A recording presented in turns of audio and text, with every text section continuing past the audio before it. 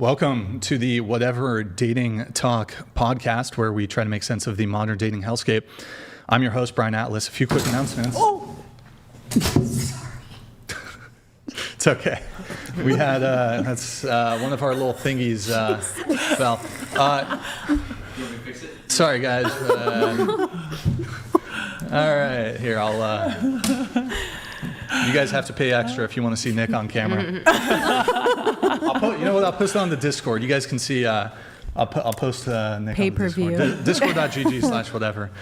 All right. Sorry about that, guys. Sorry to startle you. Sorry about that. The Whatever podcast with the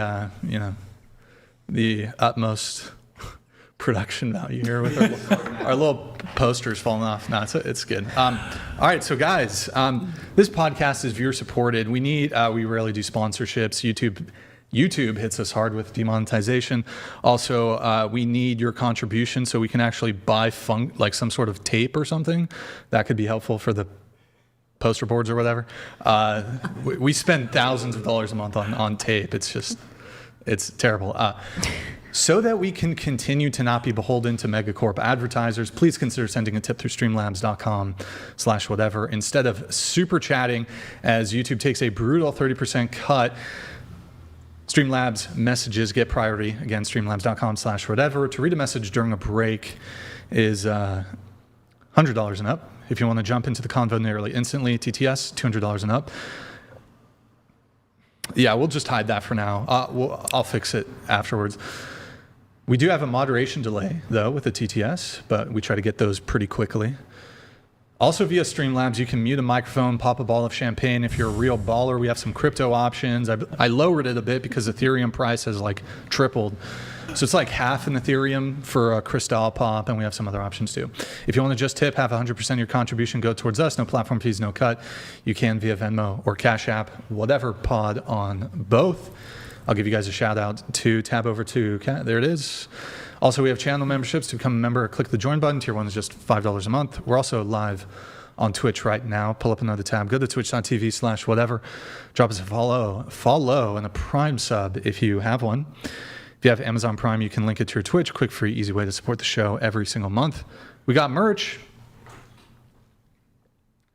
Shop.whatever.com. If you buy something during the show, it pops up on stream. We'll give you a shout out. Follow us on Instagram @whatever. Any women who want to be on the show, DM us there. Twitter.com/whatever. Follow me on Instagram, Brian Atlas X. Twitter, Brian Atlas. And follow my cat, I guess. Yep. Aww. And then check out my nonprofit movement, Big Labia Matter, BLM for short, because all labia can matter until big labia matter. 10,000 labiaplasties a year in the USA. Absolute tragedy. If you can't catch the full shows, we have a Clips channel. Link is in the description. We have a Discord, discord.gg/whatever. And let's see. Yeah, we post our stream schedule, behind the scenes, hate mail, research, studies, bunch of other cool stuff. Great community there. If you're my Caucasian, you will join the Discord. I guess two final things here. I want to say Isabel Brown. We've had her on the show twice. Great girl. She just launched a brand new show at the Daily Wire. It's every day. Isabel takes on tough fights, debates, and conversations that actually move culture forward. There's no more important time than now for that. She's got millions of followers. She's bringing her Gen Z, she's young, perspective on culture, politics, science, faith, and more. Don't miss it. You can watch the Isabel Brown Show every weekday on Daily Wire Plus, or listen wherever you get your podcasts. And the link for that's in the description. Also, normally we just jump right into the guest introductions. I'm sure you're all aware watching. Charlie Kirk was assassinated a couple days ago. I don't have like a speech prepared or anything. I did a stream the following day. I did a stream on Wednesday. I did a stream on Thursday. My more elaborate thoughts on everything that went down are in that stream. If you're curious to hear that, you can check it out. It was just sort of an impromptu, spontaneous stream. Andrew joined in for a little period of time. Obviously, very upset by it. It's a terrible thing. And maybe I'll have some more words later, but I don't want to hold up the show too much. But can we get some, I don't know, some positive messages in the chat right now? If you guys you watch Charlie Kirk, you familiar with him, maybe just leave as a bit of a tribute to him, if you could leave like a nice message to Charlie, how maybe he inspired you in some way, or he changed your opinion on something, or whatever it is. So for the viewers, if you want to leave a comment, I forgot, I need to open up, I think the chat's on members only, so I'm going to do that.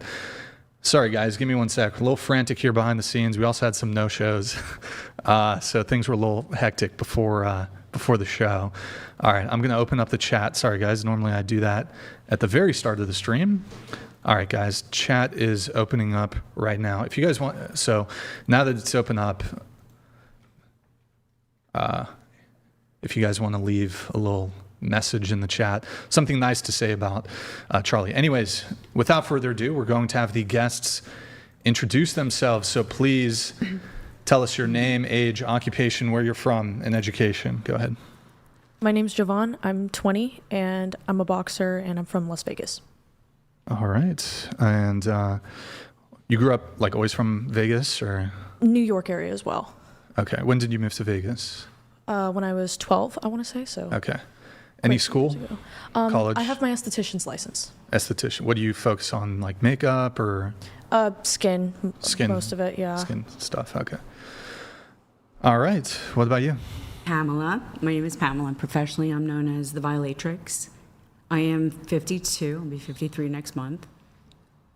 All right. Where are you from? Hershey, Pennsylvania originally, and now Las Vegas. Hershey, Pennsylvania. Hershey, Pennsylvania. And That's now Las Vegas. where the chocolate was made. Do they still make it there? A little bit. Yeah, actually, they're bringing it back, and a lot of people don't know this. The Reese's plant is there as well. The Reese's family is an offshoot of Hershey. It's a little bit more of that. Okay.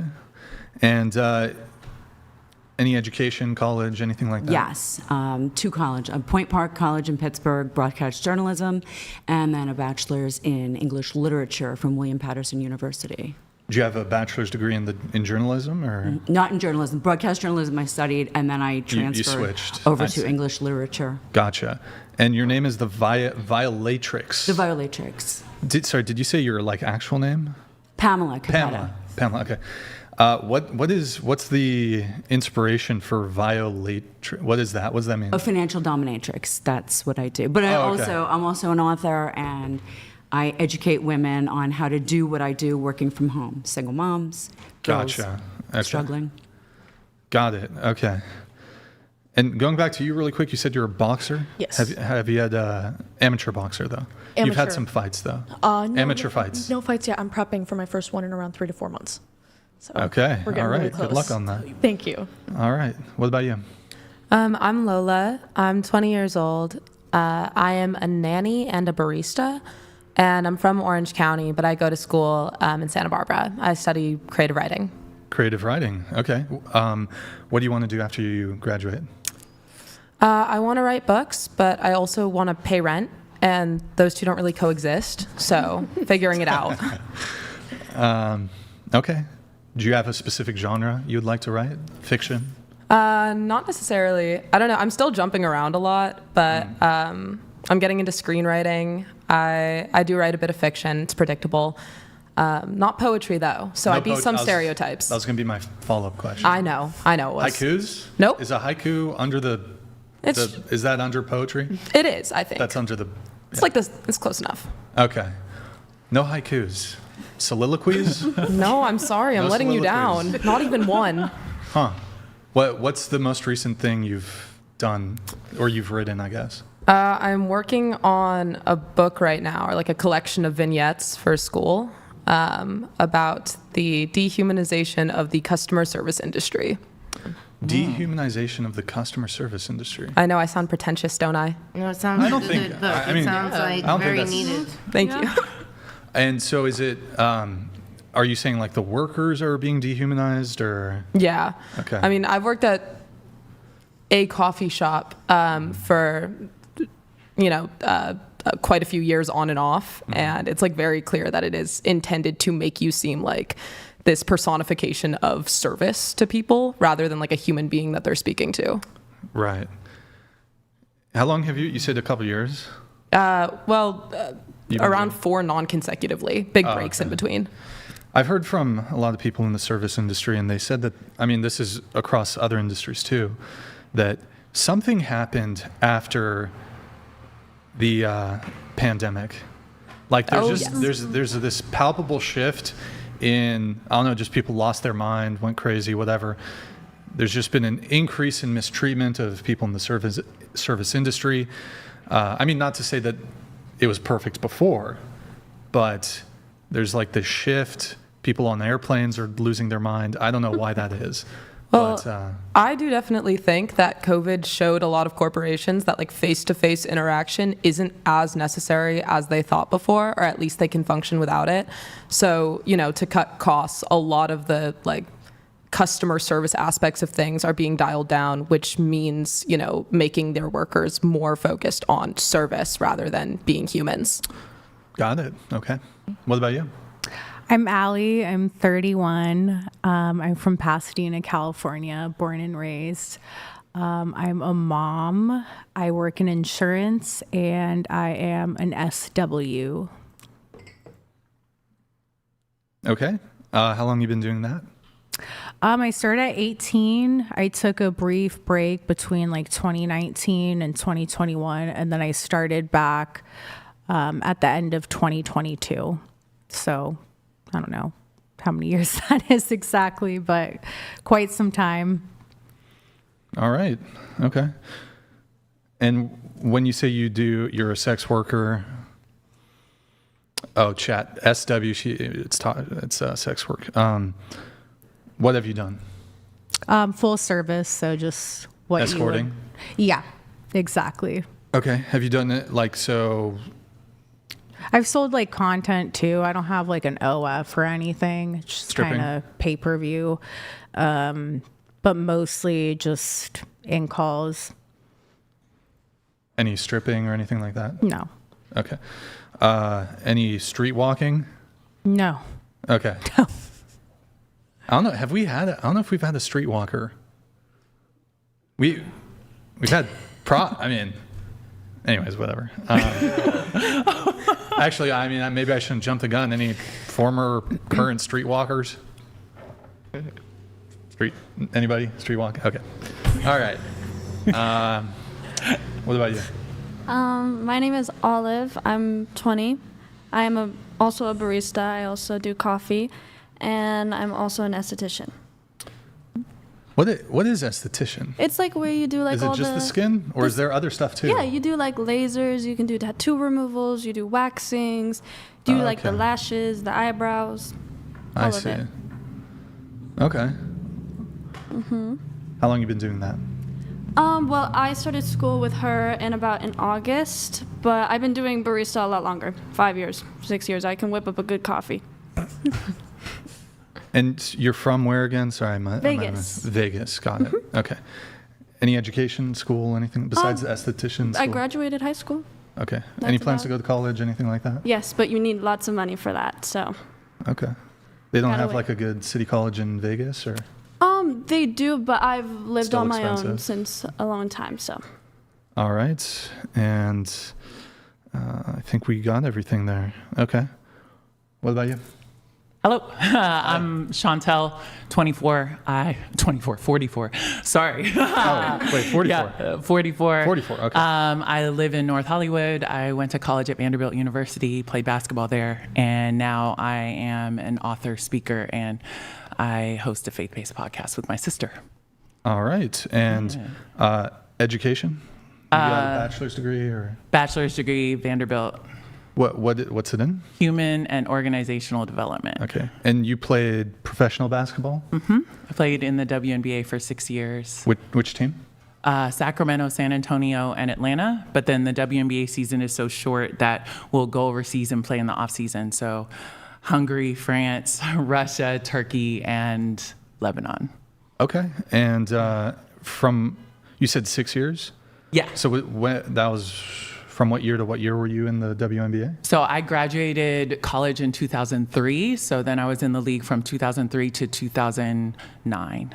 Got Retired in 2009. Okay. And what was your, I'm not super familiar with basketball, but what was your position? Like, isn't there people who play more defense, some who play? Yeah. I mean, we all play defense, but yes, I was a center. So Center, okay. like a post player. I don't know if you're familiar with like the NBA, but like centers like Shaq and Hakeem Olajuwon, and like those are like the old school centers, like the Shaq. Tim Duncan would What was probably Jordan? be like What's Jordan? like shooting guard. Is he a forward or? No, is he'd that be not- like a guard. What's LeBron? What? He's a forward? Is that what it's called? Forward? He's I don't know. like a. I don't watch basketball. LeBron's a forward, but I would say he's more a guard because he's Okay. on the perimeter.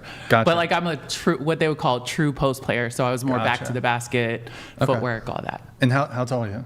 6'6". Damn, wait, can you stand I up know. really quick? Can you just stand Am up? I gonna be like out of the camera? No, we got this. But here, we're losing your head here. I know. We're losing your head there. Wait, stay standing we for go. a sec. Damn, tall. Nice. I'm not on camera anymore. How- Now how- I am. Just curious, how tall are your parents? So I'm 6'6". My dad was 6'5". My Okay. mom is 5'4". So funny thing, I'm the oldest. So I 6'6", took after my dad. My middle sister 6 feet tall, so she's like literally right in the middle. And then my youngest sister is 5'5", so she took after my mom. Any brothers or? No Oh, okay. brothers. Interesting. Yeah, my dad was stuck in a household of all women, and I'm sure he loved it at times, but did not at others. Can I ask you a question? Is your dad a really, like, super masculine guy? Like, really masculine guy?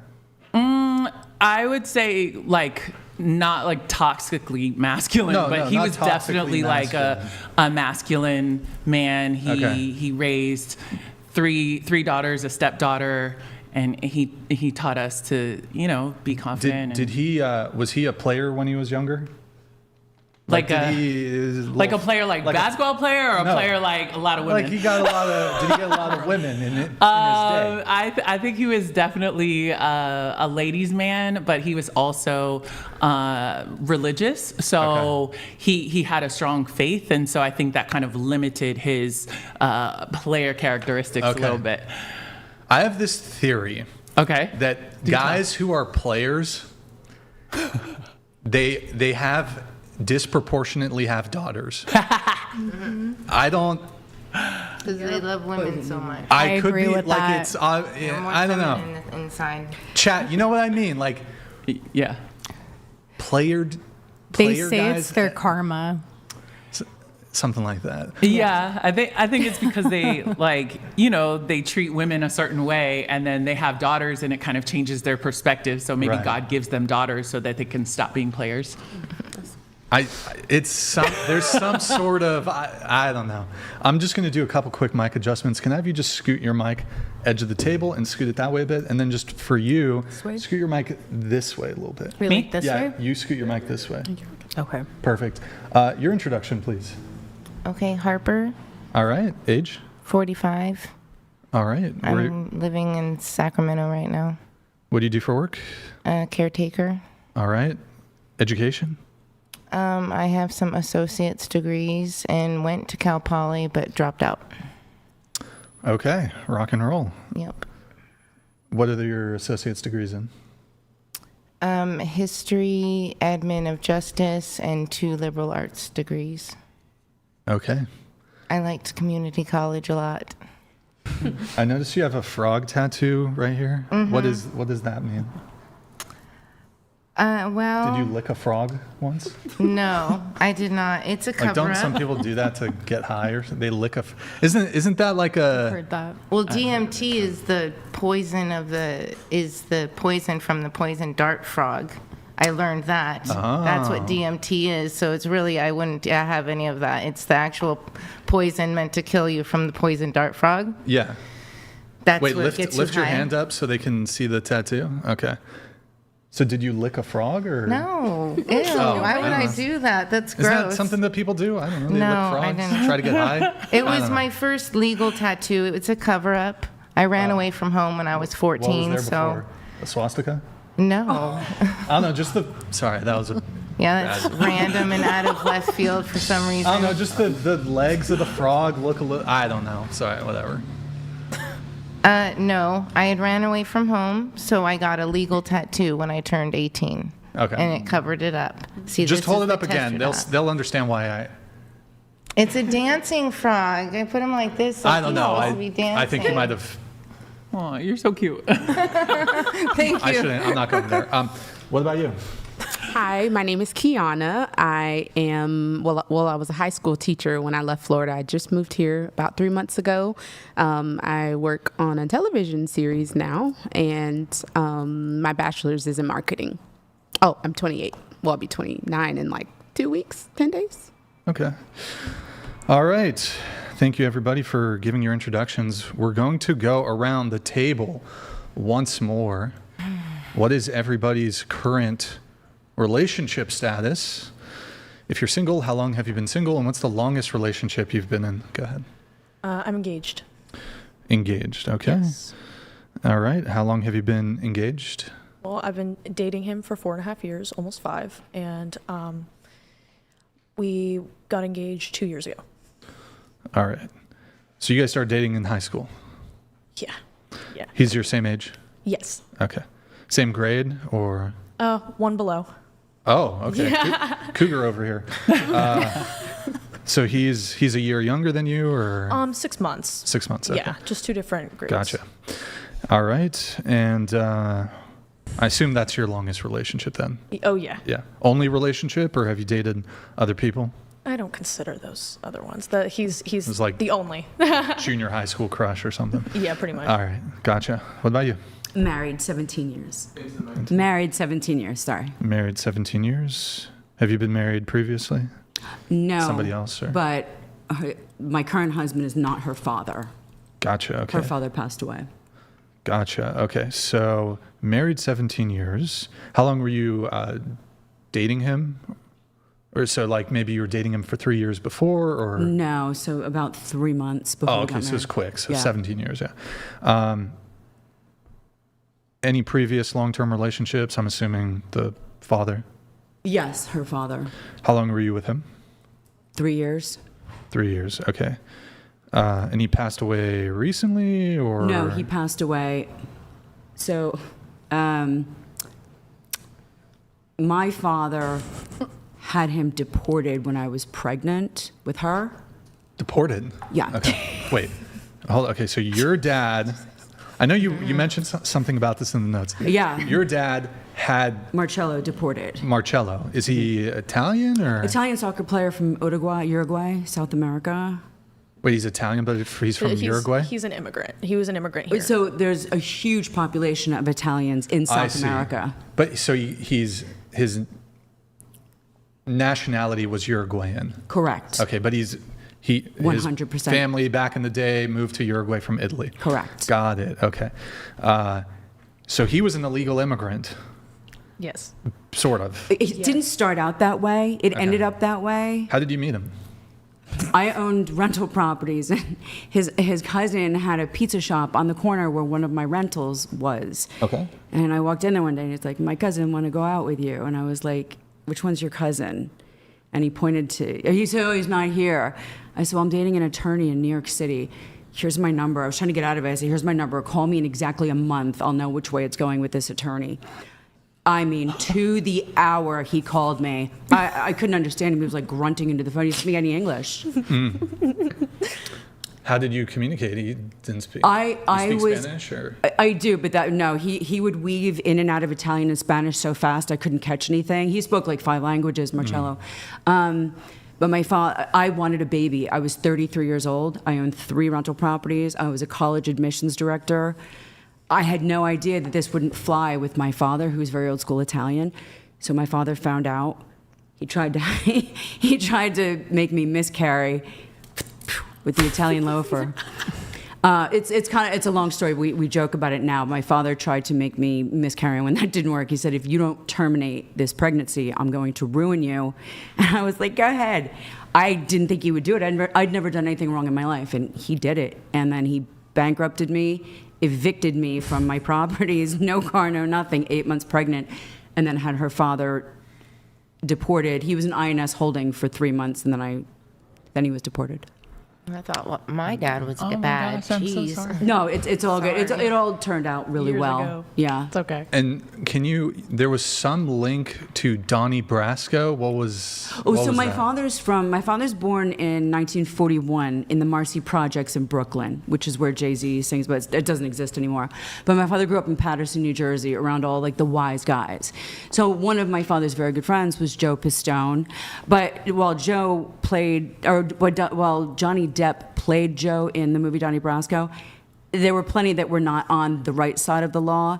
So my father was very connected to these guys, and that's how my father ultimately was able to have Marcello deported. It was calling in political favors. I was told years later, I ran into a police officer who said to me, do you know how difficult it was in post 9/11 society to have her father deported? Because they're only spending money deporting people that are coming from basically Muslim countries. To get someone deported to Latin America, South America was unheard of. Like, your father had to pull the highest level political favors to make that happen. So. Wait, so your father, was he, you said, did you say connected? Oh, he's connected. He Like, are you talking politically or are you talking mafia? Isn't that the same? I mean, aren't those really one and the same? Points were made. My father passed away, it'll be 3 years ago at Christmas, so I would never be able to talk about any of this if he hadn't. As a matter of fact, as far as the findoming, I mean, he would, if he found out that I was doing that, that would be the end. But ironically, it's the reason I had to become a findom. When he ruined me and bankrupted me, and I was a single mother, that is how a nice Catholic girl from Hershey, Pennsylvania, from a good family, becomes a findom. It was the only way I could get out of welfare, out of the system. And it's also why I teach women to do what I do, single moms, women struggling. Got it. Okay. What about you? I'm single. Single? Okay. Yes. I detected a bit of hesitation there. Is it complicated? I had just forgotten the question. Oh, just your relationship status? Oh, yeah. It's, I'm just, yeah. Complicated?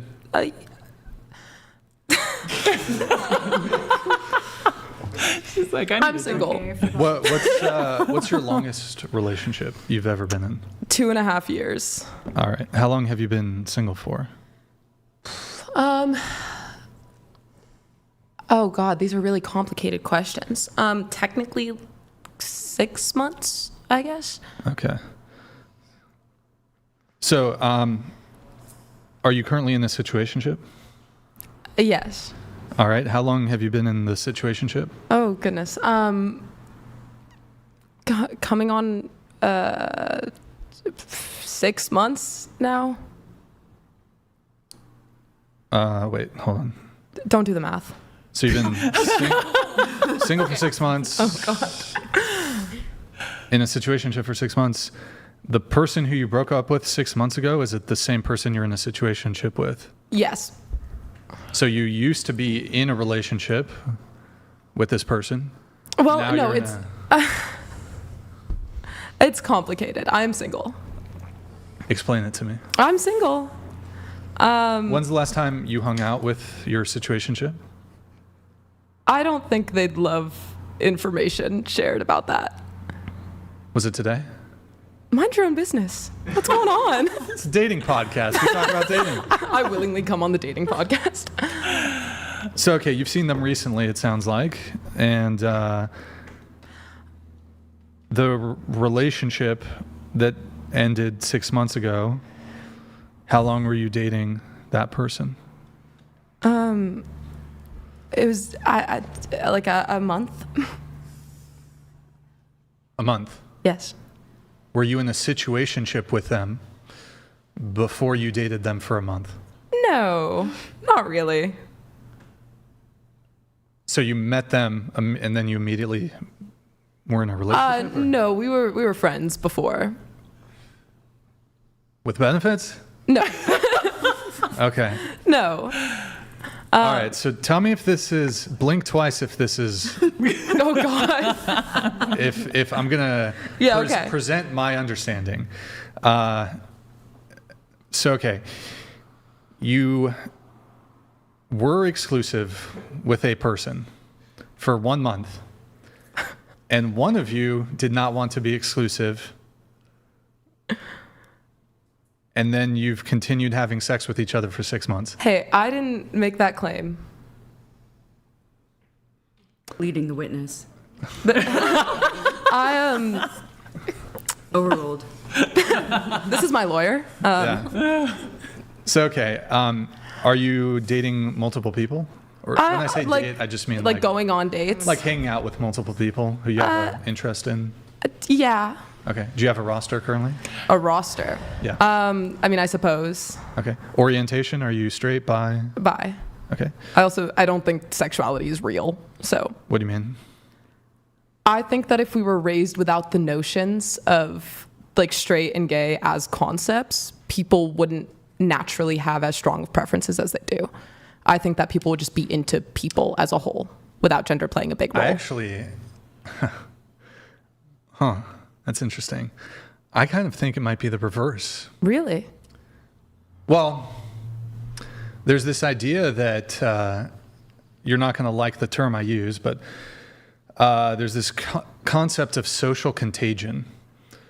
So actually, it might be the case if we didn't teach people about sexuality at all, you would see more people fall into a more the heterosexuality than you might see people fall into pansexuality. Sure. Or bisexuality. As much as I understand where you're coming from, I do think that, in order for that to be tested, we would have to strip down everything that teaches people about, the concept of being into one gender over the other. And I think that our society is so built fundamentally on that if we just didn't openly discuss it, then the subtone or undertones of growing up are still like, you see straight couples together more than you see gay couples together. You hear about straight couples more. It's just like, it's more normalized even if we're not explicitly discussing whether or not it is. Yeah, I don't know. I think that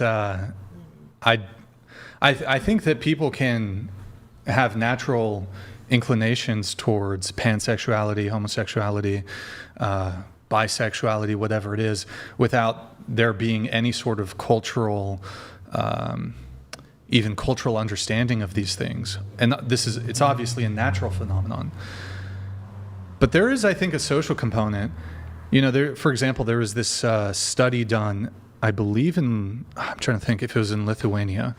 It was one of the, I think one of the Baltic countries or something, where they don't have a term for, what is it? They don't have a term for, what's it called when you get into a car accident? Whiplash. Mm-hmm. They don't have a term for this in the country. And there is I think sometimes there's a psychological component. If you create something or create a term for something, people will perhaps, I don't know what the exact word for this is, like self-fulfilling prophecy almost. Yeah. They'll be molded into what you're saying. If you create something, they'll be molded into that. They'll be like, oh, maybe I am that. Like, instead of being confused about something, it's like, oh, well maybe I'm bi. Well, for example, if there was absolutely no societal understanding of transgenderism, I would suspect that people would still experience like an uneasiness, but I'm not sure if they would be able to actually attribute it to X thing.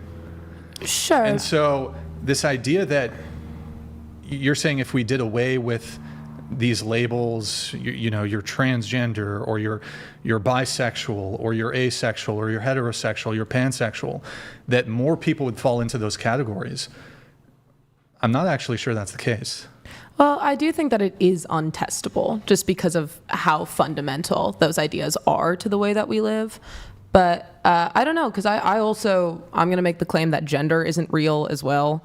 But What do you mean gender's not real? Well, obviously sex is real. Oh, okay. But so gender's not real. No, I think that if we weren't, like, the reason that men feel the need to be more masculine is because they are biologically stronger. So they've played more, like, masculine protective roles in history, right? That aren't necessarily, like, super prominent now, because, you know, we're living in, like, a modern society.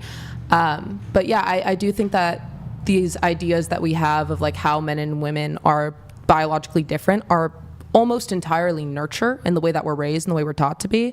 I think the only biological difference I can really think of is, like, you know, physicality and, like, strength and stuff like that. You don't think there's any innate differences absent physiology? Well, I can't say that 100%. We don't really know. I personally don't really believe so, but, you know, I have no way of being sure. So you don't believe that there's sort of generalized inclinations? Like, I would agree, for example, there are some women who are more masculine, or, you know, whatever would fall under the label of masculinity, than there are some men. Mm-hmm. Like, there's feminine men. Yeah. But generally speaking, I think it's fair to say that men tend to lean towards masculinity, women tend to lean towards femininity, regardless of nurture. Sure, but I think that nurture is, like, the nurture I'm talking about is within everyone. It's just the way that we're raised, what we see when we're walking down the street, the way that we see people who look and speak like us act, you know. Like, growing up, I watched the women in my life act in much more feminine ways. I watched the men in my life be much more masculine.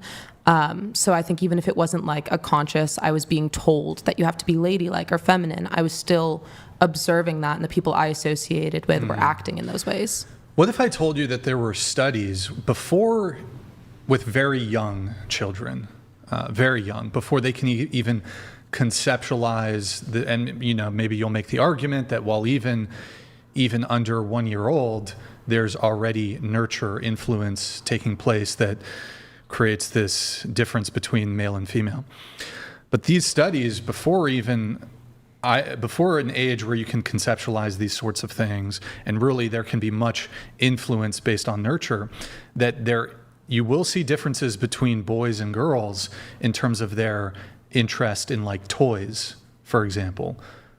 And they'll naturally gravitate towards certain things or certain types of play, even at a very young age. Sure. So I think that this would counter your idea that things are strictly nurture. I think that there are a lot of difficulties with a study like that. I mean, unless the children were raised, like, obviously we don't know if in the first year, I mean, we can assume that they are already picking up on things. Children have to learn to smile. They have to learn to laugh, you know? Like, things that we assume to be innate really aren't. They're just observing more than we assume.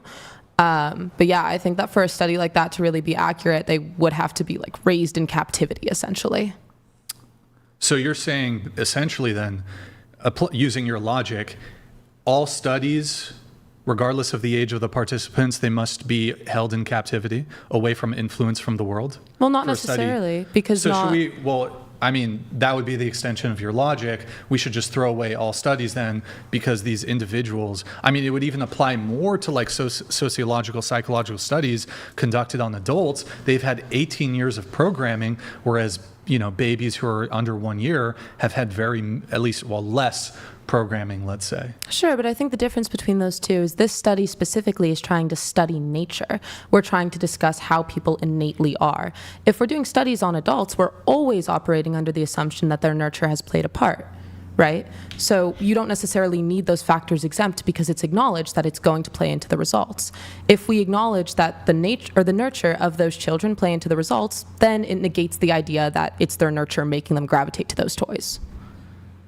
Yeah, I'm not sure I'm going to really agree there. Again, when you're conducting these sorts of experiments with very young children, I don't think that there's, at least my position would be, while there might be some degree of nurture that has occurred, I don't think it's sufficient enough to override the sort of innate biological influence that is going to be as a result of somebody's sex. Yeah. Sure. So, for example, I mean, there's other studies too where generally speaking, men have a greater tendency towards ideas or towards things, and women have a greater tendency towards people. Mm-hmm. So this would manifest itself in professions. Women have a greater push towards professions that involve people, whereas men have a greater push towards professions that involve things or ideas. So like that's why you see more men in engineering, for example, and that's why you see more women in healthcare, or you see more women in jobs like social work or jobs like teaching, for example. Sure, and I think that can be boiled down to it's rooted from sex, not gender. The reason that men are more inclined to jobs like that is because they are physically stronger. They're built for like jobs that they can use their they don't have to be personable for. They don't have, what I'm getting at here. Yeah. When it comes to women, obviously I can't confidently say it. Women haven't been put in workplaces for a very long time. Women have always been involved in. Of course, they've been involved, but women have never been viewed as capable in the way that men have been. Women have had this idea that they, belong in the house. They belong to uplift men rather than be their own person, and that's only very recently being deconstructed. Well, hold on. There's a whole bunch there that you've smuggled in that I would have to address. This is real life. Whoa. There's a whole bunch. That was a whole bunch smuggled in there. So I dispute this idea that that women weren't deemed as capable. Also, really quick, just to rewind here, when I'm talking about engineering, you're talking about physical labor. When I'm talking about engineering, I'm talking about that's purely mental for the most part. I understand. I misunderstood you there. So there's no prohibition or limit on women entering engineering, at least today, due to any sort of physical strength differential between men and women. Engineering is purely a mental endeavor. Well, in terms of the thought process of engineering, actually seeing it through, you need construction workers or, whatever it is to actually have the physical capacity and strength to be able to do that. But moving off of that, though, hold on. You said that women have been basically relegated to the household for the benefit of men. I would disagree with your assessment there. I think for the benefit, I would like to perhaps rephrase your statement, to the benefit of the family and to society, not to the benefit solely of men. And then also I would just say that we would also have to apply this to men too. Men have been relegated to danger for most of human history and viewed as disposable. They've been relegated to back-breaking physical work, to being essentially wallets, and relegated to being put through the meat grinder of war. If we do a comparison between this expectation then on men and compare it to women, I don't know if women got that much of I don't think they got a really unfair shake historically in modern day, that they get to be provided for and they get to enjoy the comfort of the household while men go out into the world and either fight or work. And oftentimes, we see this also, men die much earlier. There's a whole bunch of reasons for this. Men typically die 5 years sooner than women. Why would this be? It seems like actually women have a lot of privileged positions. I would say women tend to live healthier lives. Women live longer. This would probably indicate women have some degree of privilege over men. Well, I'm not claiming that the system benefits men. I don't think this is good for anyone. What system are you referring to? The concept of the nuclear family, the women in the household, men out at work. I don't think that this is good for men either. I think that it's negative for women because, they are definitely viewed down upon. They're not given their own independence, or at least haven't been. And definitely are expected to just kind of dole their own aspirations for the sake of the family. However, I don't think that it's good for men either. I think a lot of men aren't capable of expressing emotion because they are expected to be strong. I think that they are pushed into positions that they don't always want to be in. I think that it also dulls their own self-expression, the way that it does for women. I think that my argument primarily is that these roles are purely negative and hurt everyone involved. The roles are negative? Yes. Okay, so the roles that we're referencing is you're talking like a more traditional gender dynamics as it relates to relationships. As it relates to relationships and also the workplace. The workplace. Okay.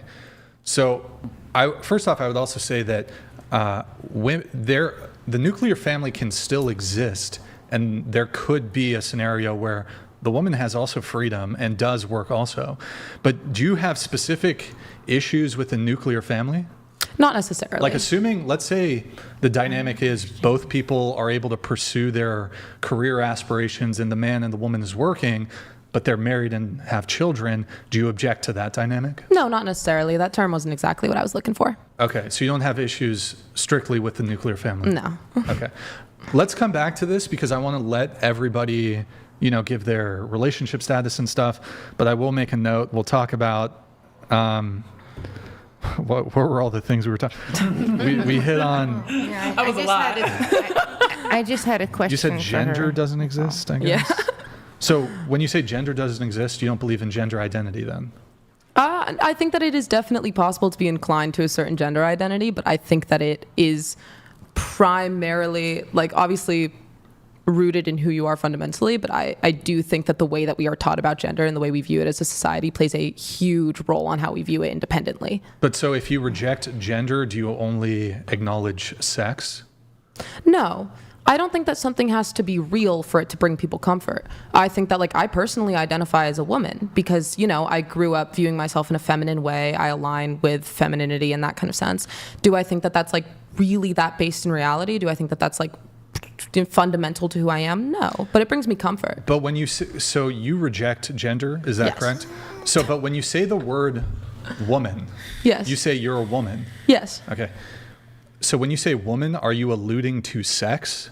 No, I don't think it's a real concept. I think that No, you said gender is not a real concept. Yes. But you said sex is a real concept. Yeah, woman is reference to gender. I would say females in relation to sex. Here's my confusion, is you reject gender, but now you're saying that woman relates to gender. Yes, exactly. Well, But you reject gender. I do. So you're using woman to relate to sex then? No, I'm using it to relate to gender. But you reject gender. I do.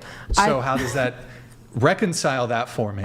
Okay, bear with me on this. It's gonna take a little bit. I think that woman as a concept, it's not a super real thing. It is just this term that we associate with femininity because we associate women with the female sex, right? I don't think that being a woman is a real thing. Being a female is a real thing. You agree? I see you shaking your head. Do you agree with this? Yeah. Yes. What? Oh, I love this take because I just sound keep crazy. trying to ask. You went to school. You have an education. Oh, is that hard to believe? No, it's not hard to believe. I'm just asking. You have an Yes. education in your degrees in what? Writing and She's literature. working on Okay. it. Did you take any gender studies and things like that at the Yes. school? Okay. I'm a big fan of those classes, in Yeah, case I you couldn't can tell. I can I tell. can't wait for you to weigh in on this. Please forgive me. But you're taking writing classes? Primarily. Okay, Here. so what's your degree going to be in? Writing and literature. Okay. Yeah, when I say that I'm a woman, I don't think that term actually holds real weight. I think that it's just this idea we have. I think societal constructs can be real to us, even if they're not actually based in anything. Here, we're going to blast through we're coming back to this. Let's just finish Sorry, the go relation. on. No, you're fine. You're totally fine. Let's finish relationship status. Go ahead. Sorry, that was a little bit aggravating. How so? There's a man and a woman, period. That's it. Okay. That's it. Relationship status? I'm single. Single? How long? Oh shit. Since 2021, 4 years. Yeah. Longest relationship? like 6.5 years. Were you previously married? No. You have one kid? Yes. Only one kid? Yeah. Okay. The kid is from your 6.5 year relationship or somebody else? No. Oh, thank God, no. How old's your kid? How old's your kid? From my most recent relationship. Got it. Yeah. All right. What about you? Currently I'm single. It's kind of like her situationship. Situationship? Yeah. Okay. How long have you been single for? 2 months. 2 months. Okay. Longest relationship? 2 years. Is that the one that ended 2 months ago? No. Okay. 2 year relationship. Who broke up with who? It was actually a very complicated situation. I made her break up. Basically, You deported him. Didn't have to. Well, not even that one. It was my first relationship, like my first high school, like, like love relationship. It just ended up, we both weren't ready. We both weren't at this same like mental capacity, and it just ended up getting a little bit handsy, where like. You beat him? No, God, no. He, it was more of like he had mental struggles. He wanted to hurt himself, and I stopped him from hurting himself. So it kind of affected me. I ended up having to go to the hospital for it. So that kind of both stumped our families and kind of put us in like, oh, you guys aren't made for each other. So I stayed single for about 2.5 years. And then I met my most recent ex, and that was a 6-month relationship. And he was a complete jerk off. He was abusive also, so. Gotcha. And you said that you're currently in a situationship. Yeah. Can you explain that? It was kind of like I just met him through friends of friends. It's not anything, because I have faith. I believe in God. And my first 2 relationships, I didn't have really God in my relationship. And I feel like now I really want him to be in my relationship and to kind of help guide me, because he's guided me a lot recently within my life. So my new situationship, it's like we're taking it very easy, almost like high school, like holding hands, kissing. That's about it. But hugging. In your previous people you've dated, that hasn't been the case. Is that correct? Yeah. Okay. Yeah, that hasn't been the case. So you're Christian? Yes, kind of. Do you have a denomination? Well, I was Mormon for my first 14 years of my life. So that kind of made me go away from God just because of the Mormon religion and how strict and everything they believe in. I don't quite believe in what they believe in. Sure. So I kind of just stepped back from it. I started becoming an atheist just because of everything that happened in my life. I was like, why would God let this happen? Why would he do this? But it took me many years to kind of understand of why he did this, and it's all for a lesson. It all helped me grow to who I am right now and currently. I noticed you have a hickey on your neck. Yeah, about that. Is that part of your taking it slow thing? Yes, it actually was. Actually, it was not. It was more of I told him I was going on a podcast, and he was like, "Oh, really?" And he gave you the hickey. Yeah, the Marcus. It's like, shit. He's like, well, Can't let all these. All right, that's interesting. Yeah. Although, I mean, look, that's actually, I haven't had a hickey since I was like 17. So, and things were moving slow at 17. So I guess that. Yeah. I guess that kind of makes sense. I guess that when you're taking it slow, that's the best you get. Your neck. I think I don't know about the chat, but I feel like you have one hickey and you're like, okay, I don't need another hickey. Yeah. Like, don't do that, please. But Yeah. okay. That was my first hickey. This is your first hickey? Yeah. No, I swear by that. Stop the cap. I'm so sorry. Wow, that was crazy. Wow. All right. Okay, cool. So you just met this guy. You've hung out a couple times. What, 2 weeks, you said? Yeah, we've been together for like the past 2 weeks. So All like right. the day we met each other. Is he Christian too? Yeah. Okay, cool. Wait, hold on. But you said you've been single for 2 months, you said, right? Yes. Okay. All right. What about you? Relationship status? I am single. All right. How long? And have been single I've been single and abstinent for 12 years. Wait, single and abstinent for 12 years. I did have a boyfriend about a year ago, but that was 4 months. A 4-month relationship, but it was like we didn't even kiss. Was he taller than you? He was 6'4", wow. So almost, but no. Was he a black guy, white guy? No, Asian guy? he was a white guy. White guy. Okay. Yeah. All right. So single, celibate for 12 years.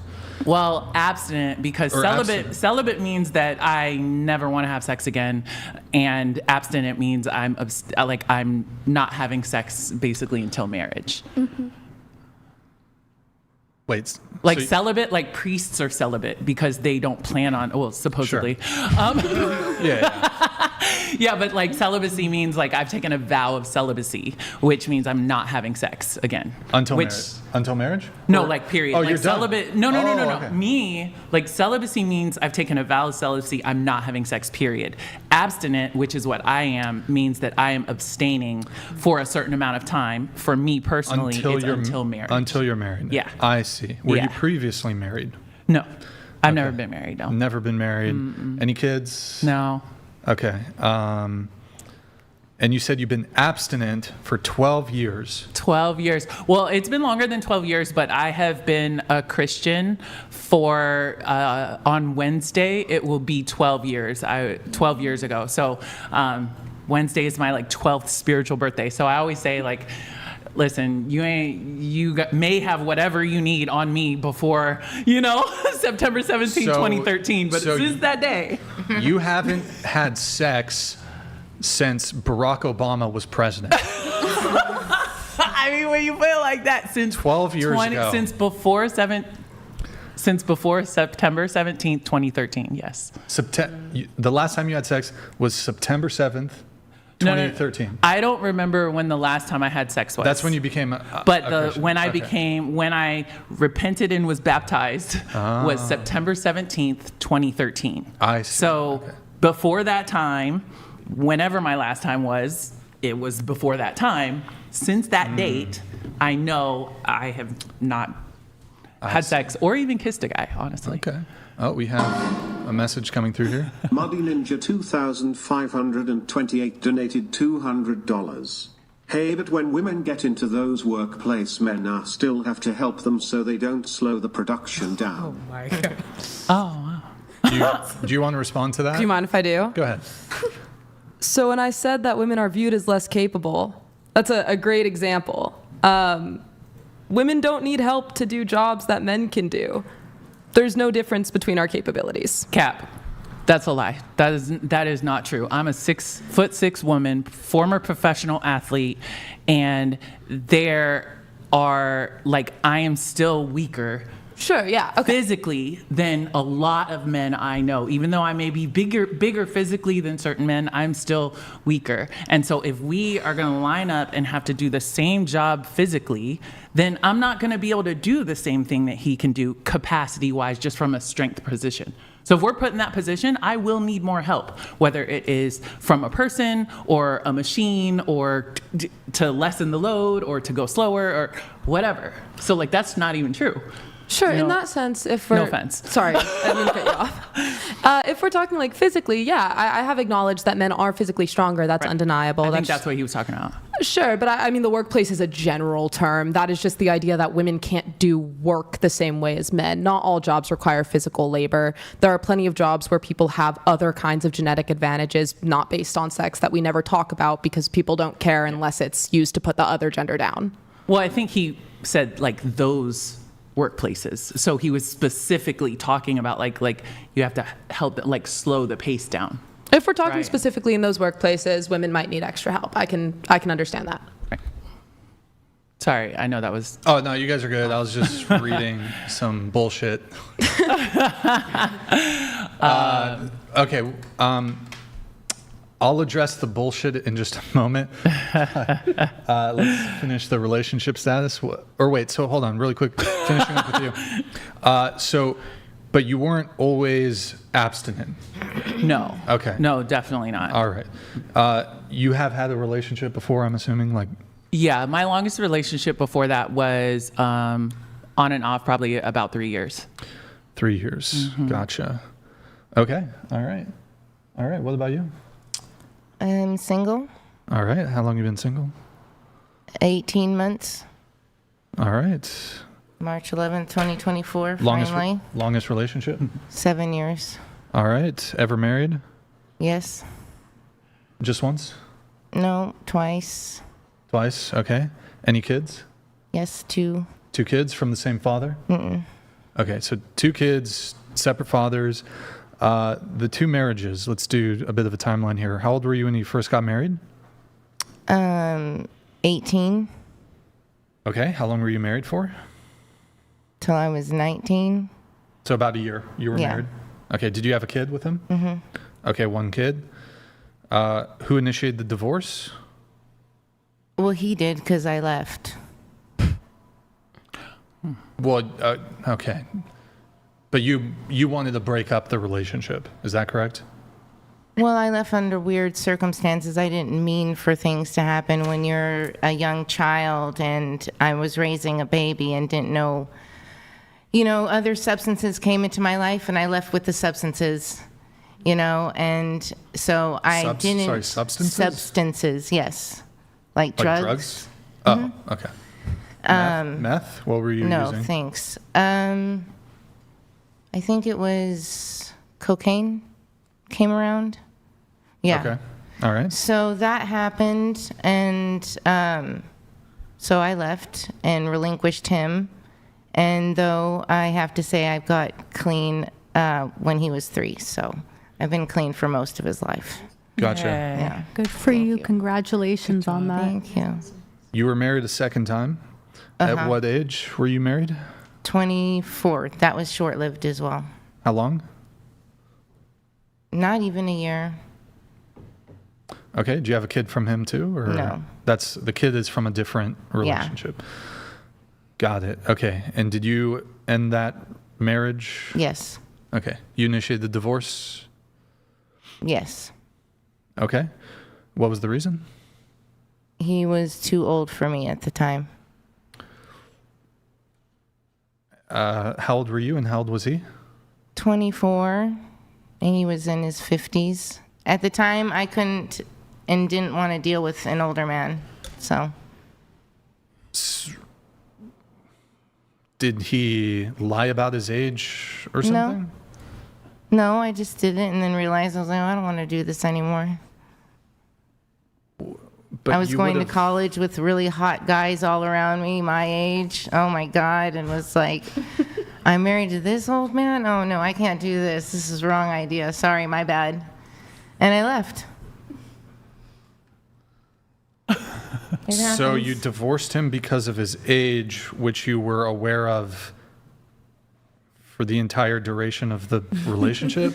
Sounds about right. Your reactions are everything. You're just like, wait. Yeah. I don't know. Do you ever realize you made a mistake? I've definitely done let me change my mind.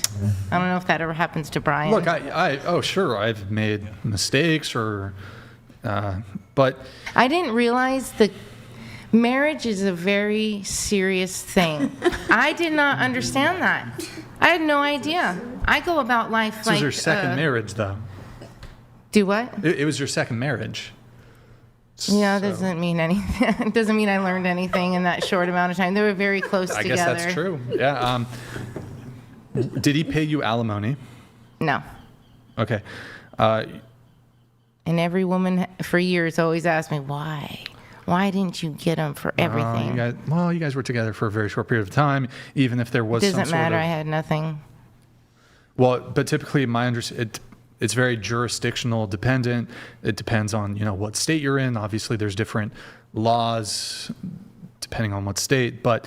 It was in Texas.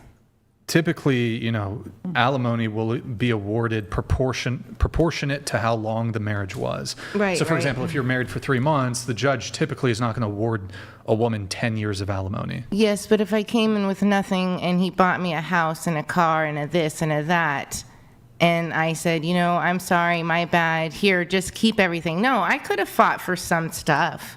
Whether it was we were married for less than a year, I could have fought for things, not money, not alimony for the rest of my life. I'm not confused about that, but...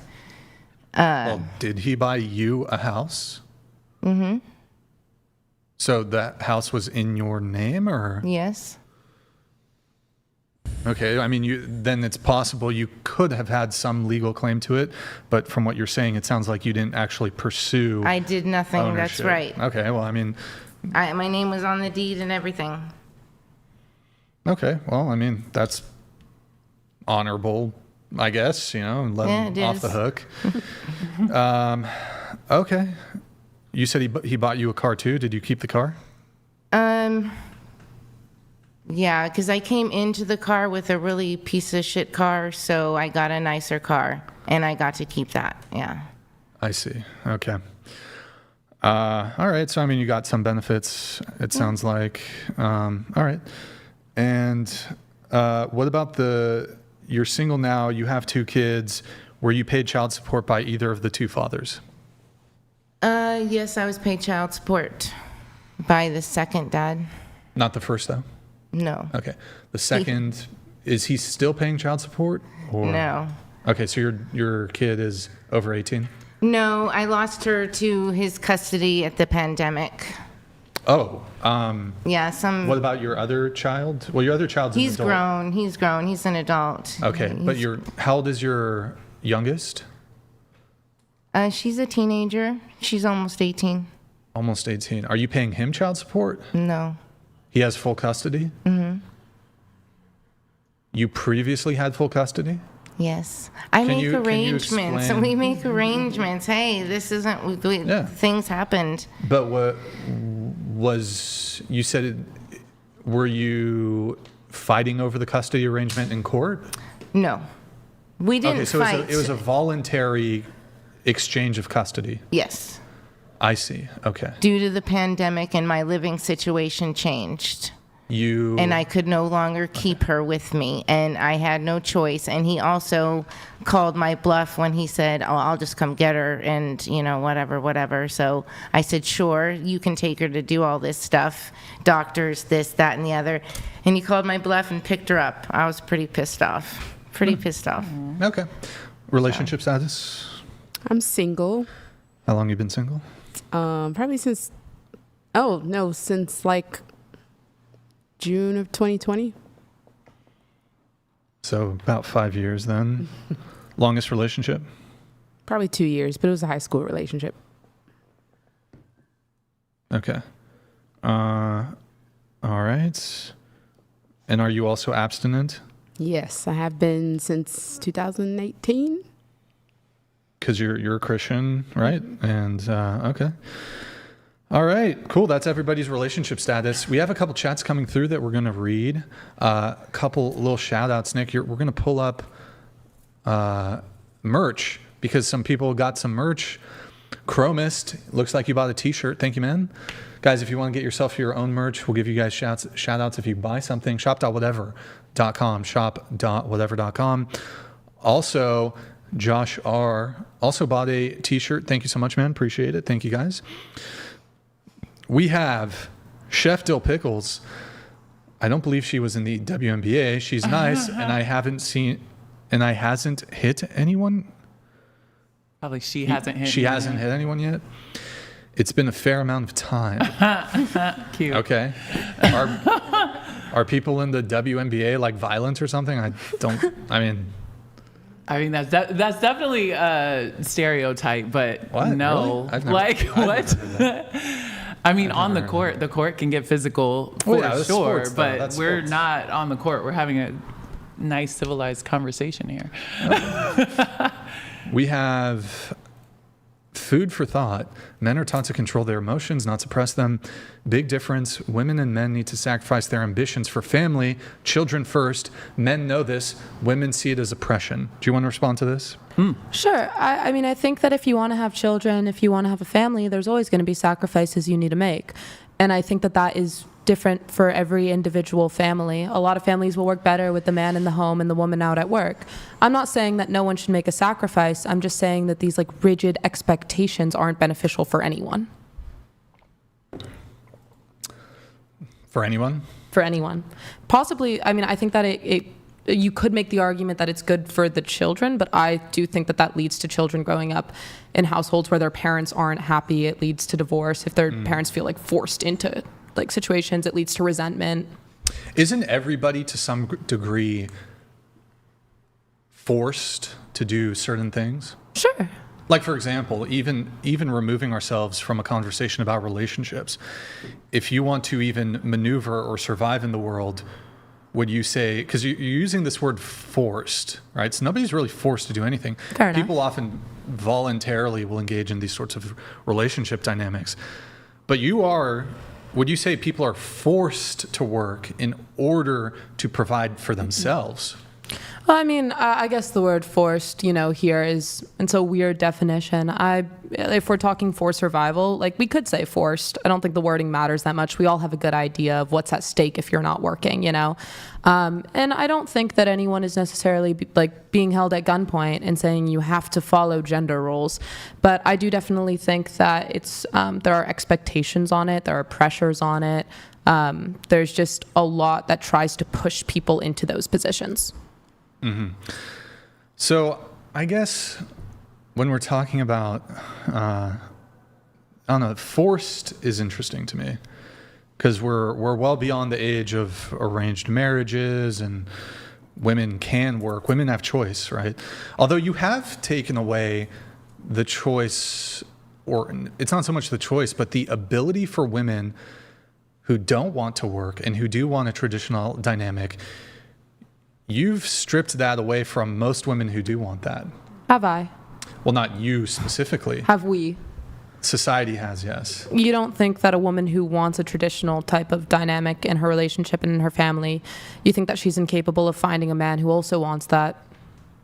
Well, I think the issue is when there's changes, just massive upheaval and changes to society that make it impossible, for example, to raise a family on one income, that while there are men who are still high earners and who are still traditional, who are fine fully taking care of a woman, it cuts out a large proportion of men who would like to have that dynamic, but simply due to the economic reality that it's just most people, even if you have traditional inclinations, you're not going to be able to facilitate that sort of dynamic because most people aren't going to be able to enter that high income earning bracket because, well, there's a whole bunch of reasons. Economics are incredibly complex, but I would put it really simply as follows.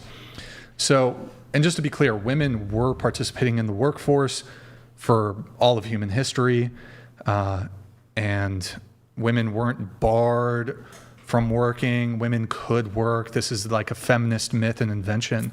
But when we put out propaganda that says, oh, bad to be stay-at-home mom, you are oppressed if you are staying at home, looking after the family, taking care of the kids, you're oppressed. You should aim to have career and financial and success ambition as a woman and put children and family on the back burner. That should be second, third, fourth, fifth priority for you as a woman. If you essentially, not quite overnight, but in a very, very quick period of time, you double the labor pool. Corporations love this. Rich people love this.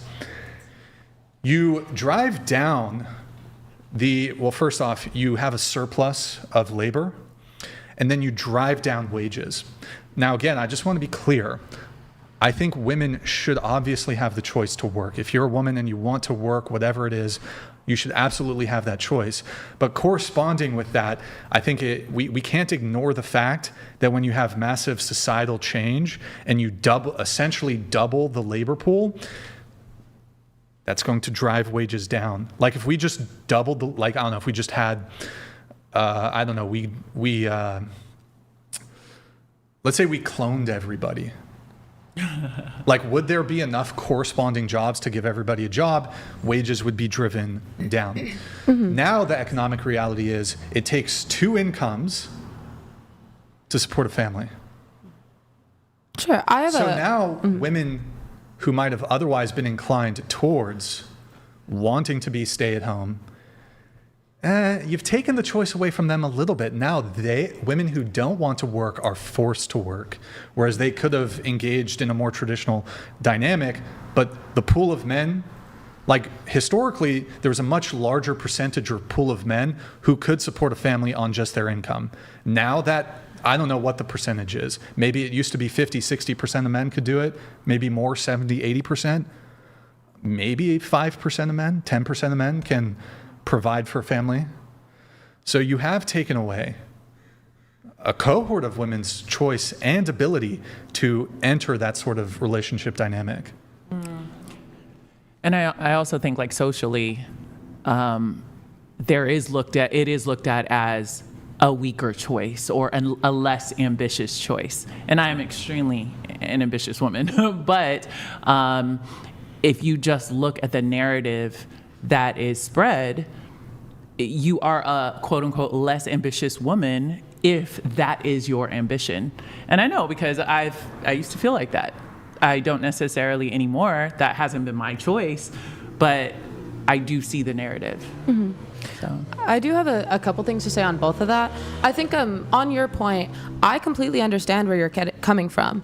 I do think that this idea that women are pushing against stay-at-home moms, sure, there's always going to be extremists, right? I don't think that's the primary argument. I can tell you right now that's not my argument. I do think that the pushback on this idea that women have to stay at home, it is capable of going a little too far where then it gets looked down upon. But I think that for me, I can speak for myself, I can speak for the majority of people I know, the majority of opinions I've heard. No one or at least for me, I don't at all think that being a stay-at-home mom is a less in any way impressive ambition. I think that is just as admirable as anything else. I think the only thing that I would constitute as admirable here is doing what you want to do, regardless of what that is. It doesn't really matter. But on that note, I also do think that if we're saying I don't think that the reason men can't support their families is because women are now working. I'm sure that the labor pool growing, it plays a role, but so many things play a role. And I don't think that it is fair to say, oh, if you start working, then, other women might have to start working too. Therefore, we shouldn't encourage you to work. I think people should be following their ambitions. If it leads to things what we are seeing now where families can't support themselves, that is representative of a much larger problem. And the solution is not to tell people not to work and not to follow their ambitions. But I also would like to ask if, in your opinion, women have not been barred from working in the past. Why would the labor pool be doubling if they were completely free to work before? What do you mean? Well, I mean, women obviously haven't been in the workplace historically. And you think there's a total bar on women participating in the workplace? No. This idea that no women were able to work, there's no really any laws preventing women from working. Women didn't have access to education until very recently. What define recently? I can't give you an exact year, but I believe somewhere in the 1900s. I want to say mid to late 1900s. Mm-hmm. Yeah. Most people historically never went to college. Yeah, I think that classism is a huge issue. The fact that poor people don't have access, right? I'm not saying that that's not another factor, but sorry, yes? Well, I mean, I just point out that my position as it relates to the doubling of the work pool, obviously the economy, these sorts of things, incredibly complex things. I'm not pointing to women's greater representation in labor or in the workplace as the sole reason why there's issues with wage stagnation and pushing wages down. I mean, I would say that's one of the major precipitating factors, though. But obviously, there's there's a bunch of other things at play. Various social changes. There's there's globalization, these sorts of things. There's immigration. There's a whole bunch of reasons as it relates to the sort of current economic situation we find ourselves in. But that's certainly one of the, primary originators of the decline of, I suppose, men's ability to engage in traditional relationship dynamics where they can provide for the entire household on just their income. So just wanted to clarify there. I'm not placing all the blame on sort of the liberalization of women entering the workplace, but I mean, that is a sort of unexpected consequence of, opening the floodgates, so to speak, to just basically doubling the labor pool by saying, okay, women, go ahead, be a boss babe. Yeah, and I can completely understand that. But I do definitely think that saying the solution is to not encourage women to work, that's the equivalent of saying we should tell men not to work. Well, again, I don't have an issue with it, but there's been a sort of a reversal where there's counter narratives and counter messaging against women who do want to pursue a more traditional dynamic. So it's like, no, you have to go to college and you have to have a career. Wait until your 30s, wait until your mid-30s, your late 20s before you get married and settle down. This is going to be pretty disastrous, I think. And I don't think it's a great way to set up society. Yeah, we can acknowledge that there are extremists all around. I don't think it's, but hold on. I don't think it's the extremist, like, feminist position that women should, it's the mainstream feminist position of go to college, focus on your career, then focus on family and children later. And then also ship your kids off to daycare, put them in the hands of total strangers who might abuse your kids or is not going to give them the same attention that a mother would, and give it to some minimum wage worker. They make $20 an hour or whatever it is. And that's the whole childcare thing does make sense to me. Okay, so let's say both of you have an income. Fucking childcare is insanely expensive. Maybe this isn't the case all the time, but you're gonna have a woman work, and then 75% of her earnings are gonna go to childcare. To me, that's just really stupid. Sure, but I mean, again, I do think that the reason that's the mainstream position is because, like, radical opinions get pushed out. That's like what social media does. People react, people engage with it. What's the radical position? That women have to go to work, that women can't stay at home, Like, I do definitely think that there is a positive side to the encouragement purely because it is kind of ingrained in us that women shouldn't be going to work. So when you, do push for the other end of that, obviously not to an extreme point, because again, I think it's very important everyone is doing what's true to them. But I do think that it is necessary to really make an emphasis on the fact that you should do whatever you'd like. The other option is still an option, And I think that's different than encouraging one way or another, rather than to just emphasize choice. But I would like to comment on the childcare thing, because I am a nanny. And I mean, the family I work for, I can't say much, they are wonderful parents. The fact that they need someone to watch their children, I mean, they know me very well. They screen me very well. I treat those children like they're my own, And I think that it is heartbreaking that they can't spend that time with their kids. I know that they would love to. Is it a wealthy family? I'm honestly not too sure on their finances.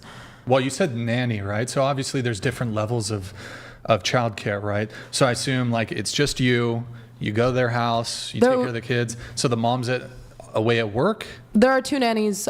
We switch off days, so we'll pick them up from school, take them to their activities, hang out with them at home. But is the mom still at home? No. Okay, so she goes off to work. Yes. The dad goes off to work. Yes. Okay, so that's a bit of a higher level of childcare than, say, what most people might do is drop them off at a daycare or a group dynamic. And I do believe that it's heartbreaking that people have to do that. I think that it is quite rare that, they don't need the income and people are just independently choosing to not be with their children. I think that it's just as sad that the man can't spend that time at home. I think that on the counter over here. Both parents should, if the world were perfect, right? Both parents want to spend all that time with their kids raising them. But if both parents have to be at work for their own independent reasons, then that's a result of a much bigger problem. Sorry, guys. Stuff. No worries. Sorry, I was honestly not listening. No worries. Behind the scenes stuff. The summary of it. Can you just repeat? Yeah, of course. I just generally believe that it's very rare that a parent willingly doesn't want to spend that time with their kids. I think that if you have children, they should always be your first priority above your career, no matter who you are, because that's a life in your hands. And I think that there are a lot of circumstances where both parents have to be out and have to send their kids to daycare because they don't have other choices. Right. They don't have other choices they might have if the current social climate was more conducive to being able to support a family on one income, in this case, the husband's income. Or the wives. Sure, but most women are absolutely not okay with that kind of dynamic. So I guess my question to you is ultimately, though, regardless of the level of care, whether it's like you send your kid to some shoddy daycare and there's like 5 kids to one person, I don't know what the typical numbers are, but there's like one person who's like a fucking teenager watching 10 kids or whatever it is, or there's nannies, which would indicate that this is perhaps like a bit wealthier of a family, but both parents are still working. Ultimately, though, do you think the child is going to receive better care from their mother or from the hired hand? From one of their parents, their father or their mother. Okay, so ideally both. That would be the optimum thing for society, wouldn't it? To have a parent at home instead of like a nanny. My concern isn't with the well-being of society. We don't currently. You don't concern yourself with the well-being of society? Of course I do, but I don't think that people having children right now is necessary for society. I don't think we're in like desperate need of people reproducing. Like obviously, are you sure about that? People are still going to. I don't like the population isn't declining. There is. Oh, okay, yes. I'm sorry. It is declining. Population collapse. Sure. And things are going to be, especially even in the United States. But if you look at certain like. Southeast Asian countries, you look at Japan, you look at Korea, they're going to have massive issues because their population's collapsing. There's going to be massive issues with like, you're going to have a bunch of elderly people who's going to be there to like look after them. There's going to be a lot of issues coming in 10, 20, 30 years. Sure. But I do think that in this specific circumstance, if we're talking like, oh, for the well-being of society, we need to keep people out of the workforce so that, someone can stay at home with the children, right? That is then just back to the argument that women shouldn't be in the workforce. Like, if you want to make an argument that you think we need to, like, I don't know what another example here would be, just something along the lines of, like, requiring one stay-at-home parent or something. Like, that's a different thing than saying women specifically don't belong in the workforce. Well, so I'm not making any prescriptions on this, really. I'm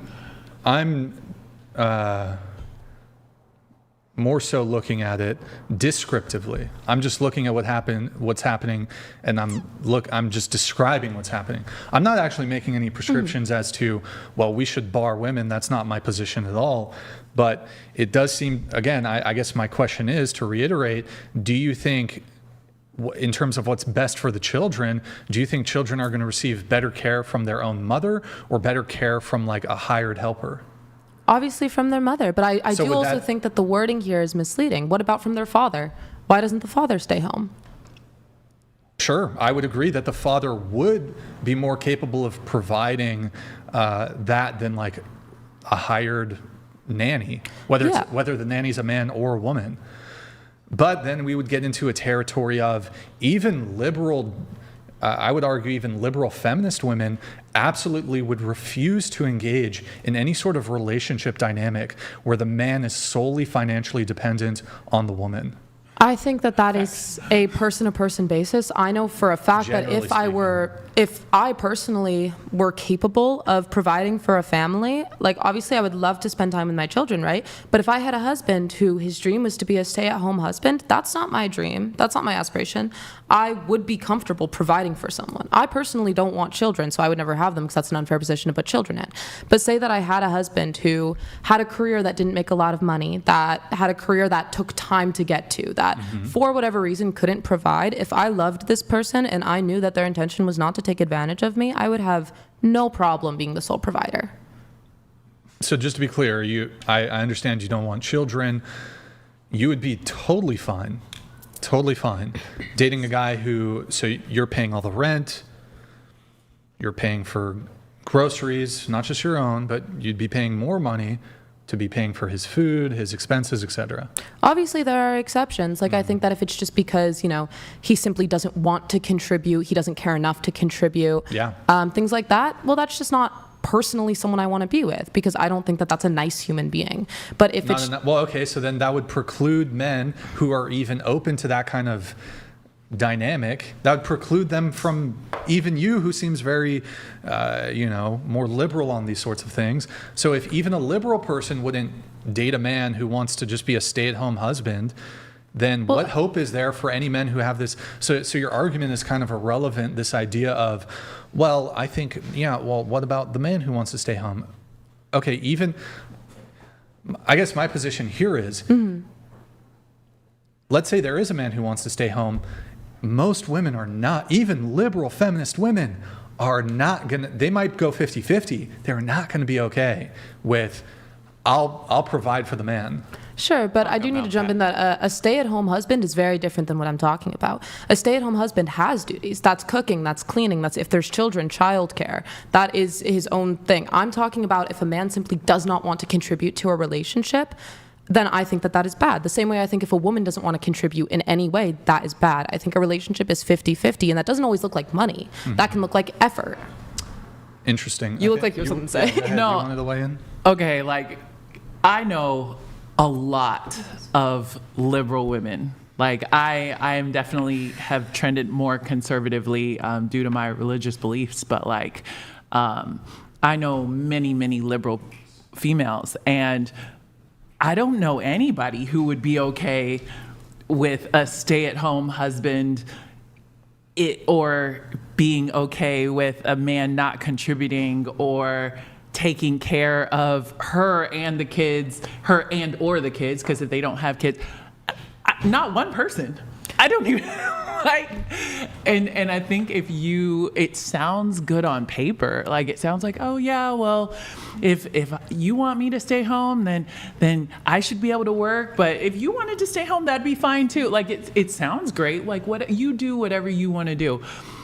But if you talk to women, like, most women are not going to be okay supporting a man who is fine staying at home and cleaning the house and cooking her meals. Like, I don't know. Maybe I just don't know them. I don't know. And haven't met them on a regular basis. Sure. I mean, you know, I surely can't speak for every woman. I'm not trying to. I know I personally can very confidently say that doesn't bother me. I don't think that money plays a role in a relationship. I think that if you money is the number one reason for divorce.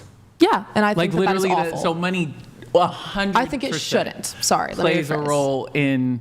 I think it relationships, shouldn't. Marriages. It's Top the three: number money, one. sex, children. Those are the three breakers: money, sex, child. Yep, and money is most likely number one. I just personally, I mean, like, I can understand that. Everyone is different. I can't speak for anyone but myself. Yeah. For me, I do not care if a man is making money. I care that he is putting in effort. If it comes to a situation where I'm not financially capable of supporting him, then I won't. He is responsible for supporting himself at the end of the day. But if I love someone and they are supporting me in other ways that aren't financial and I'm capable of that, then I would love to, you know, if we're both putting in what we're capable of putting in. I do have I guess it's a question. Some narrative that I've seen a lot lately is like women wanting to go back to the soft life. Mm-hmm. And I feel like a lot of what they are describing as the soft life is the life that we're fighting against, almost like that very woman forward, you know, shawty don't need no man type. Like, I feel like that's largely what we are proposing, but then you have so many women. Then I'm seeing this with my own eyes, whether it's on social media or conversations or whatever, that they're proposing this soft life, and the soft life that they're wanting is kind of what they're fighting against. And that's really interesting to me because there are quite a few of those women are like, you know, he needs to pay for my nails, he needs to pay for my hair, he needs to pay for this, he needs to pay for this, he needs to pay for this. But then it's like, when we're trying to move towards this life that we're fighting against, which is like, I guess, like he would say, the nuclear family or whatever, or like traditions, it's like a double standard almost. And I don't know, like, what would you guys consider the soft life? Or does that make sense what I'm saying? Mm-hmm. Like, yeah, absolutely. It's kind of like a double standard. Right, it's a huge movement. And I think it really boils down to women just want the choice to be able to do either or maybe have both. Mm-hmm. I think it comes out, but I think there's the shortage. Where can you find those men? Right. That's what I'm seeing being the overwhelming, you know, issue. Where do you find them? And the smash and grab of Share 7 and influencers like that promoting, you know, the smash and grab and taking for their money. That's wrong. Mm-hmm. Even Sadia, psychology, right? We have Sadia coming out last week that she was like the side chick. type thing. Are you guys familiar with what I'm talking about? She's been advising women and, you know, charging like all this money. So the bottom line is the system's broken. Something has to give. The dating apps aren't working. There's a lot of toxicity on both sides. Everybody's upset. People are saying we have to meet more in person, and everything's really broken right now. Well, I think women have to decide what they want, because for so long we were like he said, I want to be a boss babe. I want to go out and have my career and do this and do that. And now we have a generation of women who we told that was going to make you happy and that was going to make you fulfilled. And it has not. And now we're like, okay, I want the soft life. Okay, where are those men at now? Now you're trying to use the men that you shamed for wanting you to stay home. Now you're trying to use them for their money so that they can now give you a soft life that you said you didn't want. Absolutely. Like, women, which one do we want? Sorry, I'd like to chime in if of course. I personally, I mean, we can't generalize women like that. I'm sure the women who, you know, wanted careers are still pursuing them. Some changed. Some people changed. They learned different things. They experienced different things. The women who want that kind of soft life, you know, that's completely up to them. Women as a whole, generally, as far as I'm aware of, just want to be able to pursue what they want to pursue. And all women want to pursue different things. They just want all of those options open. I also do think that there is definitely a very strange thing about the concept of the soft life. I think that this idea that men have to financially provide and men have to like pamper women is bizarre. I don't think that should be anyone's role in a relationship. If you're capable of pampering your partner and you want to, that's a show of affection. That's very kind. But I think that the expectation that men have to be rich and men have to provide and men have to like do all this stuff, it's just as detrimental as the idea that women have to stay home. Unpopular opinion, I can say, as almost 53, mother of 2 daughters, 20 and 14, almost 14, you cannot have it all. You cannot. And there's going to be a give on one way or another. You simply cannot. You can't not have daycare. You can't have the career, be the stay-at-home. Something is going to give. I've never seen it done. And I've seen it done. I've not seen it done successfully. Can't have it all. I was going to say, I think it goes all the way back to what you were saying, like these natural proclivities that we have as men and women. In my personal belief, that's how God designed us, and that's why they naturally fall that way. And the second that we try to fight against them and make them the opposites of what we were naturally designed, that's where the issue comes in. And I think that's what's happening here. Well, what she's going to say is she's an atheist and she doesn't believe in God. That's true, but I mean... So she rejects. So give her a secular argument. Oh, you know me so well. So can you base your argumentation on this? Not from a biblical perspective, but like a secular one, for her sake. Well, because she would just say, "Well, I don't adhere to your worldview. I'm not Christian. I don't believe in God. I don't believe in the Bible." So she would just outright reject your basis, your foundation for that. My work here is done. He's been radicalized. Well, that's not. No, he just knows your world. I don't think he agrees with it. Yeah. On that note, I would like to say to you, I think that faith, like even if I personally am not religious, I think it's an incredible thing to have in someone's life. I think it's great for people. I think that, you know, again, to each their own. And if that's the way that you live your life, then that's awesome. If it's good for you, it's good for you.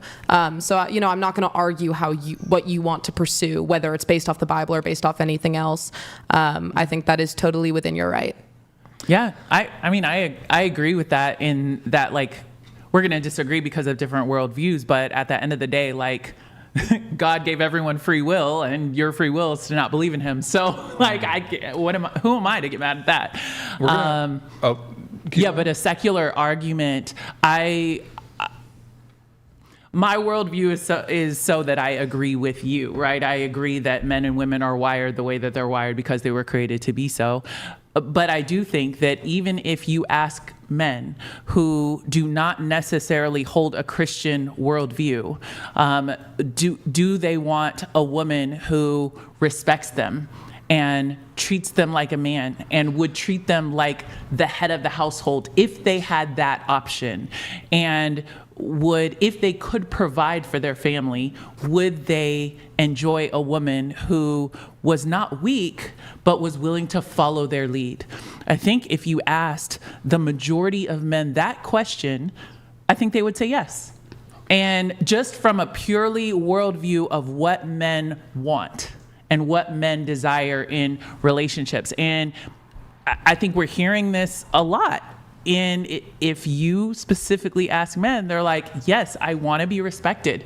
I would like to be the head of the household. Now, whether they are willing or capable to step up and become the men that they have to do to be so, that is a whole different thing. But yeah, I think if you talk to them about their desires, I think a lot of men would naturally say, yeah, in a perfect world, I would desire that. Yeah. I would add to that and say the same for women.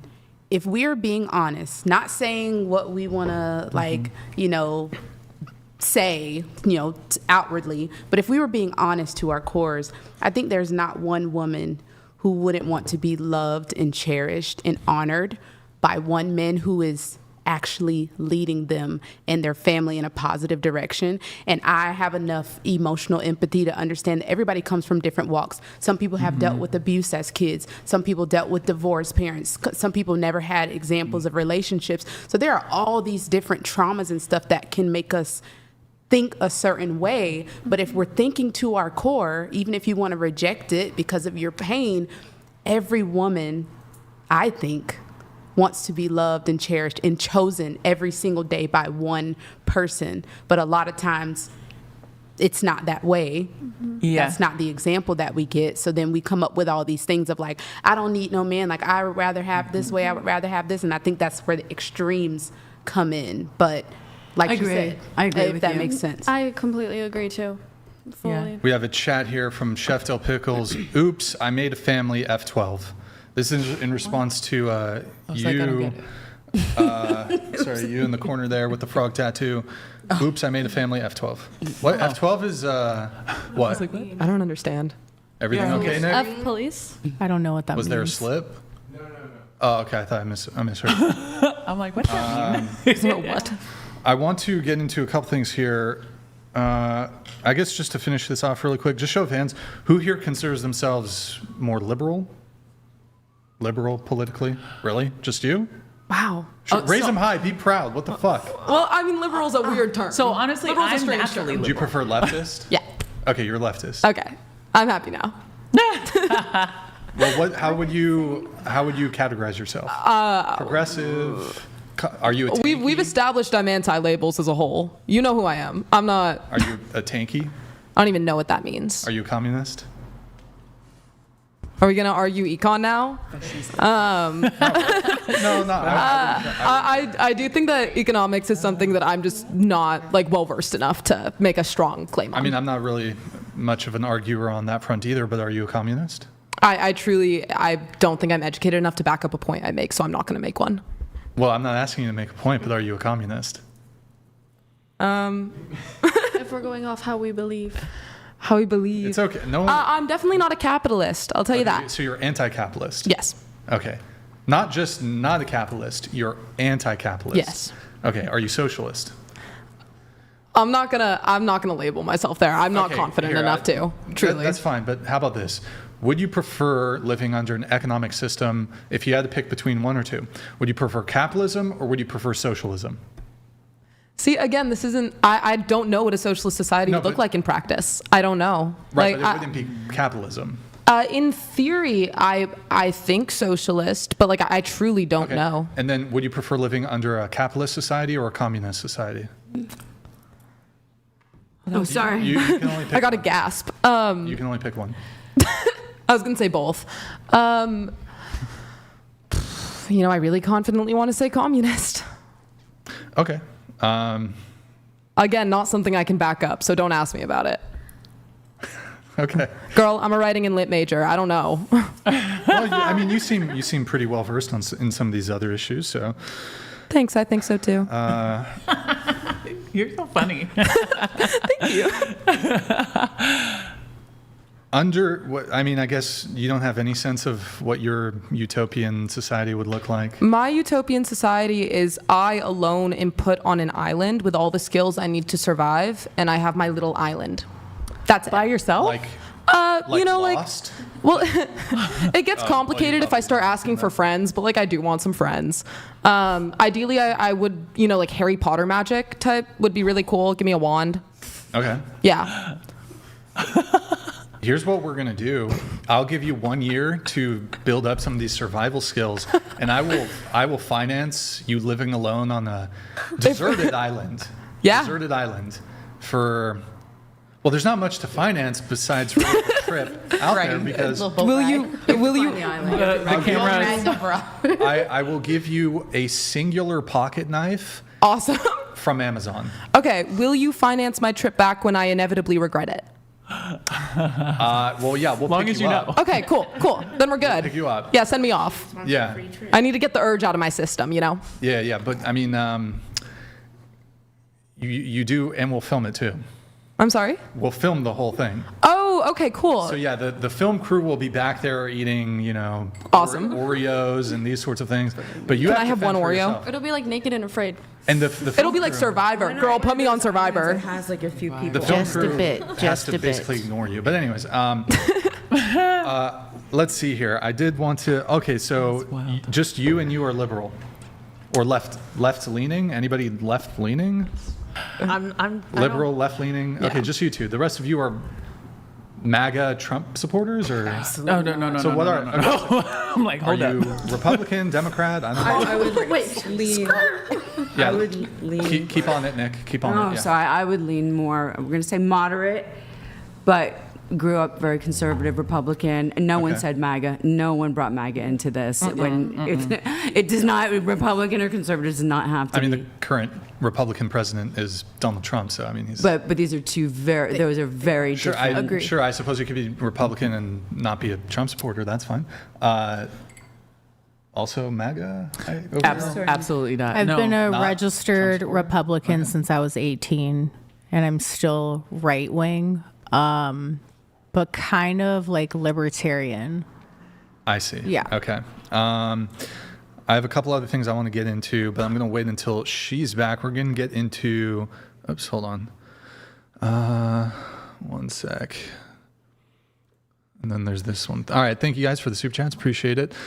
Let's do some quick reminders, Nick. Guys, if you want to support the show, go to twitch.tv/whatever. Drop us a follow, drop us a Prime sub if you have one. Quick, free, easy way to support the show every single month. Guys, I think it's bugged, boys. Drop us a Prime sub. Hey, please don't be talking.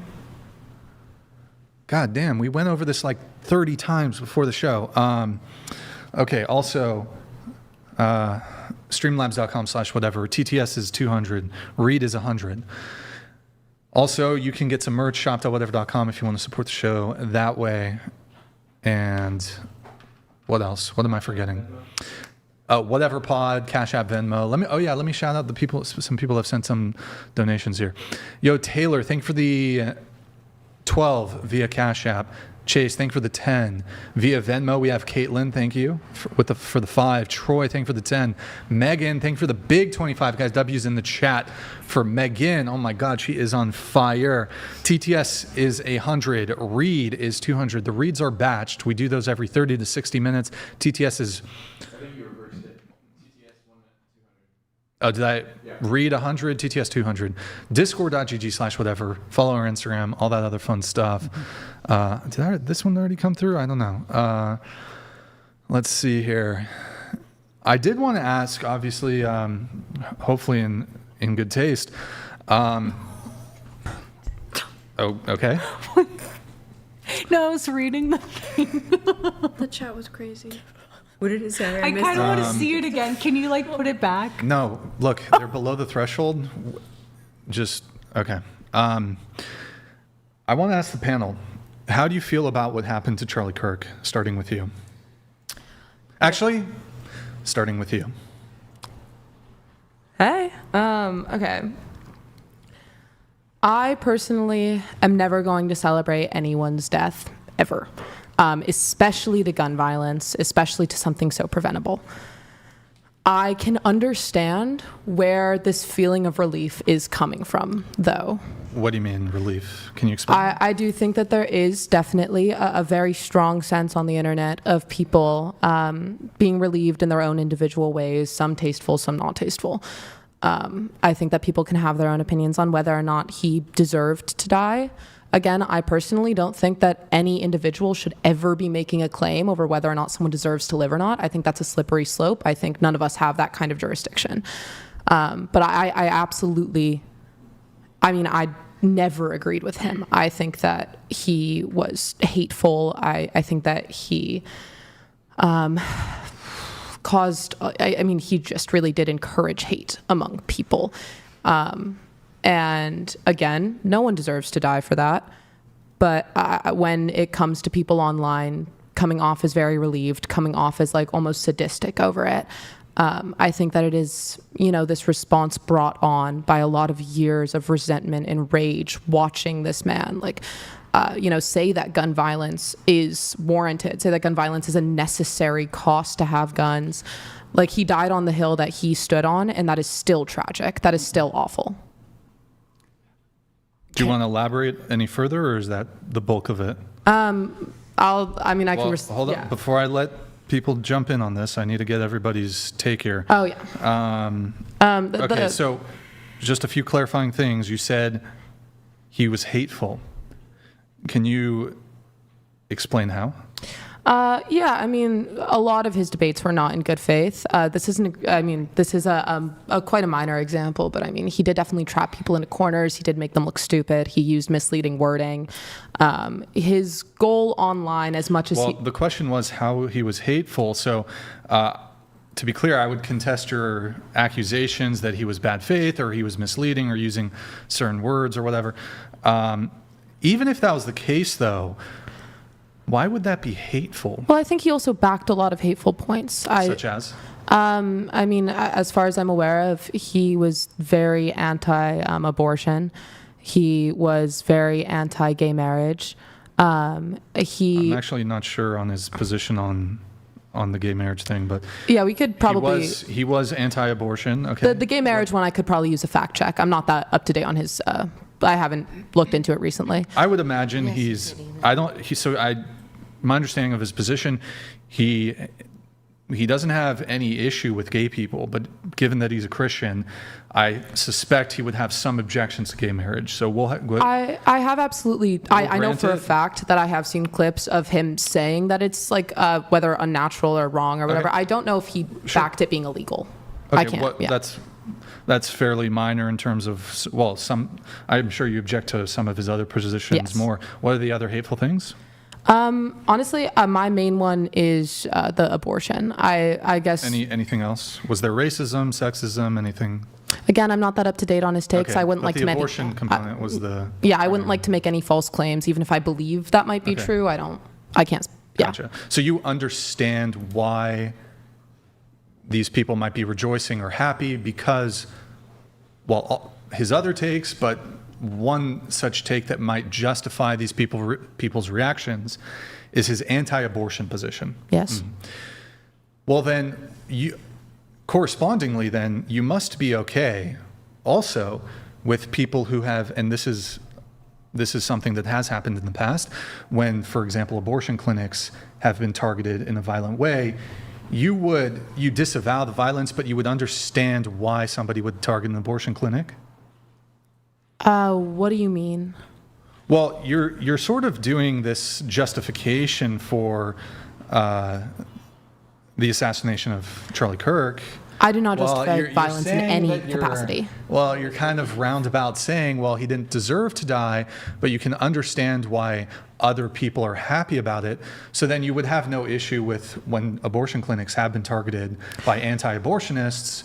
You would then, you would be okay if somebody was okay with somebody targeting. Well, I would like to first off reiterate, I'm not making any claim on whether or not he deserved it either way. I don't think I have any right to.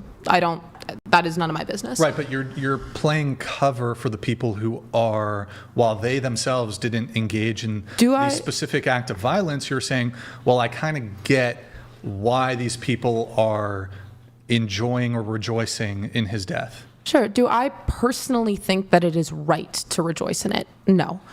Do I understand that people are not always the most rational when they're emotional? Yes. This is a man who intentionally evoked reaction for clips, for views. He was definitely, I mean, like, the way that he debated was to get clips, you know, and it worked. People had very strong opinions on him. And yeah, that wouldn't justify murder, but I do not. I'm right, anti-violence but in all capacities. I guess my confusion is, especially, and I understand your position, and I understand that you don't think he deserved to be assassinated. My issue, though, is you are playing cover for the people who are rejoicing in his assassination, saying you, to some degree, understand why they would act that way. And, you know, look, I understand that people have differences of political opinion and that you might strongly dislike somebody. You might despise them. You might even hate them. But to me, it would never, like, I don't know why there needs to be a but. Well, I don't know why even people on the left side, there needs to be a but. Well, he didn't deserve to die, but he was bad in all these ways. Why can't we just leave it at what happened was wrong, he didn't deserve to die? And then, look, I'm fine with people having objections to his positions and worldviews. It's fair to criticize those things.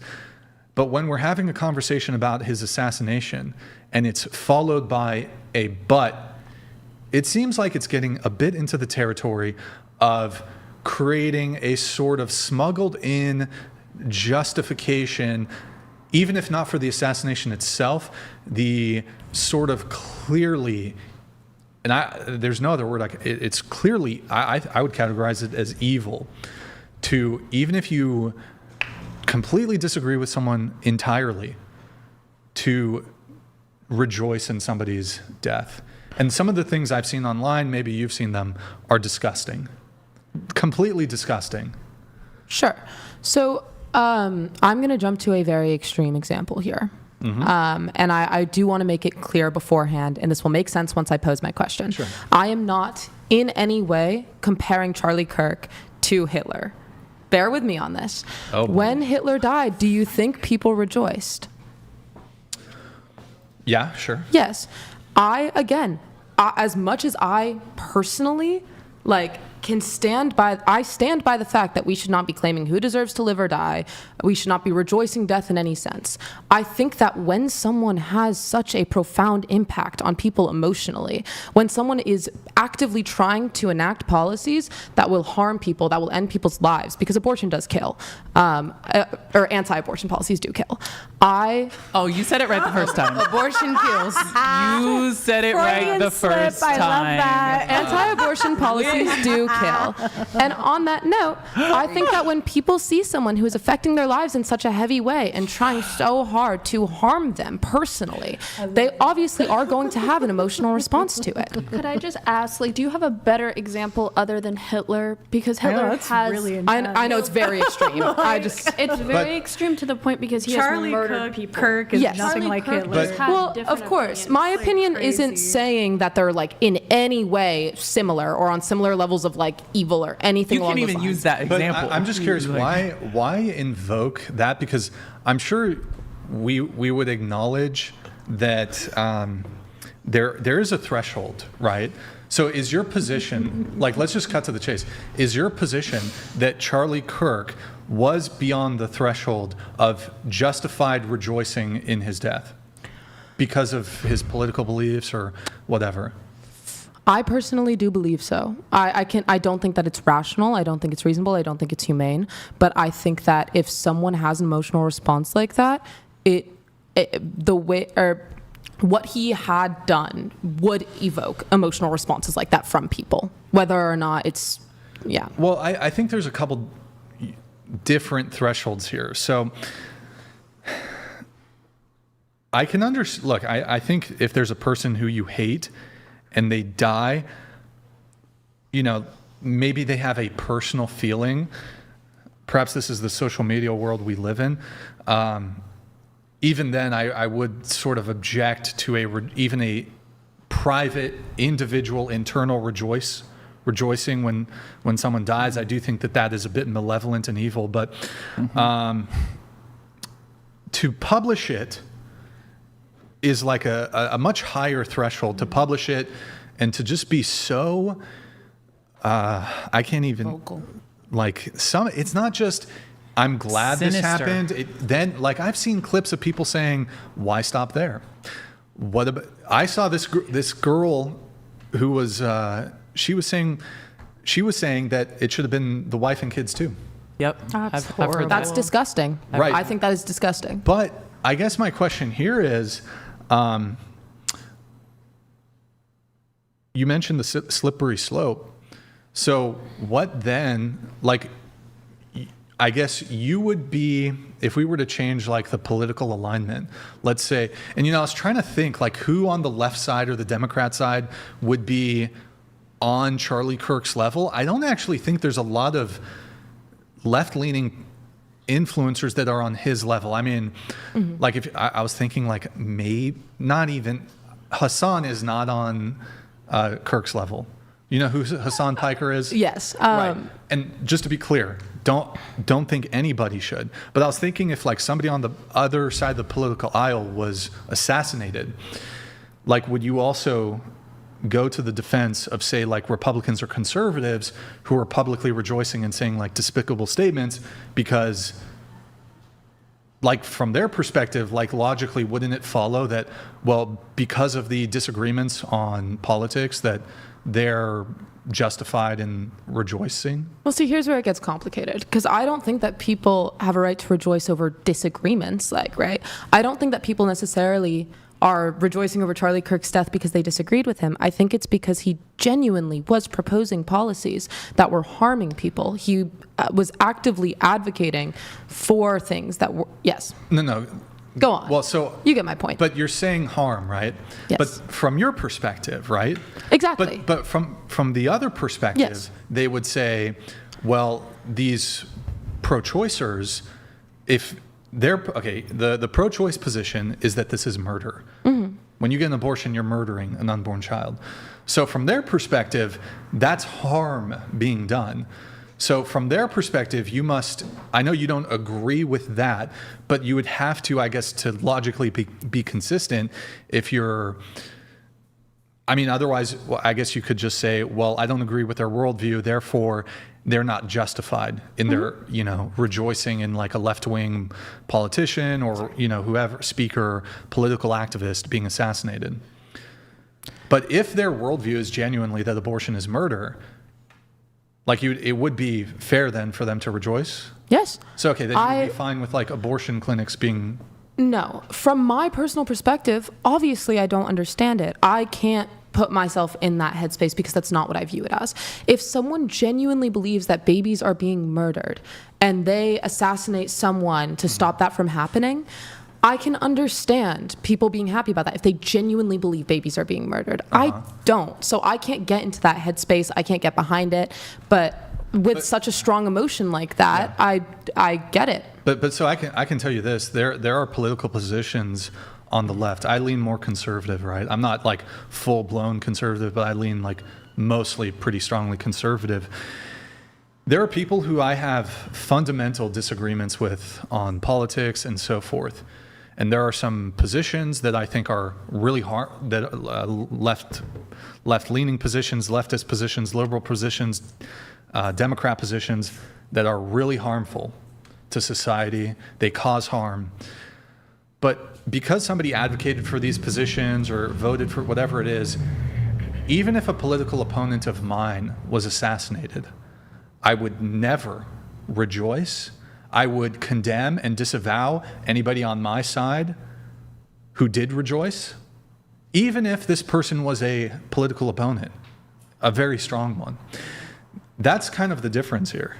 Is I don't think, even though there's differences of political opinion, I don't want to see it happening on my side. I don't want to see it happening on the other side. Yeah. I am. I have one thing to say on that, and I want to bring the attention more over here because I've been leaving you waiting. Yeah. I personally, I'm on the same page. I'm not about to go and rejoice over anyone's death, no matter what. especially because I think when it comes to gun violence, to rejoice in any death from gun violence is to rejoice in gun violence. And I think that is disgusting. I think gun violence is completely avoidable, and one of the, should be condemned in all manners. On that note, I do think that there is do you believe that there is like a threshold of evil you can cross to where it's warranted for people to have a reaction, such as the reaction they're having to Charlie Kirk, whether or not you think he was there or not? Do you think that level can be reached? Yeah, I think that there are genuinely people who are monsters, and yes, but I don't believe Charlie Kirk passed that threshold. Okay, I can understand that. Like, for example, you brought up, you invoked Hitler for, I mean, okay. A bit extreme, I understand. Well, but I mean, like, this, so Hitler participated, like, there were war crimes. Yes. War crimes. He comes. So, but yes. But when you're engaged in and conducting war crimes, then the ultimate punishment for that would be death. So point out, this is wartime too, this is a belligerent nation. The United States was opposed to the Axis powers, and Hitler was the leader of Germany. So yeah, typically when you're having an actual physical war with somebody, you're trying to actually take out the leadership. Yes. So there's actually legal justification, wartime justification for attempting to kill commanders, leaders of the opposing military because you're at war. In this case, however, I guess my question to you would be, has Charlie Kirk committed an act that the state would be able to commit capital punishment against him for any of his conduct? No, and So Hitler, as a belligerent against the United States, did commit certain acts during wartime that would warrant capital punishment. Yes. My question here, when bringing that up, is not to pose, why is Hitler deserving and Charlie Kirk isn't. I'm not posing that question. I understand the difference there. The question I am posing is, are there circumstances in which it's warranted? Regardless of what the circumstances are, I'm just wondering if that's a threshold you can reach, which you've said yes to. So why then can't I say, well, the threshold for murder or assassinating somebody is because they hurt my feelings? A personal belief like that, it's up to you. My feelings got hurt. See, I think that's absurd, but people hold their own individual beliefs. The threshold lies where it lies for each individual. We can't affect that. Or what about somebody, I don't know, somebody called me stupid. Sure, that's insane. But I think that them? Not legally. Anyone can murder anyone. We are really drastically overlooking the point that people are being killed with guns specifically, constantly in this country, obsessively. Yeah. And we only really care when it's a public face like this because it's fun to cause outrage, I guess. People love to argue, right? I think that, frankly, the most upsetting part of the entire Charlie Kirk situation is the fact that people care so much more when it's his life than it is with anyone else's. He was murdered live on television. That's a huge difference in what you're just saying. In front of his kids too, and his wife. And I understand. Fucked up. I would like to ask if I can I discuss Palestine here, or should I not bring that up? I'm kind of okay with it. I know you want to come in. I'm so sorry. I keep interrupting you. Well, so. Who's coming to this group for our political opinion? How do we go from dating to I know what happened. this group's political opinion? Shut up. It is a pretty big breaking news thing. Well, I agree with Charlie Kirk, but our deep political philosophy, this group. In case you couldn't tell, I can't shut up. Look, we're not gonna. It's a fair point. We will get back to dating soon, but I did at least want to bring it up because we'll talk about it briefly, but we will move on soon. You wanted to bring up Palestine? The one thing I would like to say on Palestine, I understand that there's a difference between it being a broadcasted event with a given crowd, right? People are being murdered in Palestine in front of their entire families, in front of their friends, in front of their communities constantly, more than we are capable of grasping. These videos are being plastered all over the internet. People are watching this shit for fun. Wait, can I ask you a question? Yes. This is going to be very sort of roundabout thinking here, but you said that Charlie Kirk espoused hateful rhetoric. Yes. Right, and that, well, I guess you say that that's not justification for assassination. No. But you can understand why people might. I don't think that there's any justification. Ooh. Okay. Never mind. But, well, okay. So hateful rhetoric. You said that. Would you categorize? You mentioned LGBTQ marriage, right? Yes. And how Charlie Kirk opposed it. Yes. Right. My question to you is, you cited this as a reason for why you might understand why people are rejoicing at Charlie Kirk's death because he was anti-LGBTQ. Would you say he's homophobic? Again, I truly am not that well versed on his specific takes. Well, he's against gay marriage, so would you consider that I would homophobia? consider that to be homophobia. Okay, so you would, hold on, you would label him as a homophobe, you would label him as anti-LGBTQ, you would say that he's against gay marriage, et cetera, and that was one of the primary justifications for you saying, well, I understand why people are rejoicing. You brought up Palestinians. Do you think there's a good record of how do I want to frame this properly? Oh, I'm excited. Do you think in Palestine or other Muslim majority countries that there's robust laws that protect people who are gay? No. Do you think that, for example, in certain Muslim countries, Muslim majority countries, that there oftentimes, if somebody's found out to be gay, that they're stoned to death? Or that's they're a bit killed? extreme. That there are circumstances, but if we're acting like that is the natural practice. Okay. Do you think they're pro-choice? But hold on. Do you think again? But you would have to agree. The reality is, in these Muslim majority countries, there's not a lot of rights for the LGBT community. Sure, if you want to. So wait, yes. but why? How do you reconcile then? How do you reconcile your defense of Palestine, which is clearly anti-LGBT, but also seem to have some issue with Charlie Kirk's anti-LGBT position? Well, I mean, first of all, I'm anti-violence in any sense. That comes before any of my other beliefs. I don't think homophobia is a reason to kill people. I think that's pretty simple. But I also want to make it clear when I'm talking about Palestine, I'm not talking about the lawmakers. I'm talking about the children. I'm talking about the mothers, the fathers, the wives, the husbands, the men, the women, all of them. Well, hold on. Even the citizenry, you do realize it's not just the politicians in these Islamic or Muslim countries. It's the majority of the citizenry is quite anti-LGBT. Yes, they live in a country where they are encouraged to be. I think that specifically the U.S., is relatively open and accepting of different people because it's legal here, because it's we can discuss it, we can be in those spaces, we can have community like that.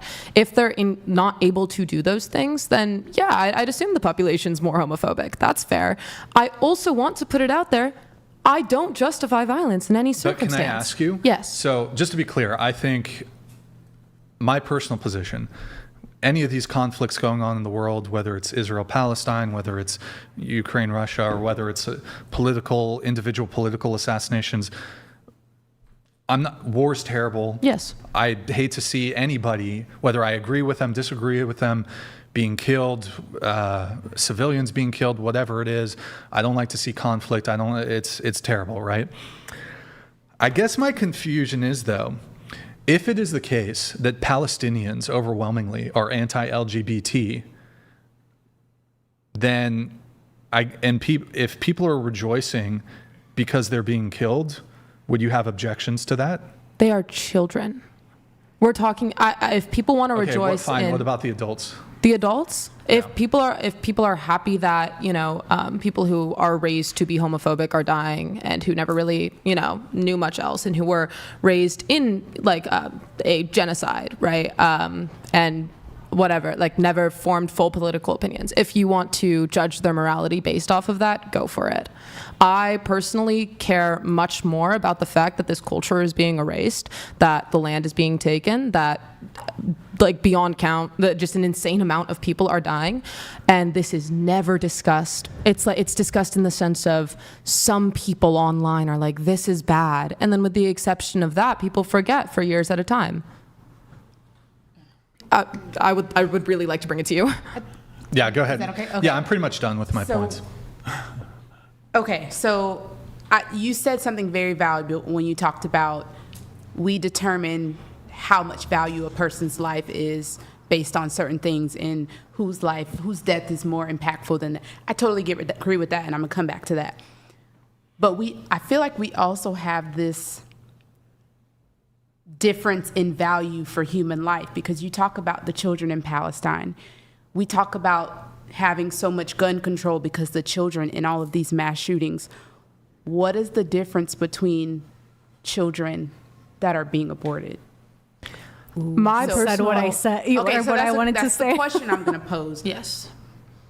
But I just think that we have this like selective outrage, because I've seen some horrendous videos on social media lately from like clinics of just baby parts in buckets, and it's absolutely ridiculous.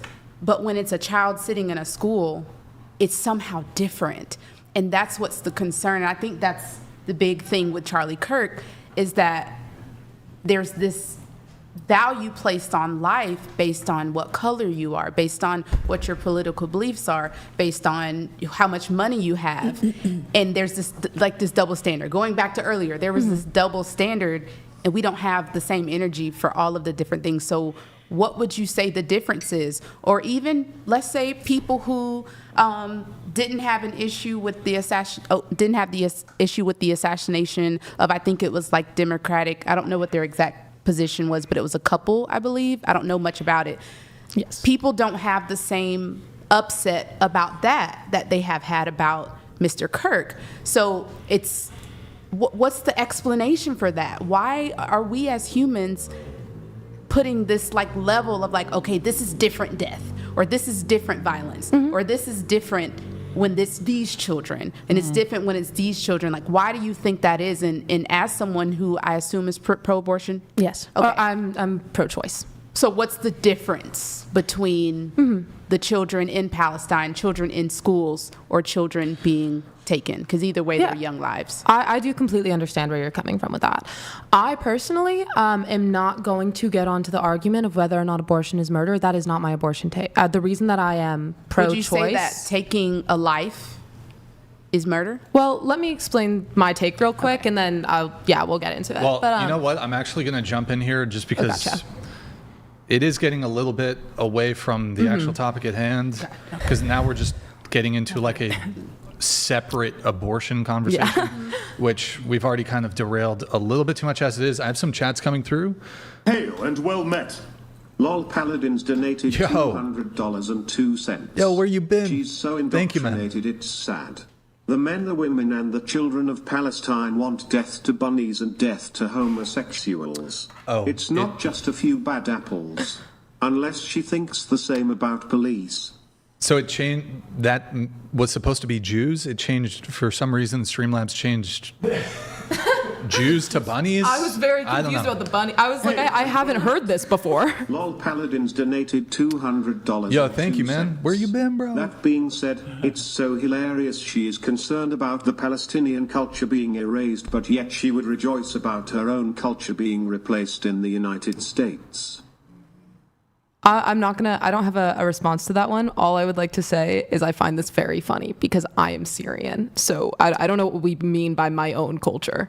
I don't support cultural erasure in any form.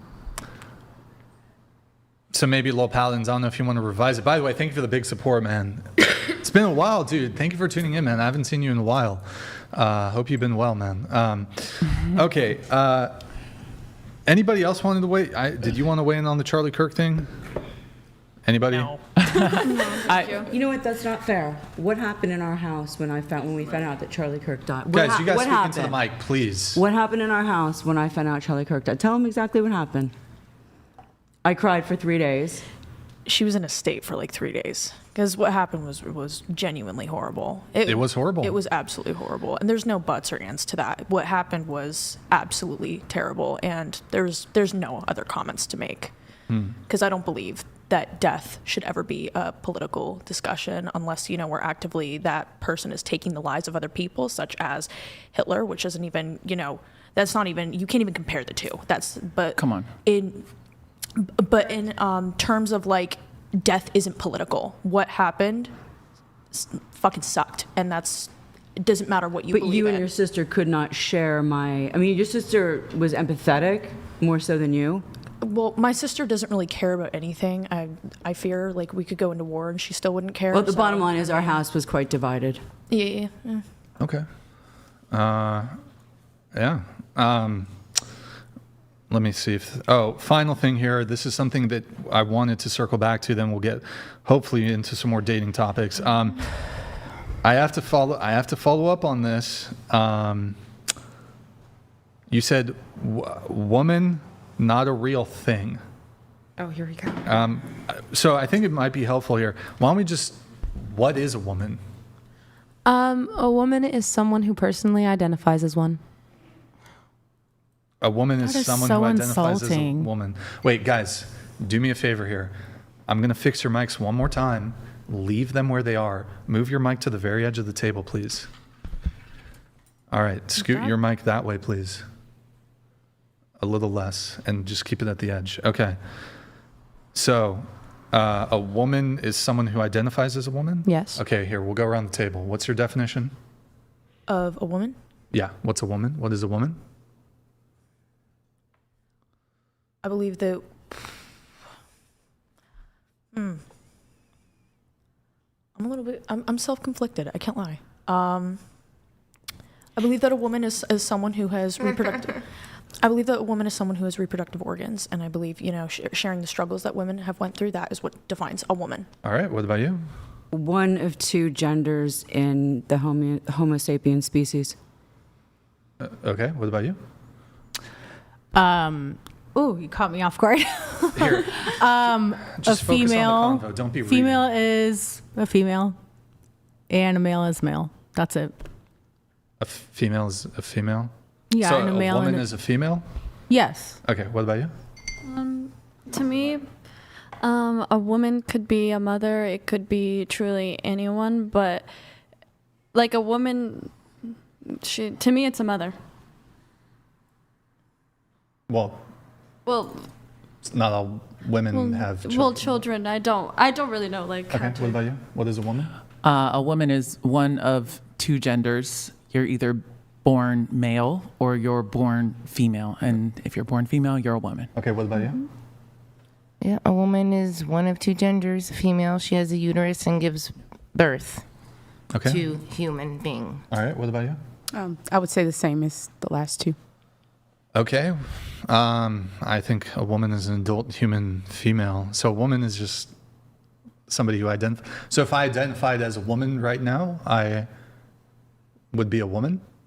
I think that if it was true to yourself, if you genuinely believed that, sure. I think that if you right now were to say it in order to try and make a point, none of us know your intentions truthfully internally. So if someone identifies as a woman, I'll always treat them as such because I would much rather, the amount of LGBTQ people, but specifically transgender people who have mental health issues, who face discrimination, who kill themselves is, so disproportionate from straight people.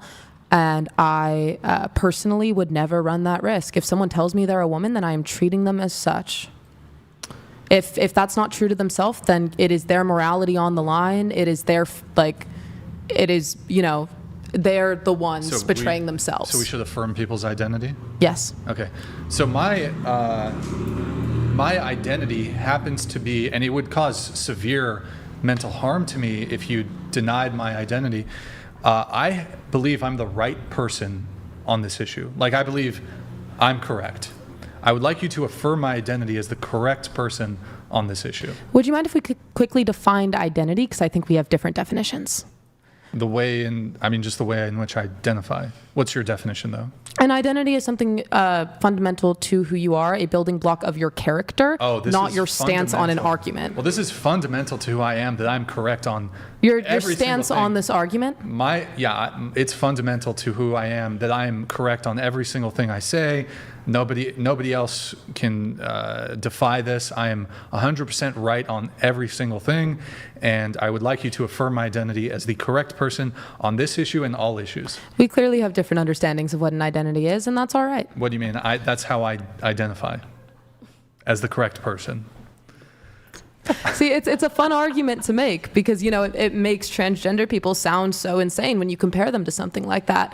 But that's not the claim that they're making. No one is sitting there, taking extremes like that and just trying to, be unreasonable. People just identify with different genders. You're saying we should do this because if we don't do this, it would harm them. No, I'm saying that, I personally, the way that I like to go through my life, and I'm not saying anyone else has to live like this, but if something isn't causing harm to me or anyone else and it makes that person feel comfortable, I am always going to align with it. Well, how about this? All conservative people feel very strongly about their political positions. Yes, and I believe that is harming other people.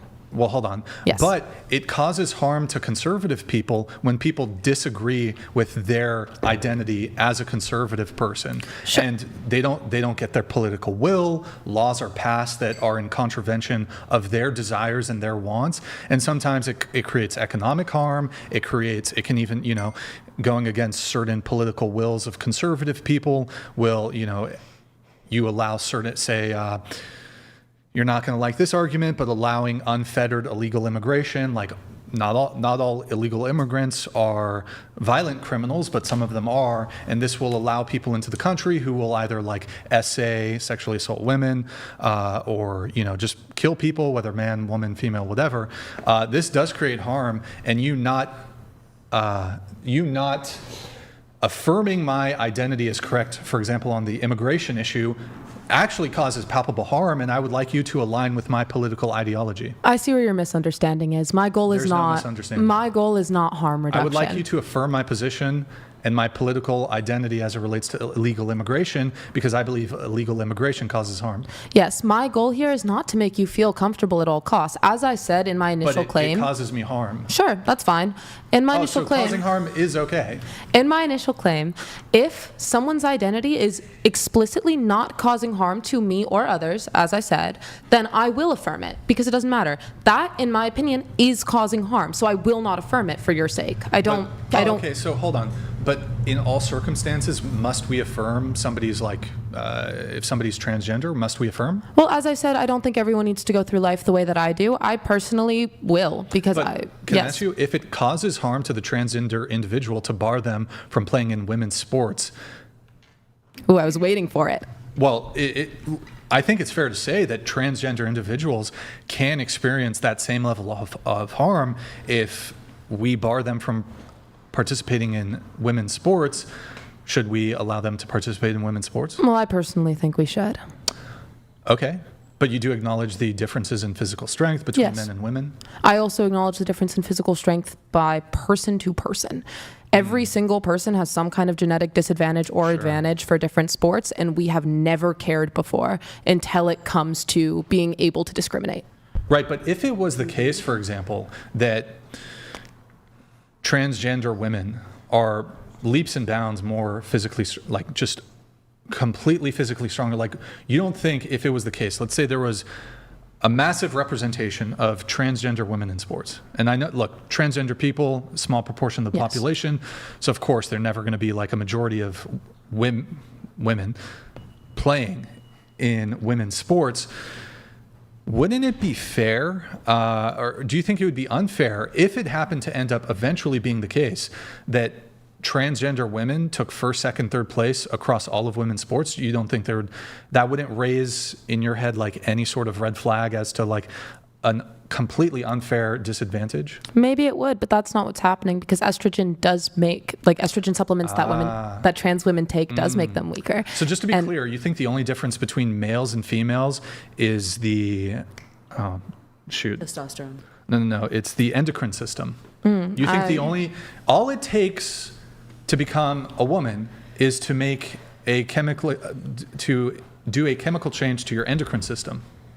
That is a big leap from what I said, and I did not make that claim. Well, you said estrogen. Well, estrogen does make trans women weaker. So as they are taking those supplements, it is not like a man competing against a woman. It is not the same it's thing. still a male competing against a female. But so you think that there's no verifiable differences in strength? I did not say that either. We're jumping to extremes. Well, you're saying you're referencing estrogen. Yes. So okay, then it is your position that trans women still maintain male strength, I guess. To some extent. My argument here is do trans women have an advantage in certain sports? Keep in mind, strength is not always the only deciding sports. Not necessarily.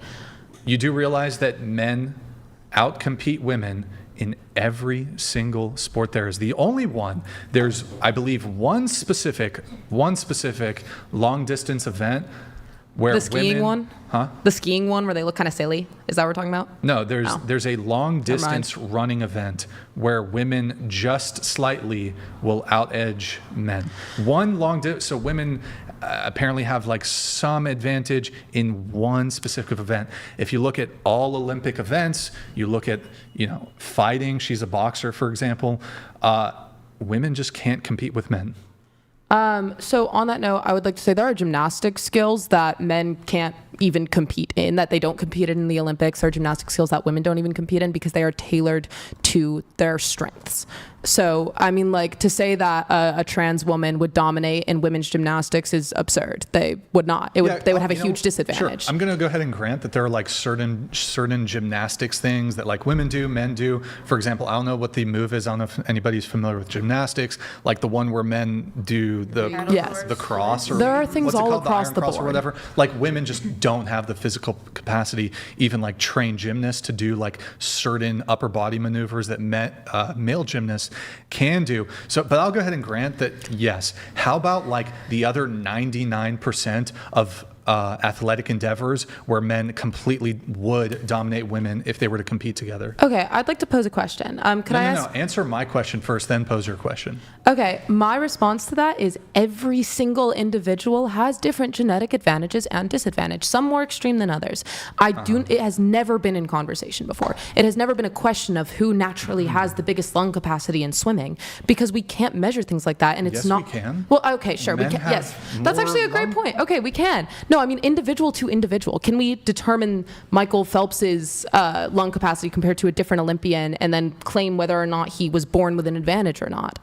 Those things have never mattered before. We've never posed those questions because we understand that humans are biologically always going to be different and have different strengths and weaknesses. It only becomes a problem when people don't want transgender people competing. But men are physically stronger than women, and men have certain physiological characteristics that make them better athletes. Sure, and certain men are able to gain muscle easier because of their genetics than other men. Yes, some men have, but my argument would be when you're looking at elite athletes, the best male athletes will always predominate over the best female athletes. You have a woman who used to play in the WNBA. If LeBron James played in the WNBA, he could probably fucking play solo against the WNBA and fucking smoke him. Yeah, this is the question I would actually like to pose. In the WNBA, I'm assuming that you are competing with women who weren't all your exact height.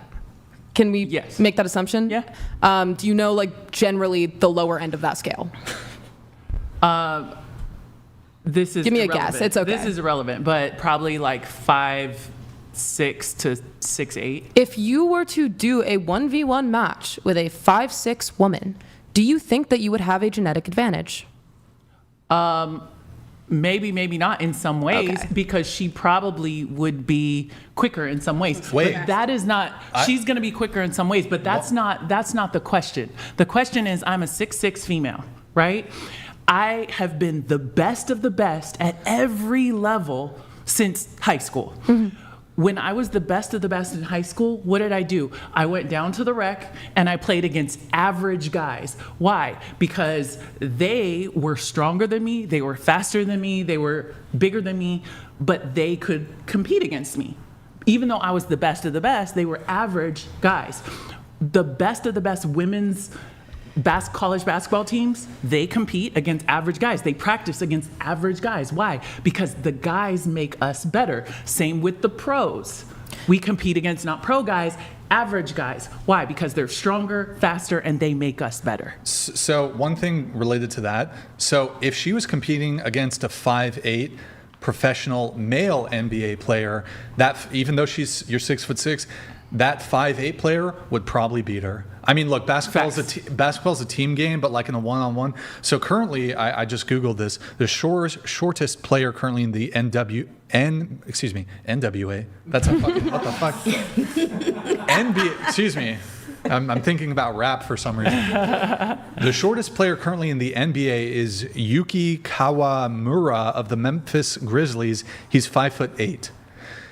He would beat, like, she's retired, right? He would beat probably the best female NBA player. I don't care how tall she is. Men and women are just built different. Like men and women, and we see this in not just the NBA, we see this in soccer, for example, or football in Europe. They will take the women's national team here, the U.S. professional women's team. This is the most elite, best women's soccer players. They will compete against under 15 boy teams. So the best under 15. They will lose, shut out, 8-0. The boys will beat the professional adult women. Mm-hmm. We see this in all kinds of sports. Men are they're stronger. And it's physiological. Yes. I've never denied that. Right. My question here is, why is that where we draw the line? No one has ever cared about genetic advantages before. It has never been a question before. Because it's across the board with men and women. We're talking about men and women. It's across the board. Men are at a much higher threshold of strength. But let's take sports off the table for a quick second, because you made a claim that another claim that doesn't make any sense to me. And you're saying it doesn't hurt anybody. How do you know it doesn't hurt anybody, them being us affirming their identity? I'll give you a quick story. I travel a lot for work. I went through, and you know how in the airport, women get searched by women, men get searched by men, mm-hmm. right? So I go through the alarm, my pants alarm. And so they need to, touch me in the private areas. Now, the woman who comes to search me is very clearly a man, was very clearly born a man who put on a wig and some lipstick, right? So this woman is coming to search me in my private areas. What did, quote unquote, she ask me? Would you like me to do it out here or take you back there? Because that's what they do when they have to search you in the private areas. In that moment, I had a choice. I had to decide, okay, I see this person as a man. He really sees himself as a woman. It's very obvious what he was born as. As someone who has experienced sexual assault in the past, I know that allowing myself to be pat down in this area by a physical man is probably going to trigger something. But I have to decide, okay, so am I allowed for myself to be touched in this way by a physical man? Or am I going to say, no, thank you, realizing that means that I'm not affirming whoever he thinks he is and potentially causing some type of mental disturbance. His rights, whose rights are more important? His rights or my rights to be frisked by a woman? Sure. Now, I completely understand where you're coming from.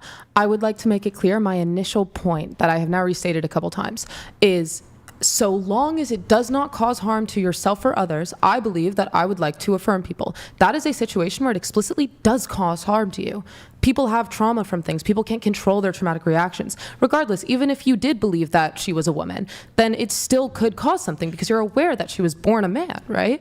And you are completely within your right to ask for someone else. There is nothing wrong with that. It's not about affirming their gender. I do, however, think that when you're telling this story, it's very unnecessary to get just rude about it. When you say that, he's a man who put on a wig and lipstick, you're more than welcome. You are more than welcome to not refer to her as a woman. It's none of my business. People hold their own opinions. However, I think to intentionally throw in comments that cause no purpose other than to be hateful is at that point just rude, just negative. Wait, So can I Charlie ask Kirk something? is hateful, and now she's hateful. Well, because no, she's but I do stating think that if Can I ask something? He's literally, hold on, he was literally a man who put on a wig and lipstick. That's not me. I would have said That's that a too, fact. just so you know. That's a fact. He was born a man, put on a wig and lipstick, and decided to call himself a woman. And because of that, I'm supposed to let him go in between my legs in front of people? I explicitly said that you should ask for someone else. Right. You said I could ask for somebody else. But in his mind and in his employer's mind, it was okay because he's now a woman. And you're able to I ask for was someone not- else. But I wasn't being hateful. I was saying a fact. But now you're calling me hateful because I stated a fact. I'm saying that after you have explicitly made it clear that she was a trans woman, you've said that you don't believe that she's a real woman. That's all fair. That is none of my business. But the statement that you made, it didn't convey any information. It didn't progress the story. It didn't prove a point. It was purely put in there to offend someone. That So was the now you're assuming my intention of why I What put it in other there. purpose did that statement serve? You were assuming my intention. Can I in ask you putting your it in intention there. then, so I'm not assuming? What To was describe this person. you already had very well? In your opinion, I described him very Okay. well. But you cannot assume my intention as why I put in that detail of that story. Okay. And so for you to say, oh, well, we should affirm, that's the problem, is that whose rights come first? Who's right? Because you just told me I was hateful for not affirming him and to say that he was wearing, to say that he was wearing a wig and some lipstick. You just said I was hateful. Okay. What is to stop him from saying that because I don't affirm his choice to be a woman and ask for someone else, what is to stand in the way of him saying then I am hateful about that in that way? She is more than welcome to have whatever opinion she would like He about said you. It again, same as the abortion. You said At the end of the day, everyone is going to have whatever opinions they want about you, and that cannot rule your own self-perception. And the same way, and does not. In the same way that you don't believe she's a woman, it should not rule her self-perception, right? You are more than entitled to your own opinion. I'm not telling you have to affirm her gender. That's not what I said. My claim was just that unnecessary rude comments. It's not, we don't need to do it. But I think that you are more than welcome to not view her as a woman. It's none of my business. Lol Paladins donated $200. Yo, sorry for the delay on this. I'll revise. Sorry for the delay. Put on your hijab and stop socializing with men outside of your family if you want to identify as Syrian. You enjoy your Starbucks pink drink just like every other basic blonde joyful. Now that's a rude comment. We can agree on that one. Stating fact, I don't think is a rude comment, but that was kind of rude. Okay, we can come to a compromise there. Donated $200. Sorry for the delays, guys. Ladies, are you really going to sit there and let a woman compare Charlie Kirk to Hitler? Step up, defend human decency. Charlie was a good and honorable man regardless if you agreed with him or not. I think some of the girls did kind of scoff at the Hitler comparison for Charlie Kirk, but I mean, we just moved on. I'm sorry. I would very quickly like to just say, as frustrating as it is getting to repeat myself constantly, I did start that argument by saying explicitly, I am not comparing the two, and that is not my intention.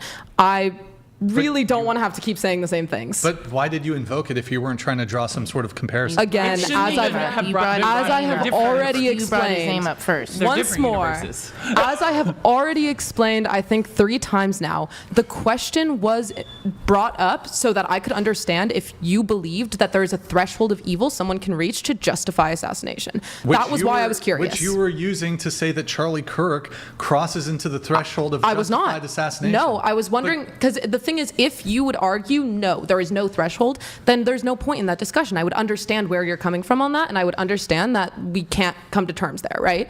Because I think that there is a threshold, right? But we agreed on it, so then that led into a different conversation. It was not in order to make a point. It wasn't to make a claim on Kirk's morality. It didn't serve any of those purposes. But I guess my confusion there, isn't it just granted and a given that, I mean, perhaps it's worthy of an inquiry, but isn't it just kind of like basic common knowledge that most people would say, yes, there is a threshold. Like, for example, need I ask you, do you think most people enjoy breathing air? Okay. Like, is that even a question worthy what we have to understand is the conversation beforehand was leading to a place where I became unsure if we were agreeing on that point. And if we had disagreed, that's okay. I just was becoming unsure of your stance on it. And Well, there are people monstrous enough that, yes, there is justification for killing them. Okay. Yes, some people would disagree with that, believe it or not. Like, for example, here's a threshold, self-defense. If somebody's trying to kill you, you can kill them. Yes. And then in wartime, that the whole concept of war is we try to kill your soldiers, your leaders, you try to kill our soldiers. Like that's the basis of war. Charlie Kirk is a civilian. He's not a soldier. I understand. It's not wartime. He's a citizen of the United States. So drawing this comparison of, well, okay, if there's a belligerent outside nation and army, it's completely incomparable. Now, if you were to tell me, like, you could ask me, Brian, is there anyone in the United States who you think, I'm trying to think, if there's anyone obviously there's certain people who are like on death row and they've committed, like, provably committed atrocities. Sorry, I'm getting tongue-tied here. But even then, in some ways, I do object to some degree to the death penalty.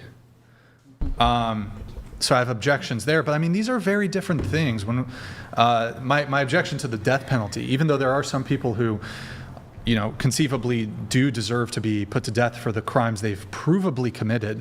My concern with the death penalty is there are people who have been wrongly convicted of crimes. There are people who have been put to death who did not commit the crime. And so I think under that basis, like, look, if you put someone in prison, obviously it's terrible if they didn't actually commit the crime. They're wrongfully convicted. Terrible. But at least we can free them. We can come back from that. Death is final. So if we put someone to death who didn't commit the crime, there's no coming back from that. That is a major injustice. So that's my justification for being against the death penalty. But again, it's not wartime. Charlie Kirk is a citizen of the United States. He's not a soldier. He's not even a politician. He had massive amounts of political influence. Anyways, here I need to shift it back because we've been talking about some of this stuff too long. We gotta talk to some of the other panelists here. We have some chats coming through though. Sharky McSharkface, stop saying pro-choice. That implies you support everyone's freedom to make choices about anything in general, such as getting abortions, vaxes, guns. It's just pro-abortion, not pro-choice. Okay. Well, I think it's fair when you're having these conversations to use the term that the other side or the side, how they want to be referenced as. So in this case, pro-choice people want to be referred to as pro-choice. Pro-life people want to be called pro-life. So I don't think it's fair to do this bias thing where, okay, well, you're pro-murdering babies and I'm not. It's like, you have to be charitable and grant the title or the label or whatever. Otherwise, the other side would just say, well, you're not pro-life, you're pro-restricting women's bodies or whatever, some bullshit like that. So you got to be charitable to both sides. Okay, we have Charles Sterling.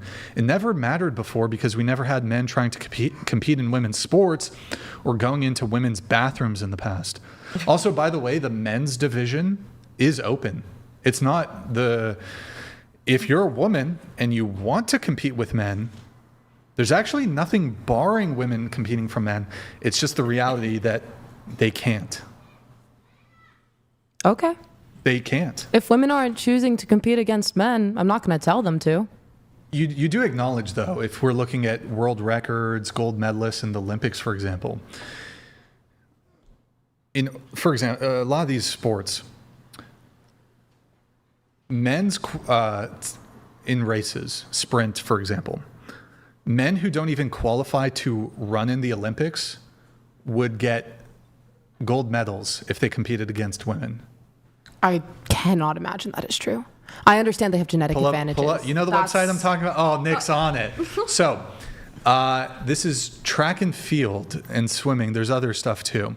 So this is boysversuswomen.com. Yeah, so this is comparing just male high school athletes versus female Olympians. So these are elite level women versus top high school athletes.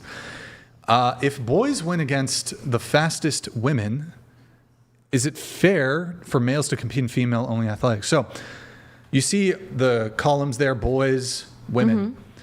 Those are all the medals that high school boys would steal from women if those high school boys. What is this based on? Why aren't you trying to histogram of placing? Wait.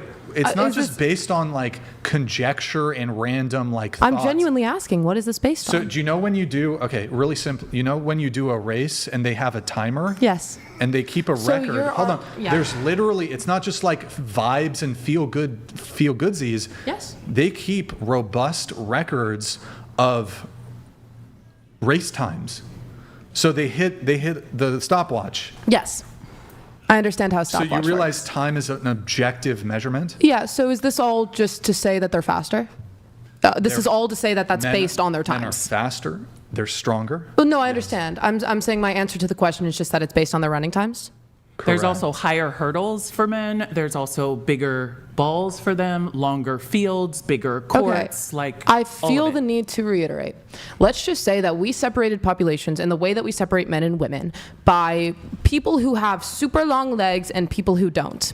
Do you think one of those groups can jump higher? Yes, probably. Right? And they probably shouldn't compete in the same division. But we're not separating people based off of that, even if they have a huge advantage.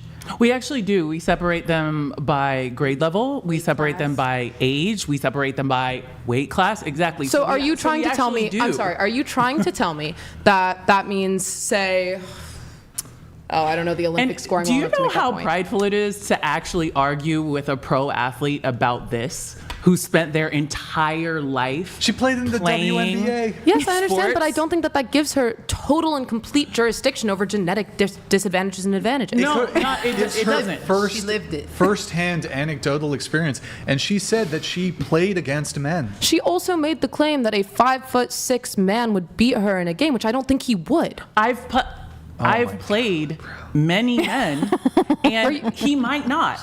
But that man is an average man. Let's frame it like, and I am far from an average woman. Let's frame it like this. Question for you. I think so. Can we be excused? One sec. Yeah. Guys.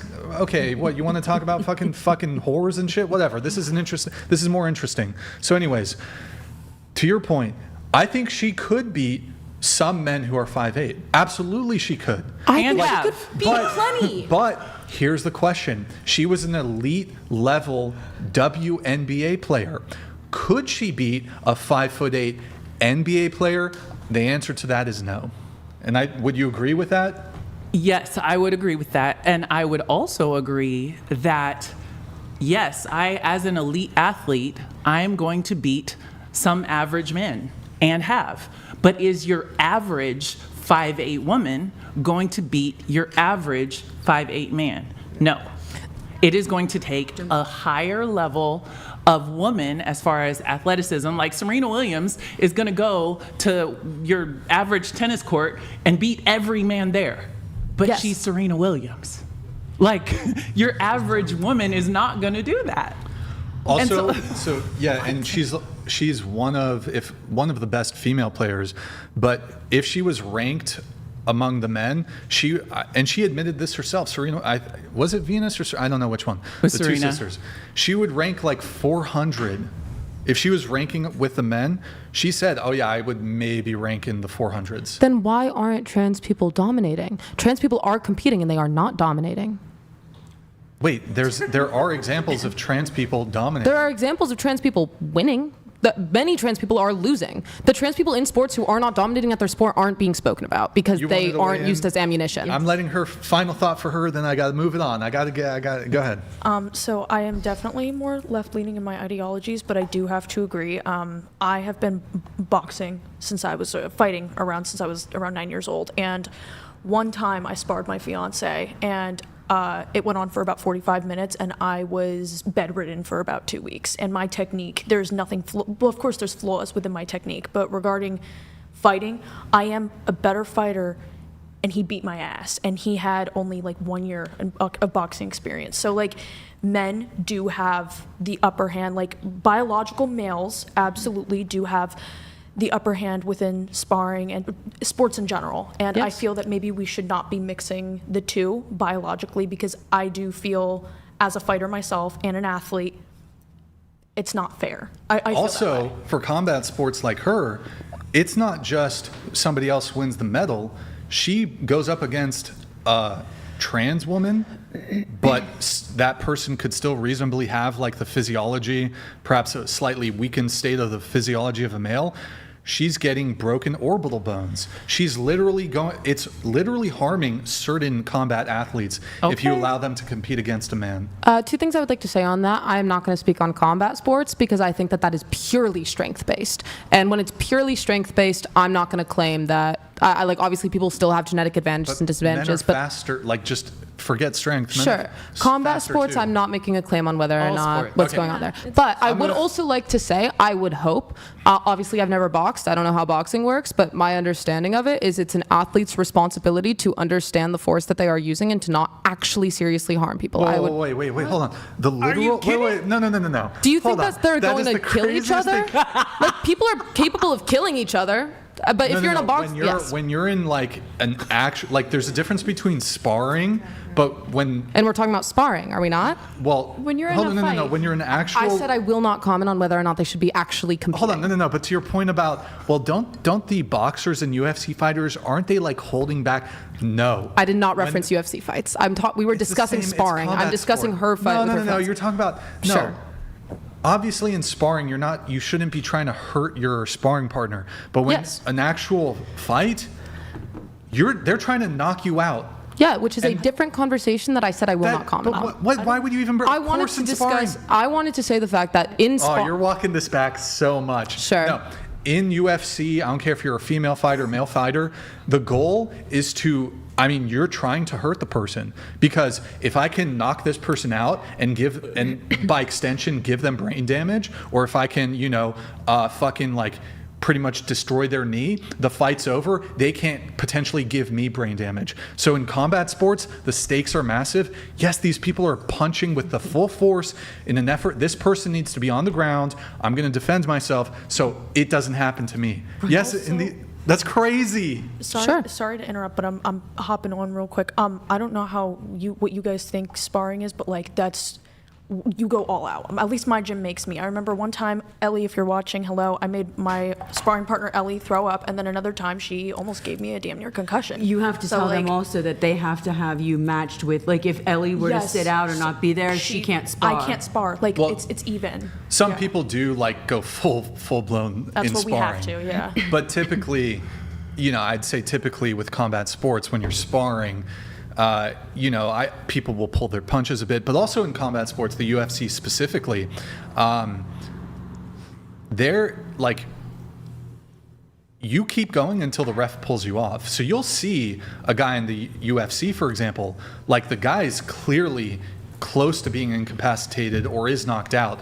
You'll see the guys, because they need to make sure they finish the fight. Because there are situations where they think they get the knockout, they do some big walk-off, and it's like, nope, the fight keeps going, then he ends up getting knocked out. In the UFC, the guys will continue punching until the ref pulls them off. Now, some guys will demonstrate some degree of sportsmanship and be like, okay, I've clearly knocked this person out, it's over. But you'll often see the guys keep punching until the ref ends the fight.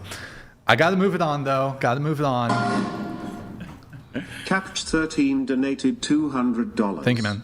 Share 3 Rachel Dolezal is a white woman who identified as a black woman. She even curled her hair and got a nice spray tan. She's not physically harming anyone, but would you say she is black? Wasn't she with the NAACP? Didn't she have like a high-level job in the NAACP? Yes. Rachel Dolezal. Oh, yeah. Oh, well, I think Okay. know the answer. Do you know who that is? I don't understand what this is about. There's a white woman named Rachel Dolezal, and she identified as a black woman.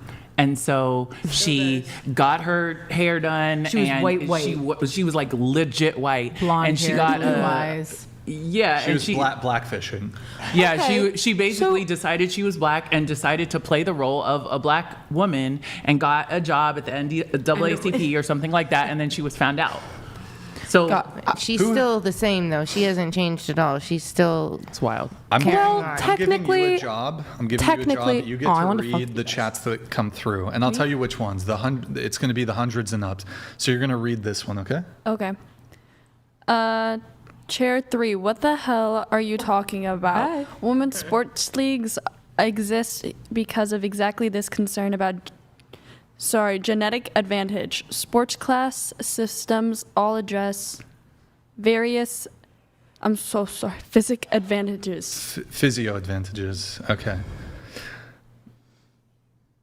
I think that we have covered this very well. We've covered it. Charles. You know my Sterling, opinions thank on that. If We you get it. disagree with that, that's Also, fine. I want to give you credit. You've been a good sport. Oh, I'm having fun. It's been good. Sometimes people might feel like, I'm like the only dissenting opinion here. You've been. Oh, that's okay. I love to argue. You've been very good faith and a good sport with these conversations. So credit to you for that. Oh wait, this one just came up. My bad. We already read this one, right? Yeah. Oh, that was Pav. My bad. Yeah. Here we have Jay Nico coming in here. One sec. Here, I'll just read this one. Brian, do not let her walk back her position. I'm not going to compare him to Hitler, but I am going to compare him to Hitler. This thought process is evil and needs to be shamed out of society. I'm not going to reiterate myself. I started with. You did bring up Hitler. I started that before I even made that comparison. I started with the fact that I'm not comparing them. I said that before I made that comparison. Girl, I started I'm sorry. with We have not to. comparing. Unfortunately, we have to get over the minor wording of things. Like next time you stutter, do you want me to sit here and go? Clearly, you don't believe what you're saying. Wait, can I ask you a question? Do you know how some people say like, "I'm not a racist, but," or you know what I mean? Or it's like, Sure. If I had said I'm not going to compare them and then I went on to compare them, then yeah, that's hypocritical. I personally don't think I did. If you disagree, go at it. Okay. Yeah. We have a very, very polite message here. Ooh, that sounds good. Okay. You get to read this one? As Chair 3, her big kitten titties make her a female. He. It do have nice titties. It changed I'm not ass Thanks. to kitty for some reason. I was definitely looking. Yeah. Go for it. Thanks. Freak. Oh shit, John, she called you a freak, dude. Oh shit. How much did he donate just to say that? I'm kind of curious. I don't get that. I think it was $100 super chat. Hope it was worth it. It was so worth it. Read this The one. weakest man can win against the strongest woman in a particular competition with training, period. My stance on this is clear. We've been over it enough times. I'm done saying the same shit. Do you think, generally speaking, men are stronger than women? Yes. Okay. Do you think the strongest man in the world is stronger than the strongest woman in the world? Very likely, yes. Do you think the top 100 strongest men in the world are stronger than the top 100 strongest women in the world? Very likely, yes. Do you think the 100 fastest men in the world are faster than the 100 fastest women in the world? Probably. All right. My argument is that we don't cherry pick genetic disadvantages or genetic advantages until it comes to sex. Right. We accept. Well, of course we accept. Well, you realize some people are born disabled, right? Yes. Right. So, but we accept that level of threshold. What do you mean? What I'm saying is that we understand that in sporting events, like it's not a participation trophy scenario. Yes. Like clearly there are people either through their hard work, their training, genetics, a combination of all the above, that they're going to be the cream of the crop. They're going to rise to the top. Where are those sunglasses that girl had? Fuck, I need the Macho Man Randy Savage. Anyway, it's a meme that probably nobody here knows. But I know. So yeah, we understand this, and we just accept that. Yeah, there's going to be men who are better or stronger or whatever, but there are just those differentials. So we're like, okay, well, men have such an advantage over women that that's going to be where we're going to separate the two. I understand our disagreement. But if there's a woman who's so exceptional, again, there's all these male leagues, like the NFL. Like if there's a fucking killer woman, isn't there a female kicker in the, I don't know, was there a female kicker? College. In the NFL or was it college? College, I think. College, one time I think. Okay. Like a lower D1 school. Well, we know what, anyways. But no, I'm telling you, if there was a woman who was some fucking freak and she was better than the men, they would let her play. They'd let her play. There's no bar to women. Men's division has always been the open division. For women, it's just. So I do just want to clarify, because I'm not sure we're on the same page. We just specified that a woman was playing in a college football team. I think as a kicker. Kicker. I don't know football positions. That was like a genuine question. I don't know. Yeah, I'm. Okay. Okay. Okay. Good talk. I like your little soundboard. Thank you. I got more here. What should I do? What's your favorite one? Oh, my favorite one? I don't know, actually. I'm not sure. Okay, we have a chat. Oh my goodness, Kablask. Holy shit, dude. Oh, wow. Blaze donated $999. Here's a champagne pop in honor of the life of Charlie Kirk. Wow. Praying for you and Andrew's safety after watching the stream the other night. We need you and Andrew more than ever now. Yo, thank you, man. Kirk. Yo, dudes, good to see you, man. Thank you so much for your support, man. You're fucking legend. Wait, hold on. Let's play this. He's a brave and a decent man. He's a pioneer. You're a pioneer, sir. Kablask. Where you been, bro? Your girlfriend, Priscilla, she misses you, dude. You know what? Just for simplicity. Wait. Oh, okay. Yeah, I'm just going to take... Wait, which one's that? Oh, I'll do this one. I'll do the California. Yeah. Thank you. Thank you. Appreciate it. While I'm figuring this out, I want to... Can I get a paper towel, please? I want to... I don't know. I want to go to Violatrix. Why don't you tell us about your stuff that you do? What would you like to know exactly? I don't know. I'm kind of preoccupied with the champagne bottle, so take it away. I'm a cyber finndom. My clients, I've been doing it for 20 years, since she was an infant. My clients are C-suite executive men. They're doctors, lawyers, surgeons, famous athletes. And I dominate them. 95% of them are married. Probably 80% of them are lawyers. In-house lawyers or corporate lawyers, litigation lawyers, doesn't matter. For some reason, it's lawyers. And they are into everything from tease and denial to sissification, where they put on panties underneath their suits and go run board meetings. And it's a real thing. There's CBT, cock and ball torture, there's all sorts of things. But it's legitimate. It's not, I fell into this, and... Okay. That's, do we have cups, by the way? Oh, Felicity, can you grab those? It's little known, lesser understood. I didn't even know that was a thing, honestly. It's those called of you, financial. do you want champagne? Yeah. Champagne? No, thank you. I'm good. For now. Champagne? Champagne? No, thanks. Champagne? No, thank you. Hey, it's a party, you and me. I'm like, does it mess with the show if we don't have it? Is that? Is it the Cooks or the Andre? Nah. Or just two of them. Oh, shit. I mean, I have really funny stories. Like I said, if we're going to tell any story, we want to tell the Jerkin for Jesus story. I guess we should then, Nick, if nobody Please. else. Does anybody just want sparkling cider? No, thanks, Sonny. Yes. Just sell the...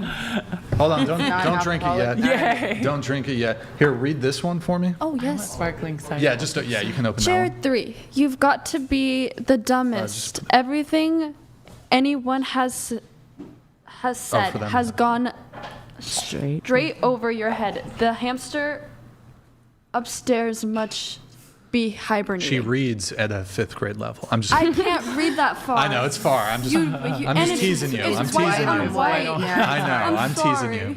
I like that I'm such a hit. We're getting, since we have some people who are underage, can't drink, we're getting them sparkling non-alcoholic cider. Felicity, I'm going to put you in charge of pouring, okay? Wait, So- is that like apple cider? Yeah, it's non-alcoholic. Okay. It's just apple cider. Yeah, I might take some if that's apple cool. cider. Apple cider? Yes. All right, there we go. So 1, 2, 3, 4, 5, 6. 6 cups for them. 6 cups for them. I'm sorry. All right, let's see here. We are going, okay. We are going to, one sec, guys. Okay, hold on. I really like these Budweiser cups. Yes. I really like those. Is it paper? All right. We're doing, oh, no, they were no-shows, scumbags. Oh, let's go, while we're figuring this out. Nick, let's pull up the fucking no-show. I got some beef. Pull up the no-show, the DM. Yeah, pull that shit up. Pull it up. Oh, thank you. So this message was sent. Do you want apple cider? Yes, Hey, please. be quiet. If you guys please can be quiet, please. Please be quiet, please.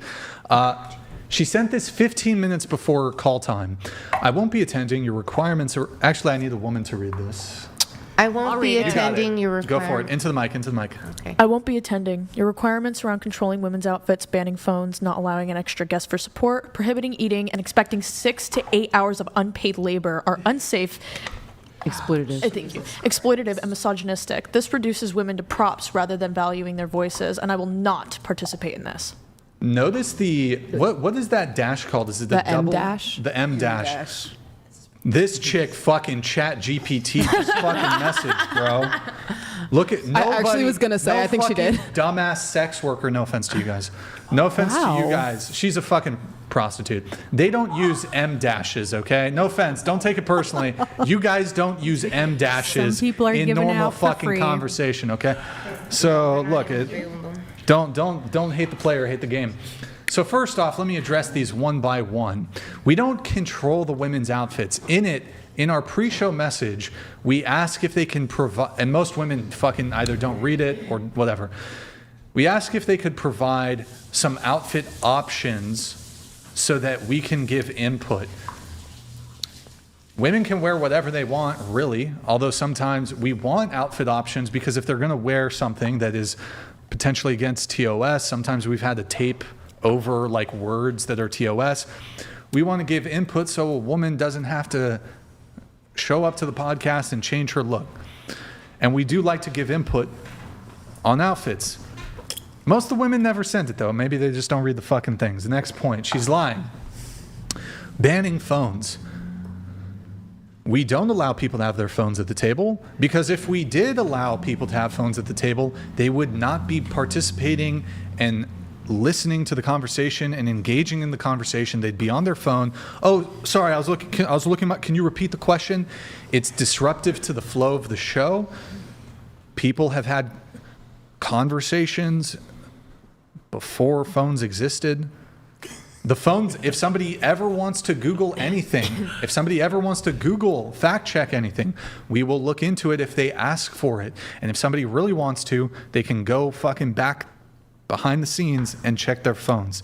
Also, nothing about the phones is in the pre-show notes. No. So somehow she had some like intel for some reason. Mind you, this chick asked to be on the show. She asked to be on the show. And she was going to come with a female friend too. So this was a malicious no-show. Not allowing an extra guest for support. Now that's funny because she was coming with her female friend who also, by extension, flaked on the show, no-showed. We have 4 women here who are on the panel, who all know each other. They all came together. So this idea that we try to isolate women, and not true at all. Women can come on the show. They can come with a female friend. In our pre-show notes, what we say is we have a no guest policy. So that means you can have a girlfriend or 2 girlfriends come on the panel with you, but you can't have your fucking manager and your fucking your fucking meth plug hanging out in the fucking back, fucking making noise and causing trouble, and we have limited space in the studio, so we can't. And we have, think about it this way, let's say we have 9 women coming on the show and they all want to bring a guest. All of a sudden we got fucking 15 people behind the scenes when we don't have space for that. So if it was a one-on-one podcast, yeah, you could bring a guest to kick it behind the scenes. But 9 people, we can't double. We don't have space for that many people to just be kicking it behind the scenes, going in the bathroom when other people need to use the bathroom, making all kinds of noise, being disruptive, whatever. And also there's a security concern too. If we have a just open guest policy, then that just doubles our time, or we're doing our security, all that shit. Is she entitled to this much of an explanation? Yeah, fuck that chick. Pull it back up. Let me debunk. So she was coming with her friend, prohibiting eating. Not true. We don't prohibit eating. In fact, I got all of you guys pizza, which we're about to dig into in just a moment. Yay. And we got snacks back there. We got fruit. We got little bars you can eat. We got little snacks, whatever. We got energy drinks. We got water. We feed the guests. There's snacks back there, and it's not every single time we'll have like pizza on stream or whatever, but we've been doing it much more regularly. In our pre-show notes, what we write is, and you guys have all received the pre-show notes, so you can verify, you can vouch for this. It does say, eat a hearty meal before you come on the show so you don't get hungry. So what this means is, don't show up to the studio and you didn't have lunch or you didn't have a bite to eat before. It's so that you can make it through the show. At least maybe you get hungry towards the end, but you're not hungry coming in. I think that's fair. Like if you're about to engage in this longer podcast appearance, have a bit of food beforehand, and we have snacks to, hold you over until you have your next meal. But not barred. Next. This whole message is entitled. You should see the rest, because I started talking shit back to her. There's more.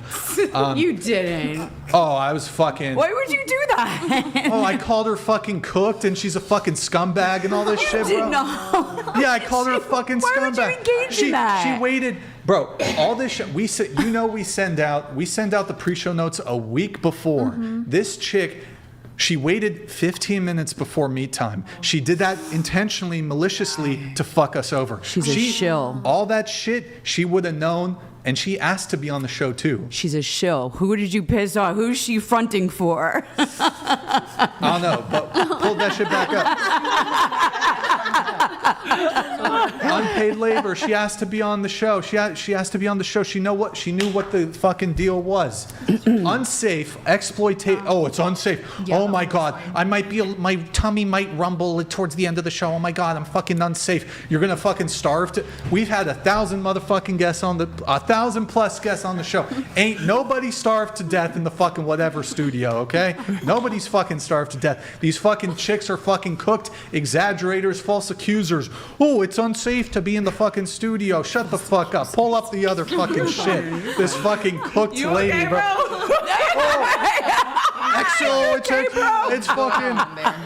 It's exploitative. This is the fucking feminist bullshit fucking. She's got her 15 fucking minutes. Spin fucking language and misogynistic.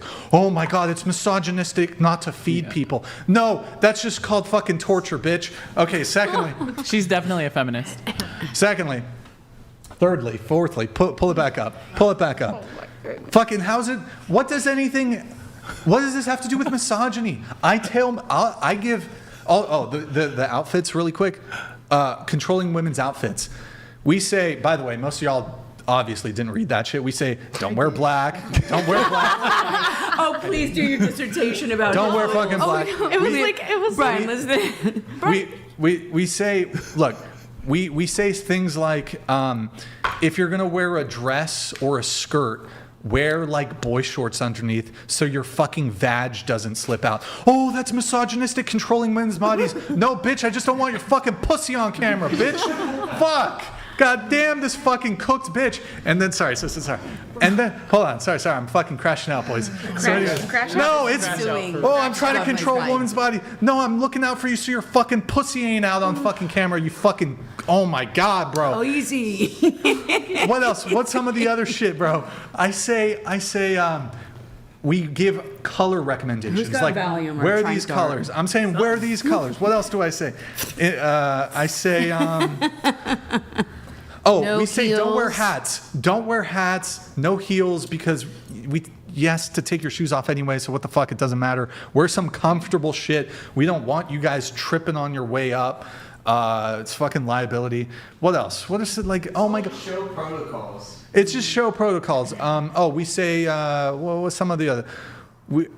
She's just fucking cooked. Pull it up one more time. Let me see if there's anything else. Isn't this overkill? This reduces women to props rather than valuing their voices. I will not participate. You asked to be on the show, you fucking cooked degenerate fucking retard. Sorry, but she's a fucking... You're making her famous. What are you doing, bro? Yeah, you're giving her the time of day right Yeah, someone's going to find that screenshot. They're going to Google reverse image search. She's going to get famous. Don't pull it up yet, Nick. Chat. I'm going to let the chat decide. Do we pull up her fucking Instagram? You're going to make her famous. Oh my God, I wanted to know. Oh no. I'm nosy. Wait, don't pull it up, Nick. Don't pull it up. Chat, do we pull up her dumbass fucking Instagram? She's some fucking dumbass Australian chick. If you pull it up, there's going to be more people ghosting you so that you pull up there. No, this is fucking accountability, bro. She did this shit on purpose. She did this shit on purpose because she had days to be like, you know what, Brian, I don't fuck with your show. I'm not coming on.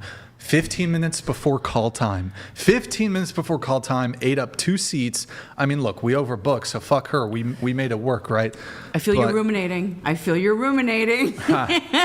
Hey, look, I get that these chicks don't like the show or whatever, but it's about professionalism. Yeah, it's like, look, if you're intentionally holding back, and look, you guys all know, I sent a reminder on Friday. I sent a reminder yesterday. I sent all the pre-show a week ago. So it's not just like I'm texting y'all the day of, hey, you still coming? No, it's like a plan. We got a fucking plan. Brian, we're losing viewers. Keep going. Get back on track. The views are up. No, I'm not going to. I don't know if I'm going to pull up her shit, but. How do you see the view? Don't make her famous, Brian. Don't do it. I don't know. What's that? Did anybody teach you manners? Just kind of. Okay. My bad.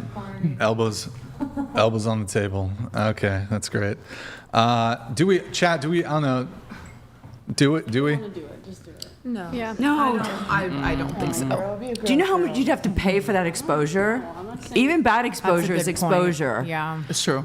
Don't give her If he wants to attention. do it, just let him do it. I don't think he should do it, but if he wants to do Oh, is he going to ruminate more? Are we going to be an hour from now and be like, and then she Oh wait, we said- have to do the He's cheers. asking chat. Oh wait, hold that on. was long ago. We've been drinking since, Brian. To Klablaska. Thank you for the champagne pop. The rest of the girls Salud. have salud. Cheers. To done. yeah. Damn, straight from the bottom. Chug. I'm not much of a drinker.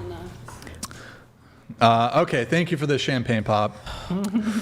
Nah, we're not gonna pull it up. But fuck that chick. Fuck her. What happens? They spend a certain amount of money and then we get champagne? Oh, and she fucked her friend over too.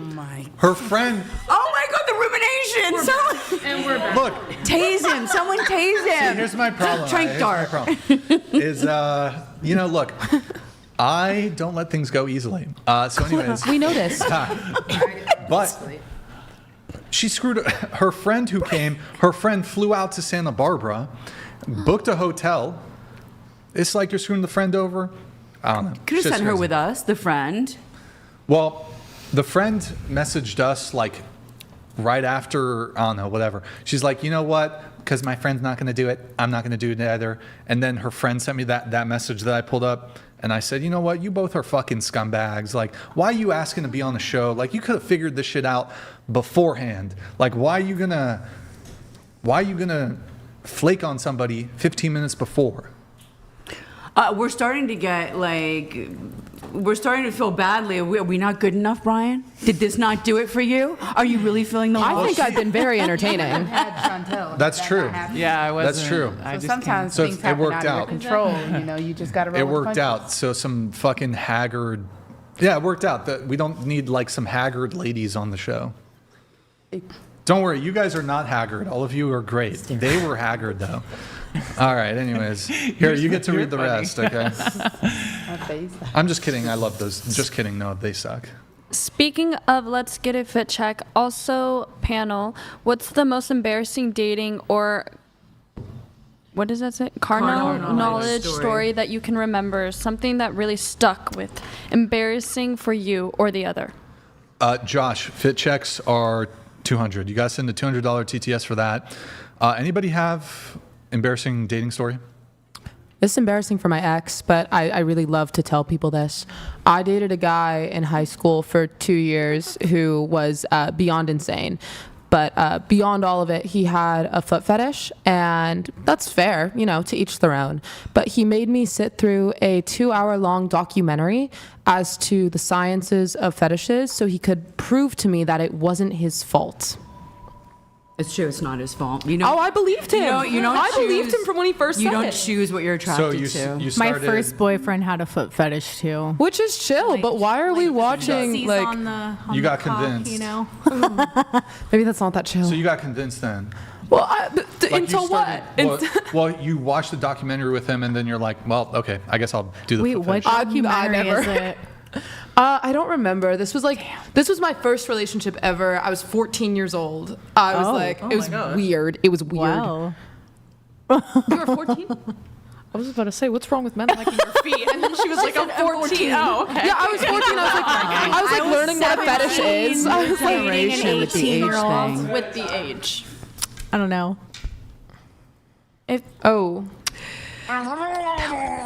Easy. All right, we got this one from Lol Paladins. Imagine it. 1 sec, it's coming up. I'll tell you the one to read, okay? Yes. This one, go ahead. It's funny said she asked to be on the show. I believe you mean her OnlyFans management team asked to be on the show. These aren't independent women. They are being pumped up by men. Yeah, it's Same true. as ever. It's true. You know what's funny though? She's accusing me of being exploitative or whatever, but I guarantee you have to, especially this girl, because her OF, it was her company who, well, she was DMing me from her account, but her company reached out to me directly and was like, hey, these girls from Australia, they're in town. Can they be on the show, right? If you work with a management company and you do OF, you're literally committing fraud because all these girls with the fucking, they got chatters and typers, and that's fraud. You're basically saying you're talking to me. You're talking to Strumpet. You're talking to the girl, but that's false advertising. You're talking to some fucking dude making slave wages in Bangladesh. You're talking to a dude, bro. That's forced. You're forcing a guy to like sext a guy. That's like forced. Not this. I guess they do it here too, but yeah. You're like forcing a dude to like be gay or whatever. That's like forced gayness. A lot of them. Hey, whatever. You're gay. That's cool, bro. But like, don't force somebody to be gay. Like, don't force a. If you're gay, cool. Whatever, bro. Don't force. Still these crashing out. Fucking simps to be gay, bro. Brian, you're still crashing out from the girl. But yeah, these fucking OF girls are the exploitative ones. No offense to any OF girls on the panel. Do anybody here? You do OF? Mm-mm. No OF girls? I'd like to. Well, you do sex work. You guys do sex work, but at least I put at least a little respect. I will. You say, you said you used to escort. No, I still do. Oh, okay, you still do. Peddler. Okay, yeah, but that look, I disagree with that stuff, but I can respect it. It's like, here's pussy. $39.99. Whatever the fuck. I don't know how much you charge. Whatever. I can more to apply to talk to me. Right? Okay. Not $39.99. I don't know. Maybe you have coupons or some shit. Whatever. But these OF girls, what's wrong? You guys should try coupons. I'm just saying it might help. So anyways, I'm just saying, these girls on OnlyFans, though, they're fucking finessing these dudes. They're fucking hustling these dudes. And they're not even fucking, girlfriend experience. But it's some fucking dude in like Thailand fucking typing. I'm just saying, dude, these OF girls are fucking frauds, typers, chatters. They got the management companies. You want to accuse me of exploitation because I have consensual, willing conversations with women, most of which ask to be on the show? Oh my God, exploitation. Fucking cooked. I feel like she hit a nerve.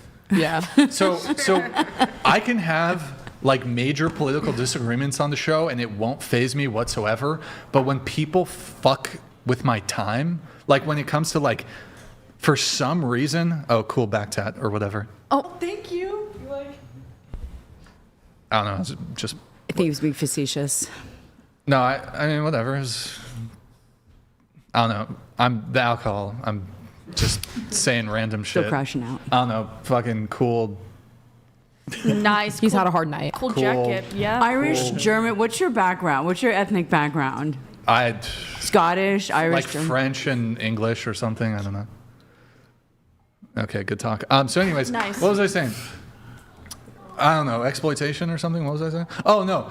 Yeah, like political disagreements, whatever. But when somebody's like late, it's a pet peeve. Late or like inconsiderate with my time, like they flake or they no-show, that grinds my gears. Because it's your most valuable resource, time. It's the one thing we can't get back. Poetic. Wow. True. That was beautiful. That was true. Okay, you're reading this one from Lol Paladins. Brixan, they need to report it to ICE because they are being sex trafficked into the United States, and I guarantee their sex work isn't listed on their visa. Oh, dude, they are shooting. Brian's got ice on speed dial. Get up. I mean, bro, He's like, they're on the way. Andrew, these girls are going to say that they're not here for work, but trust me, they're fucking promoting on camera. Holding cell. All right. Thank you guys for these other chats coming through here. Okay, let's get back on topic, guys. Oh my goodness. I drink like 3 sips of champagne and I'm losing my mind. I'll blame it on the alcohol. Woosah.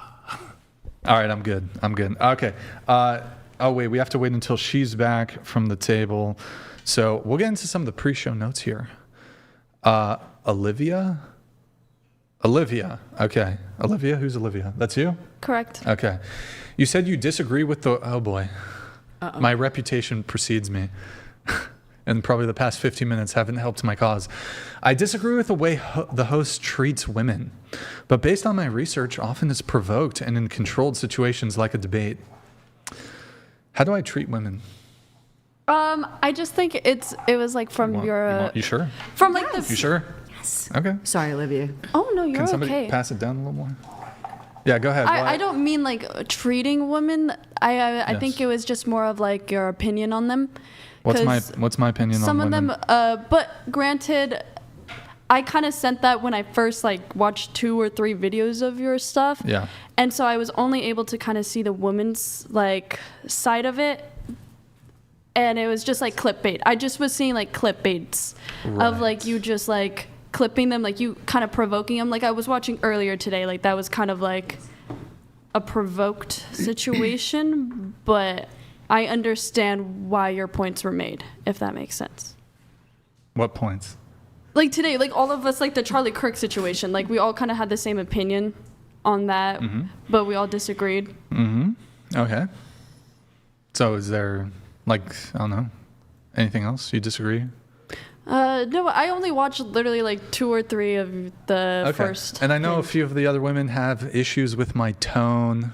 Okay. All right. That's cool. Can I comment? Condescending. Condescending. Thank you. Appreciate it. Yes, more champagne. Can I comment? Yeah, go ahead. Okay, so I personally did put that was my only really like disagreement. And I think as a whole, delivery has the power to go a long way. And I think that a lot of times you're telling the flat out truth. Like I looked at a lot of videos and I'm like, well, shoot, he ain't lying. But I think that we often miss how impactful we can be and how we can get people to receive truth a little better with how we give it to people. Like even the whole thing with the girl, valid. Like how you feel is valid, but it's just like, how are we handling the people that we can have an impact on? Because you could have a bomb impact on that girl, but you just went in on her. So does that make sense? Like delivery is everything. Yeah. So I partially agree with you. So I agree with you that it can be effective to deliver your message in a way that is palatable. And sometimes I fall short of delivering a palatable message that might otherwise change somebody's mind, but because with the gravitas, maybe not that's not the right word, with the way in which I say it, somebody might take issue with the way I'm saying it, and that's fair. And I don't disagree with you. Now it is true, but in terms of like actually countering arguments, it is, and I don't think this is the point you're making, but it is fallacious to say, well, I'm not going to engage with your argument because I don't like the tone. Right. Because the argument hinges on the content and substance of the actual argument. Mm-hmm. But I agree with you that it is effective. It is effective to present your opinion in such a way. However, my counter to this is also sometimes you need to cut through the sugarcoating, and you even need to use objectionable language to cut through the bullshit. In this case, and oftentimes, like for example, that woman, although even with my strong rebuke that I provided, she's not going to change. She's like perma scumbag. She's a terrible person. But I don't think putting on the kid gloves with a piece of shit is ever helpful. Like, so if I put on the kid gloves, I'm like, well, it hurt my feelings when you didn't respect my time.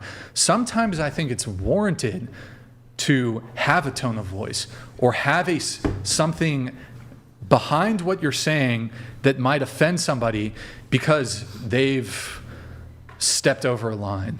Sometimes I feel like, you know what, if somebody keeps poking you, do I need to continue to remain perfectly calm? I think if somebody treads on you,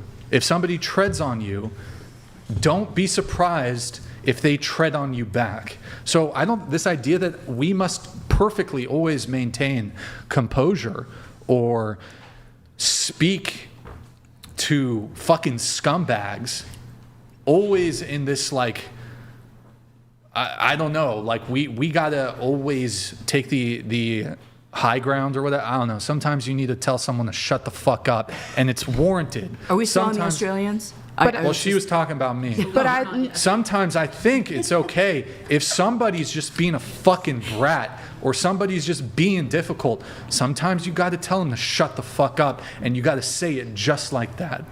But I think there's a level, and I agree with you, I think there's a level of power that's displayed in self-control. So a person who stands up to me, but they keep their composure, they're gentle, and they say something that cuts deep, I'm like, whoa, they just handled me. But if they react to me and they're giving all these expletive and all the things, I've lost them. Because now it just becomes a shouting match. And I think that kind of I was thinking about this earlier of like why we don't have conversations anymore. It's always about debate. But at the root of debate, which healthy debate is fine, but at the root of it is always being right and always being the one. And it's never about people just seeing each other's point of views in a level, calm manner. So I think, yes, some people do need it direct because that's all they can handle. I totally agree with you, but I think there's a level of power in self-control in the way you deliver that. Like, you can handle the mess out of a person in the most respectful way. Well, I mean, not to bring this back to Charlie Kirk, but we had like a shining, exemplary person. I want to say something to that. Who did the nice guy thing, and they fucking murdered him anyways. Fuck these scumbags. I'd like to say something Fuck to these that. scumbags. I think it's time that we put our foot on the fucking gas a little bit and stop this fucking friendly rhetoric. I'm not saying, look, this isn't a call to violence or anything. I'm just saying maybe it's time we put our foot on the neck a little bit, rhetorically speaking. Fuck this nice guy shit. They still fucking murdered this guy. They're calling Fuck him these on scumbags. TikTok the white Malcolm X is what they're calling him on TikTok. And that, to that end, I did want to say one thing. That was the most tragic piece of this was that he was trying to bridge the gap, open dialogue between two sides, and he genuinely, emphatically wanted to understand everything he posed. It didn't matter what race, creed, color, age, what the agenda was. He truly wanted to understand. Sometimes people changed his mind, but he was open and he was bridging the gap. And he was the only one that I saw doing it. Who, Charlie? Yeah. Well, I think like that in that way. Sorry. No, I think we need a boot on the fucking neck rhetorically. Rhetorically, we need a boot on the fucking neck. I'm telling you, that's how it's got to be. Because he tried to do the nice guy thing, and they still fucking they fucking assassinated this guy. Yeah, I think I understand that. But I also think that we have to be careful in calling someone a scumbag and using that to then justify our poor treatment of them or our poor speech towards them. Because as we saw earlier... Who are we calling a scumbag? I missed that portion. Well, he said when you're a scumbag, sometimes if somebody is a scumbag, you should go in on them, right? The ones that took him out? Is that who were... No. Just in general. Just in general. Like if someone is a scumbag, you need to handle them. I'm not talking specifically about Charlie Kirk. I'm just saying, like, bro, what do we do with criminals? The statement was made, like, you guys if someone's a scumbag, we should be able to talk to them, whatever. Well, we just had disagreement, and I know we disagreed on a lot, but it was very respectful disagreement, right? But what is to stop someone from calling you a scumbag because you disagree with them? Like they do. They go even fucking beyond. Look at what they did to Charlie Kirk. He's a fascist. He's an authoritarian. He's a sexist. He's a racist. He's a Nazi. Hold on. Of course, he has said some very racist things, though. Posthumously, okay, though? like what? Hold on. No. Hold on. He has said some very racist things. What did he say? What did Charlie Kirk say that was racist? There was a few, but give me one. The biggest thing was talking about affirmative action and referencing Michelle Obama and Ketanji Brown, and there was one more person, and he said that they don't have the brain capacity to think in that way, and that now. Don't get me wrong, because I'm speaking... Why isn't that a sexist statement? But I'm... No. It could be, but he was saying it in the context of them being black, not them being women. So if it was about them being women, then it would be a sexist statement. The words came out of his mouth. The words came out of his mouth, in essence, because these people are black, they are stupid?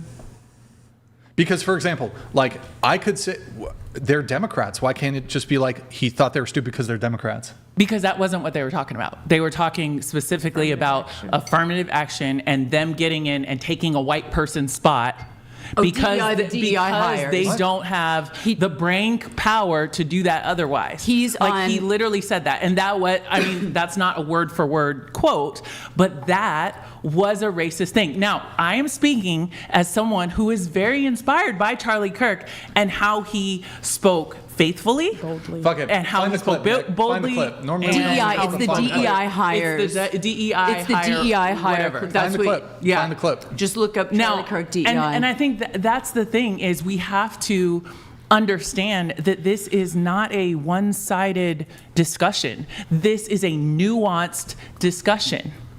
And there are certain things that you can disagree with someone about and that you can agree with someone about. I disagreed with his stance on the video that I'm referencing. Disagree with that. But as a Christian woman, I love the fact that he is pro-family and pro-biblical family. I love the fact that he is anti-abortion. I love the fact that he goes by a biblical standard on certain things. But other things, I cannot agree with him on.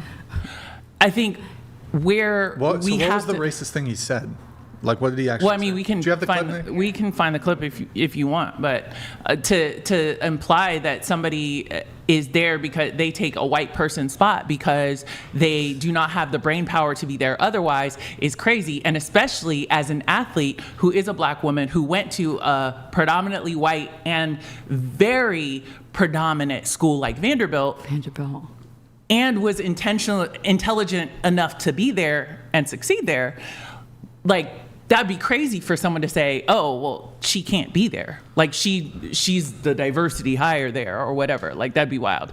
Or she doesn't have the brain power or the brain capacity to exist in those spaces. I saw a young black gentleman on TikTok talking about how Charlie had reached out to him years ago. It was on TikTok. It was on a different social media platform, and I said, you'd be great in our cause and this, that, and the other. And the young man said, I don't have the money to get to this, whatever the conference was. And Charlie said, we have scholarships available. So this young black man, who's now like an older I'm sorry, black, I have to interrupt. Lol Paladins donated $1,000. Give me if you another bottle wanted of champagne, someone please. to deliver their message in a kind and considerate manner, you shouldn't have killed Charlie Kirk. Hey, He was just forget it, Nick. respectful I'm just and gonna they move killed him on. because of Just forget it. because he was effective. Yo, Law Paladin, sorry for the delay on pulling this up. You're a fucking legend, sir. Thank you, dude. Good to see you back. This guy's the biggest fucking Giga Chad World of Warcraft player. He fucking scorches people in Paladin, just fucking destroys them. What's a paladin? Destroys them as a paladin. Hold on, let me play this shit. Where is it? Hold on. Play the top, please. Thank you. How many fucking buttons do you have? I got like 300 fucking buttons. It's crazy. Okay, hold on. Let's see here. We have. Where's. Magram super chatted $199.99. Brian, we are all thinking about Charlie. But this isn't the audience for what you're thinking. Wait, what? I don't get it. We're all thinking about him, but this is not the right audience. Oh, you mean the panel? Probably. Yo, Magarambe, thank you for the 200. I didn't mean to interrupt you there with the champagne. Do you want to finish your thought? It was just the fact that I was buying into because of her rhetoric with telling me what her thoughts were on Charlie, and we were at vastly different vantage points here, opinion points. But I saw this young black man on TikTok talking about how Charlie reached out and made things happen, and because of that opportunity where Charlie said he had this scholarship, he changed this man's life. Now, I only saw one thing, and I did see that they were calling him the Black Malcolm X. And I had to explain to my 14-year-old, well, during the civil rights movement and the Jim Crow movement, we had the loss of Malcolm X, we had the loss of Martin Luther King Jr., we had the loss of Medgar Evers, and Charlie, like, I'm trying to explain to her the trajectory of what happens when people are trying to bridge the gap and stand up. So anyway, there were a bunch of people on TikTok, but maybe they're isolated incidents. I don't know. But I didn't see the racism. Well, Candace Owens, is one of his best friends, and she happens to be black, and Did she say that too? So no, and I'm not saying that. Really quick. It says he said they got the position because they were black but didn't have the skills. He did not say they didn't have the skills because they are black. Not the same thing, according to that guy. I don't know. Yeah, but he referenced the fact that they don't have the brain capacity. Like. Huh? Oh, the camera? Okay. Sorry. So regardless, like I'm not saying that he is a horrible person and he like he hated black people and all of those things. I'm saying that there are certain things that he said that were problematic to a certain. She said that to me too. To certain people, right? She said that too. And the way he said it at times does not help those specific people like and respect him. Now, because I also have the identity, I have the identity of a black woman and I have the identity of a Christian. And so in my identity as a black woman, his statement in that video was very disturbing. It was very off-putting as that person. In my identity as a Christian, though, I respect him for a lot of reasons, for his boldness in sharing his faith and for his stand on issues that are not popular to speak about, right? And so I am torn in those two identities, but because I have prioritized my Christian identity over my black identity, because that's what the Bible calls me to do, then I can look at him, I can revere him, I can look up to him, but that doesn't mean I forget the other ways that he is problematic to me and people like me. Okay. Does that make sense? Yes, and that's something I can't speak to. Right, All but right. I'm not Sorry, trying to guys, say, sorry, he's a raging guys. racist. Gotta move it on. But I didn't say that. There's some dispute as to whether if it was actually a racist statement. Brian is always calm. He's always very polite and respectful, but don't you dare touch the mic or interrupt him while he's preaching, because that is not acceptable. Love you, but you need some weed sometimes. Wait, who's he yelling at you? No. Yeah, he's talking about me.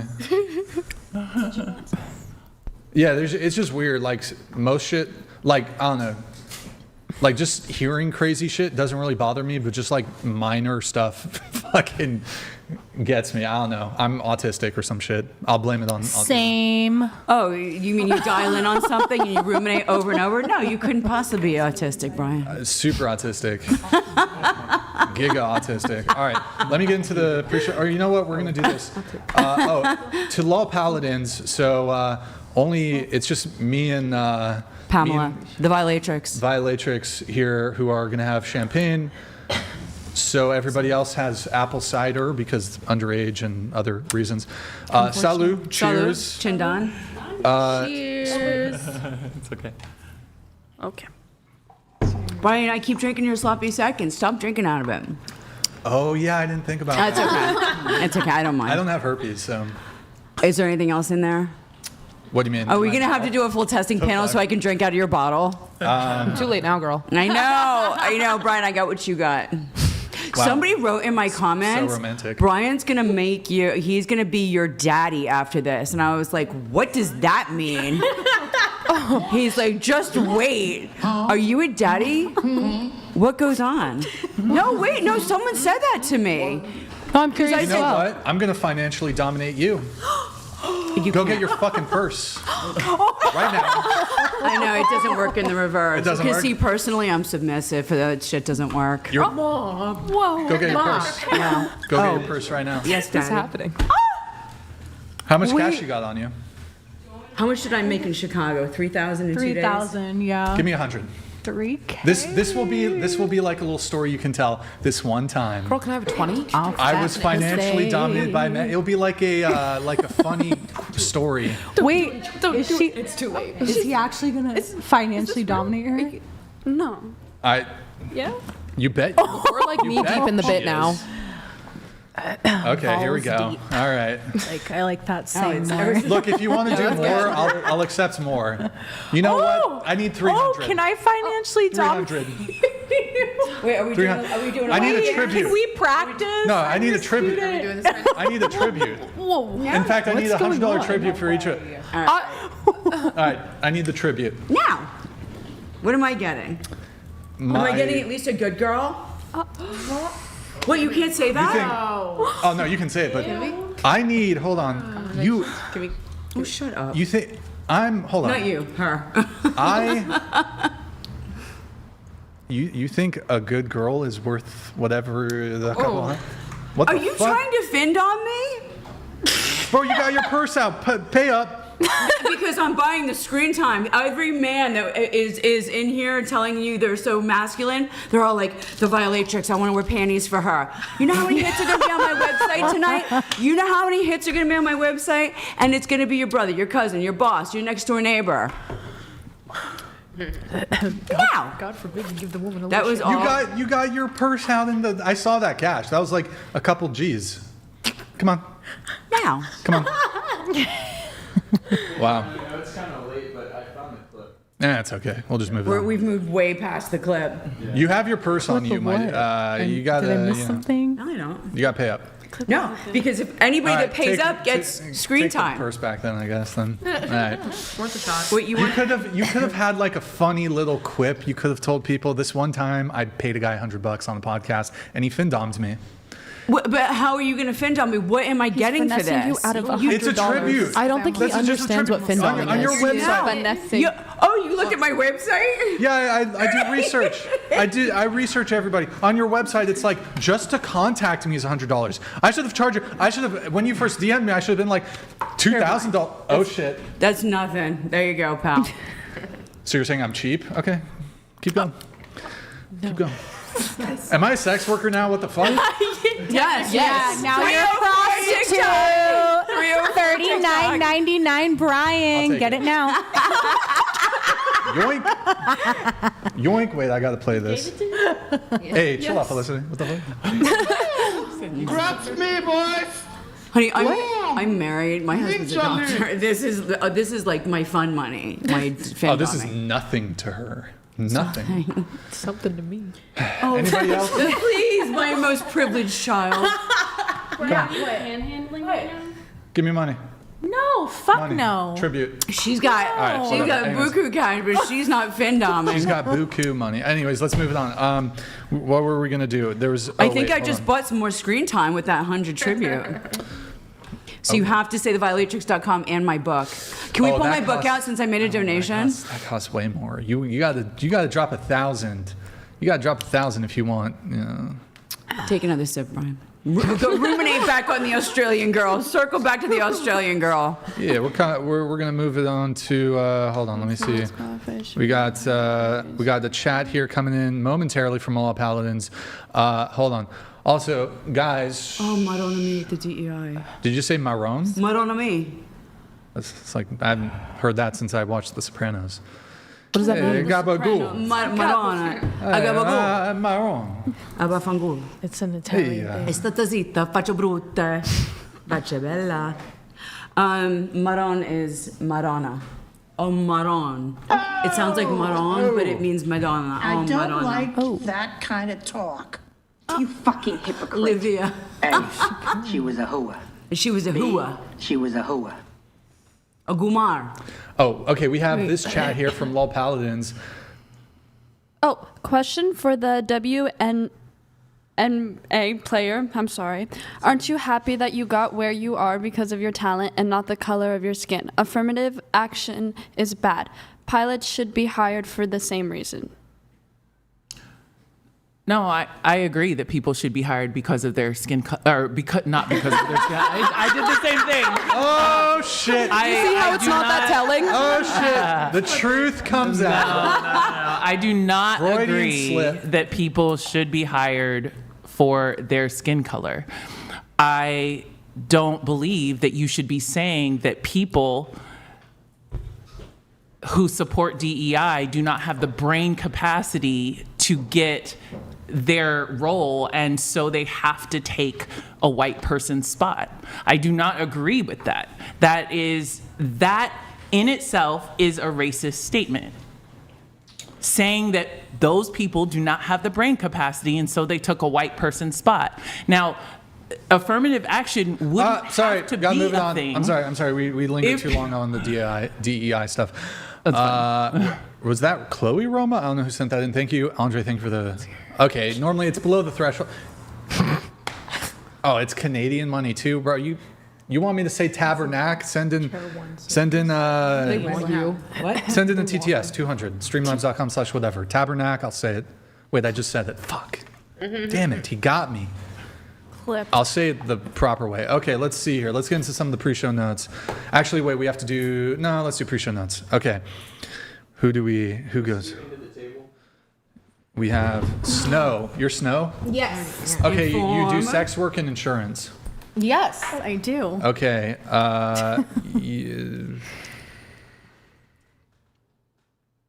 You had you want to talk about dating while being a sex worker? Wait, here, I'll help. Most men don't want to date a sex worker. They don't know. They don't know? Depends. About? Who you tell. You don't tell everybody, do you? Oh my God, you withhold that shit? Yikes. No. Holy shit. Wait. Oh, she just did. She hasn't even made a claim yet. You'd be surprised. Oh, it's boring? Okay, well, everything else in your pre-show notes are kind of boring too. Wait, do you tell the men that you're dating that you're a sex worker? You do understand seeking arrangement. 2 of my relationships out of 100. Fuck off. Okay, What? hold on. Wait, 1, 2, 3. 1, 2, 3. Oh boy. 4. I think I've been with 5 people, in a relationship. Keep counting. What the fuck is Brian? 2 people I've told, but that was young, dumb, and full of cum. You'd be surprised how men do not care. I but would you have to not, understand now, if I was dating somebody now, I wouldn't tell them. Or if I did tell them, they would have to accept that. Wait, and so still support it's me. dating. Wait, Anyone should have to accept that. How am I supposed to make an informed decision about my life if I don't know? But do you know what anybody's really doing? Because most girls that are on Tinder, Hinge, Bumble, they're also on seeking arrangement. It's just packaged in a different form. What do we call it? Sex for money, sex for privilege, sex for power, sex for status. It's all just how you package it. They're all doing it. It's just who's being forthright about it. Yeah, and I don't agree with lying to anyone you're with about anything. At the end of the day, if you're physically with somebody else and then you're going to physically come be with somebody else, they should know that you're not exclusive. They can make an informed decision about what they're doing with their body and their life. Incumbent upon that person to get themselves tested and all the regular, because you don't know what anybody's doing. You don't know what anybody's doing on the other side. Even if a prostitute is clean, I don't want, even if she's clean, to date a woman who's a prostitute. And he might want to. He should be able to make that choice. Okay, but let me You pose don't, it to but you. I'm saying you should be able to make that choice. I do or I don't. Let me pose it to you a different way. Just like someone who's trans should divulge up front relatively quickly after establishing. I'm just saying, yes. Because there's a danger. It's someone in sex work. I tell everybody I'm offended, but I'm also married. But someone in sex work has to be very careful because she's setting herself up. Predatory men will do nothing but serve her up. She'd be serving herself up on a silver platter. We have to remember, at the end of the day, she's a mom. She's a single mom. She's a female. Oh, let me just say, hey, Tinder date, I don't know you, but I'm a sex worker. Bam. I mean, they're going to think about it. They're going to what? What are they going to do? What are they going to do? Lord, let me count the ways. Of yeah, but a relationship, getting into a relationship, you don't have to no one said relationship. We're saying the early stages. Wait, but hold on. If your argument is about related to safety, the most safe thing you could do is allow the man to make an informed decision ahead of time before he gets bamboozled into dating a woman who's fucking other people. If he's doing it correctly in the first few dates, nothing's happening. If men were doing this the way we used to do it old-fashioned, by the time it got to intimacy, he would know. If he jumps in bed with her. Please, Brian, with the men that are on the DL, do you know that all my clients, 99% of them are married vanilla men? And they're low virtue men. No, they're not. Some of these guys I have billionaires. Fucking barrel shitbags. Wait. I have billionaires. There's really great men who I meet. Stop. It's baked into the example you provided. Married men are seeking me out for sexual services. That's in contravention of a marriage. That's absolutely. That's cheating. It's baked in. That's not my business. Oh, the conversation. Like if I was just hooking up with somebody just to hook up with somebody, and they were married or in a relationship, then I just wouldn't do that. A man who's married who calls me because he likes to wear panties and doesn't want his wife to know, I'm not with him. I'm watching him on camera. I'm just on the phone. Is he cheating? He's low virtue. Yes. He's low virtue. Guys, that is so juvenile. That is so ignorant. You guys don't realize how much of the population is indulging in this. This is your doctor. This is your next door neighbor. This is your employee. You guys have no idea. I get that. That doesn't make it right. They're all low character. Make it right. That doesn't make it right. I get that. I get that, but that isn't a... My point still stands.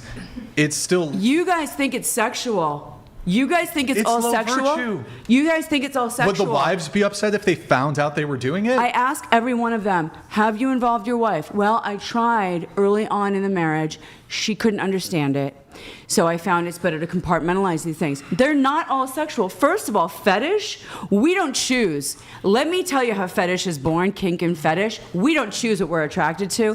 Something way back in pre-adolescence happens, and we get hard locked in the psyche, okay? Okay, but so my position would be, if you're married to somebody, then there should be like an open line of communication, and perhaps initially, if you like bring this to your partner, like, look, I get it, people are sexually repressed or whatever, but I think the foundation of a good relationship would be like some degree of openness to like varying degrees of sexuality. So in this case, if you're a man, I mean, it depends. Brian, are you married? No, it depends the degree of like what the fetish is or whatever. But like, I think it would be fair if a guy has a foot fetish, for example, and he's married to his wife and it's a loving, caring relationship. I think first step would be I don't think there would be really any steps afterwards. Bring it to your wife first and then have an open conversation about it. That's what I just said and maybe she's willing to engage in your fetish. This is many, many episodes onto itself. I can't begin to scratch the surface of what I do psychologically for 20 years. A woman wrote me on TikTok earlier today, and she said, you know more, Pam, than most psychologists, because what I see, when I pull the veil back, what I see, the average psychologist isn't seeing, okay? And I deal with everything from guys who were molested by their childhood best friend's father on a camping trip, and they are in a relationship, but they can't get off until I deal with every possible case scenario, but you are naive. If you're talking about like abnormal psychology here. Like, I mean, do you think that's healthy? They need healing. They don't need to be cheating on their wives in that way. Do you think that's healthy to indulge those kinds of... You tell me, have you been sexually assaulted by your best friend's father? Think it's healthy? He was calling me to talk through these things. Listen, you guys can judge at the end of the day. I don't take anybody's money. It says finndom because that's the only thing you can say on social media. I am not just a finndom. Yeah, okay, so back to the original point. Generally speaking, I think most men don't want to be involved with a woman who's a prostitute, escort, sex worker, etc. Like most men. To be clear, I'm not saying that you guys, I know you're married. I know you have plenty of men who would love to be with you. What I'm saying is, when I'm saying most, that could be like 51%. I think you'd be shocked at who's these men are. Just to be clear, sex workers have no shortage of men who want to date them. But typically, these men tend to lean more towards being low virtue men. Most high virtue men don't want to date sex workers. I don't want to out daddy right now. My husband is the vice president of a global biotech. He's got a PhD in organic chemistry. Just because you have high status or a lot of money doesn't make you high virtue. My husband, I don't know your husband. I'm not saying anything. My husband was dating a Playboy playmate before he dated me. I was a single mom. I was living back in Pennsylvania. She was a baby. And I was very, very careful as to what I let him know. And when I ultimately told him what I did, he said, well, I have more respect for what you do than the average Playboy playmate. How about this then? I'll go ahead and let's just go ahead and grant, for the sake of argument, that you know what? Most men are fine with women being prostitutes, and they'd be happy to date them and marry them. Whoa, prostitute. Well, okay, fine, sex worker. I'm a cyber finndom, which is different. She's a prostitute. Which is how this conversation started. You said you do escorting. That's prostitution. I know, but you would call it an escort. Prostitute, escort, sex worker. We can pretend this stuff doesn't exist. Well, we can pretend. Okay. There's different like areas. No, there's of sex different. work. Brian, there's I do truly sex work. She does sex work. There's You're truly an different. escort. That's prostitution. Yeah. Okay, fine. Look, for example, I'll be fair. I don't think a woman who's a lingerie model, I won't call her a prostitute. She's not. From my definition, I don't think a woman who posts lingerie photos is a prostitute. If it's like on OnlyFans, she's a sex worker. She's not a prostitute. You do escorting. Definitionally, that's prostitution. I'm not using that in a pejorative sense. Prostitution that's what it is. I would argue, though, you know what? I'm prepared to make a prescription. I'm not even going to speak descriptively. Prescriptively, I don't think men should date sex workers. Why? Whether they should or they shouldn't, this is what's happening. And the problem is, in the UK, in Germany, in Netherlands, Switzerland, this is all totally acceptable. It's here in the United States that we clutch our pearls. Yeah, and those societies. It's only here. Okay, that doesn't make it right. Yeah, those societies. It doesn't make it right, but it's happening, and you guys that are pretending like it's not. No. I'm not pretending You're it's not at the all. fools if you think it's not happening left and right. But the liberalization in all the countries you listed, you said the UK, the Netherlands, Germany. I mean, they're literally like a generation from losing their fucking country. Like, what does that have to do with it? Has everything to do with it because it's the liberalization of these countries. The United States was founded by religious pilgrims seeking religious freedom. We are still a young country. We are not ready for these conversations. My sickest clients are out of Germany. Okay, great. Let me just tell you. No surprise there. Germany will literally be lost within a fucking generation. Listen, I'm telling you. Make the rules. I'm just telling you how it is. I'm telling you that Germany, I wanted to tell you something, that I agreed with what you were saying about how there is some form of prostitution, even if it's for that bag, that house. You know, you don't really like him, but you want that house. You want that car. And you don't want to, he's going to give you the money to do it, and all you have to do is sleep with him or pretend to be his girlfriend or be his girlfriend and not really like him. My marriage is a perfect example of this. So I just wanted to... Look, you're absolutely right. There's no dispute that sex workers or former sex workers or whatever it is can have happy marriages. I'm not disputing that. But what I'm saying is... Yes, you are. Hold on, it's possible. I'm just saying that I don't like prescriptively if my male... Do you have sons?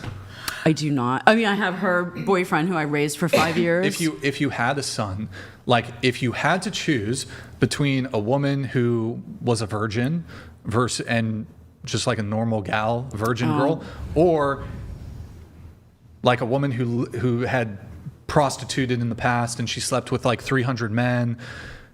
Brian, you're talking to the wrong person, because a virgin is going to be a whole cacophony of problems because she's never experienced anything and she hasn't begun to live her life.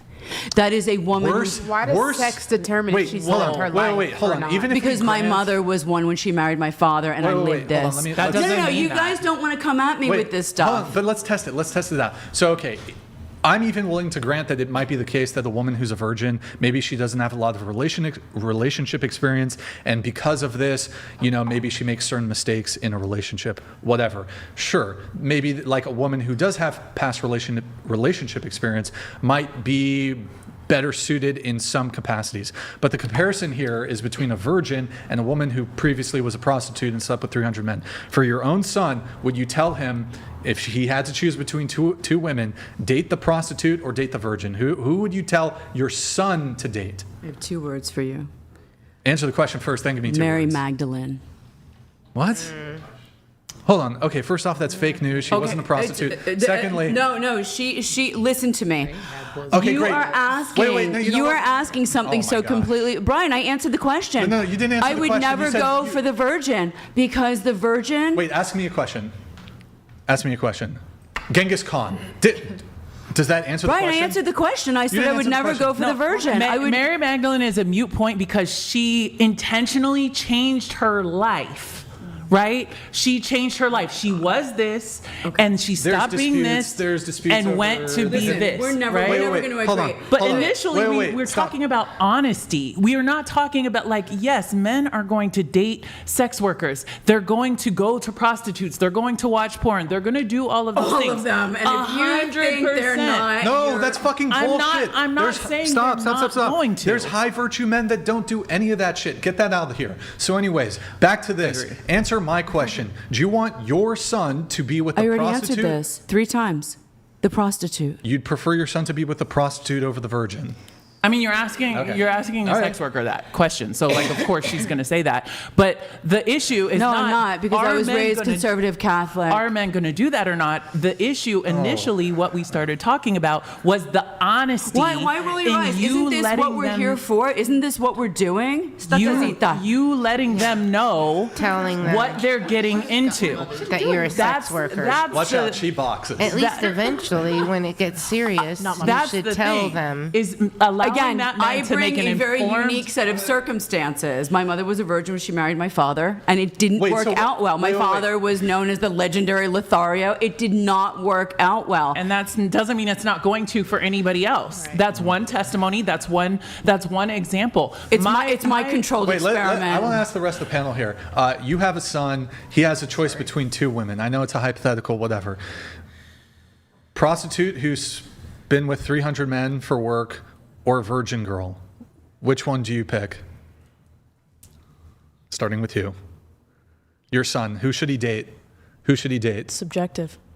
It is subjective. That's a very subjective question to me. Okay, let's just assume they're let's say they're both good people. Former prostitute, whatever, both good people. Who should he date? Still subjective. Like, it depends. Well, yeah, it's a hypothetical. I'm asking you to engage in the hypothetical. Depends on who my son is. It depends on, who these girls are. Like, to me... He's your son. That's who he is. I don't matter. My son could be, a fucking dick. Autistic. He could be autistic. Wait, so because he's a dick, then which one should he get because he's a dick? It depends on his life. Whoever he's going to get along with more depends on his life experience. Like, in my opinion, the question is very subjective. Like, all of it's subjective. Okay, is this subjective? Would you prefer your son date a woman who... has severe mental illness, or a woman who's mentally stable? Mentally stable, obviously. But it's subjective. Hold on. What if it's subjective? And that's true. What if my son's autistic? Then I don't want him being with anybody. Wait, hold on. Whoa, that's a crazy take. But it absolutely depends. It's not just Wait, hold on. Autistic people can find love. My husband's autistic. I'm my autistic. I should be able to. What the fuck? Autistic. Clearly, you're autistic. Thank you. Appreciate that. But no, it's a superpower. Why would that be an insult? Yeah, but she was saying, if her son's autistic, she wouldn't want him to date somebody. Okay. What? Wait, no. Like, severely. That's my whole family. Even severe autism. Whatever. Who cares? They can find love. They can't consent to sex. Severely autistic people. Love doesn't equal sex. Okay. Wait, hold on. They can't. Sex does not mean love. Severely autistic people. Sex means experience now. So people with Down syndrome have beautiful relationships. I'm not an expert in autism. How the fuck did we get there? Stop. I'm not an expert in autism or whatever. So, like, is it actually the case that, like, you are so gone that you can't consent? If that's the case, then no. It's a spectrum. You have nonverbal down to ADHD. Super extreme example. I'm prepared to make the claim that the majority of people who have diagnosed autism can consent to sex. Okay, next. Well, no. Yes, that is very true. Okay, great. That was an extreme. Fine. Okay, people who can't consent to sex shouldn't consent to sex. Next. That's okay, great. Yeah, but I do believe that a lot of these questions are subjective, so that's okay. Who would you prefer your son with? You're not gonna like my answer. I don't want kids. I'm on the same side as her. It's subjective. Okay, whoever's suited best. I don't think it makes a difference. Who would you prefer your son with? I think it really goes situation by situation. You know, who the woman is, who the son is. I do think that this can be... It just depends. It's not like a one-size-fits-all type of thing. I think that this can be summed up as none of us think that plays a role in it. None of us think that's a positive or a negative part. Wait. Can I ask you a question? Sure. Do you that's what have we've been any doing. preference towards, like, body count? Me? Like in a guy? No. Really? So you'll, like... So a guy whose relationship... when he gets excited. For a long-term... Are you monogamous? Yes. Okay, so for a long-term monogamous relationship, you wouldn't at all factor in, for example, a guy who is and was a fuckboy versus the guy who has a history of like 1, 2, or 3 long-term relationships? A fuckboy is different than having a high body count. If he is like you could be a fuckboy without a high body count. Yeah, so absolutely. The high body count's probably worse. No, that's my point. I wouldn't date a fuckboy, but I probably would date someone with a high body count. Why wouldn't you date a fuckboy? Because the term fuckboy implies that they're not like treating That they're women well. promiscuous? No, I don't mind if they're having sex with a lot of women. You can treat a woman well and be a fuckboy. I don't know. Yeah, right. That term to me, like, it comes with being kind of a shitty person, right? Maybe we just have different ideas of the term. But yeah, my thing is, I don't care if someone slept with a lot of people, so long as they've been respectful, so long as they're kind, so long as they view women as humans, you know. Okay, I don't really care. It's subjective. What about you? Your son? Girl. The prostitute or the virgin? I feel like with what they said, it's pretty subjective, and it's also like your opinion. Me personally, yeah. I would like my child. Wait, hold on. Let me restart this. You're all right. It's totally subjective. It's totally subjective. You still didn't answer the question. Answer the question. I answered it. Yeah, you answered it. So if you had to pick one, I get that it's subjective. You're totally right. It's subjective. If you have to pick one, which one do you pick? Can I skip a question? No, you have to answer the question. All right.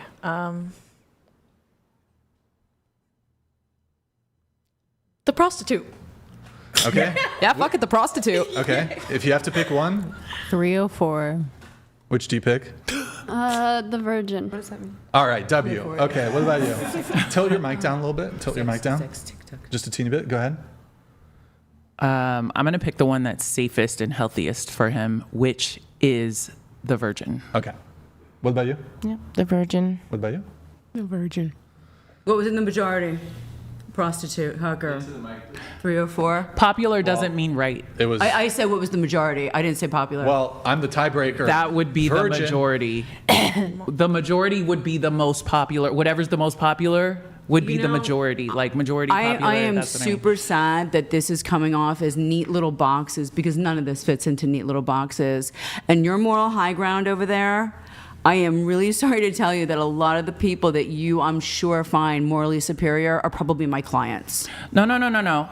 I did not say anything about moral superiority other than you should be honest about what somebody is getting into. I don't disagree with you. Okay, so that was my whole entire point, is that if you are going to do sex work and engage in a relationship with someone, I agree, then you should disclose that to that person. It can't be done straight out of the gates. That was my whole entire, I agree like, with you. okay, first date, you know, on the dating app or whatever.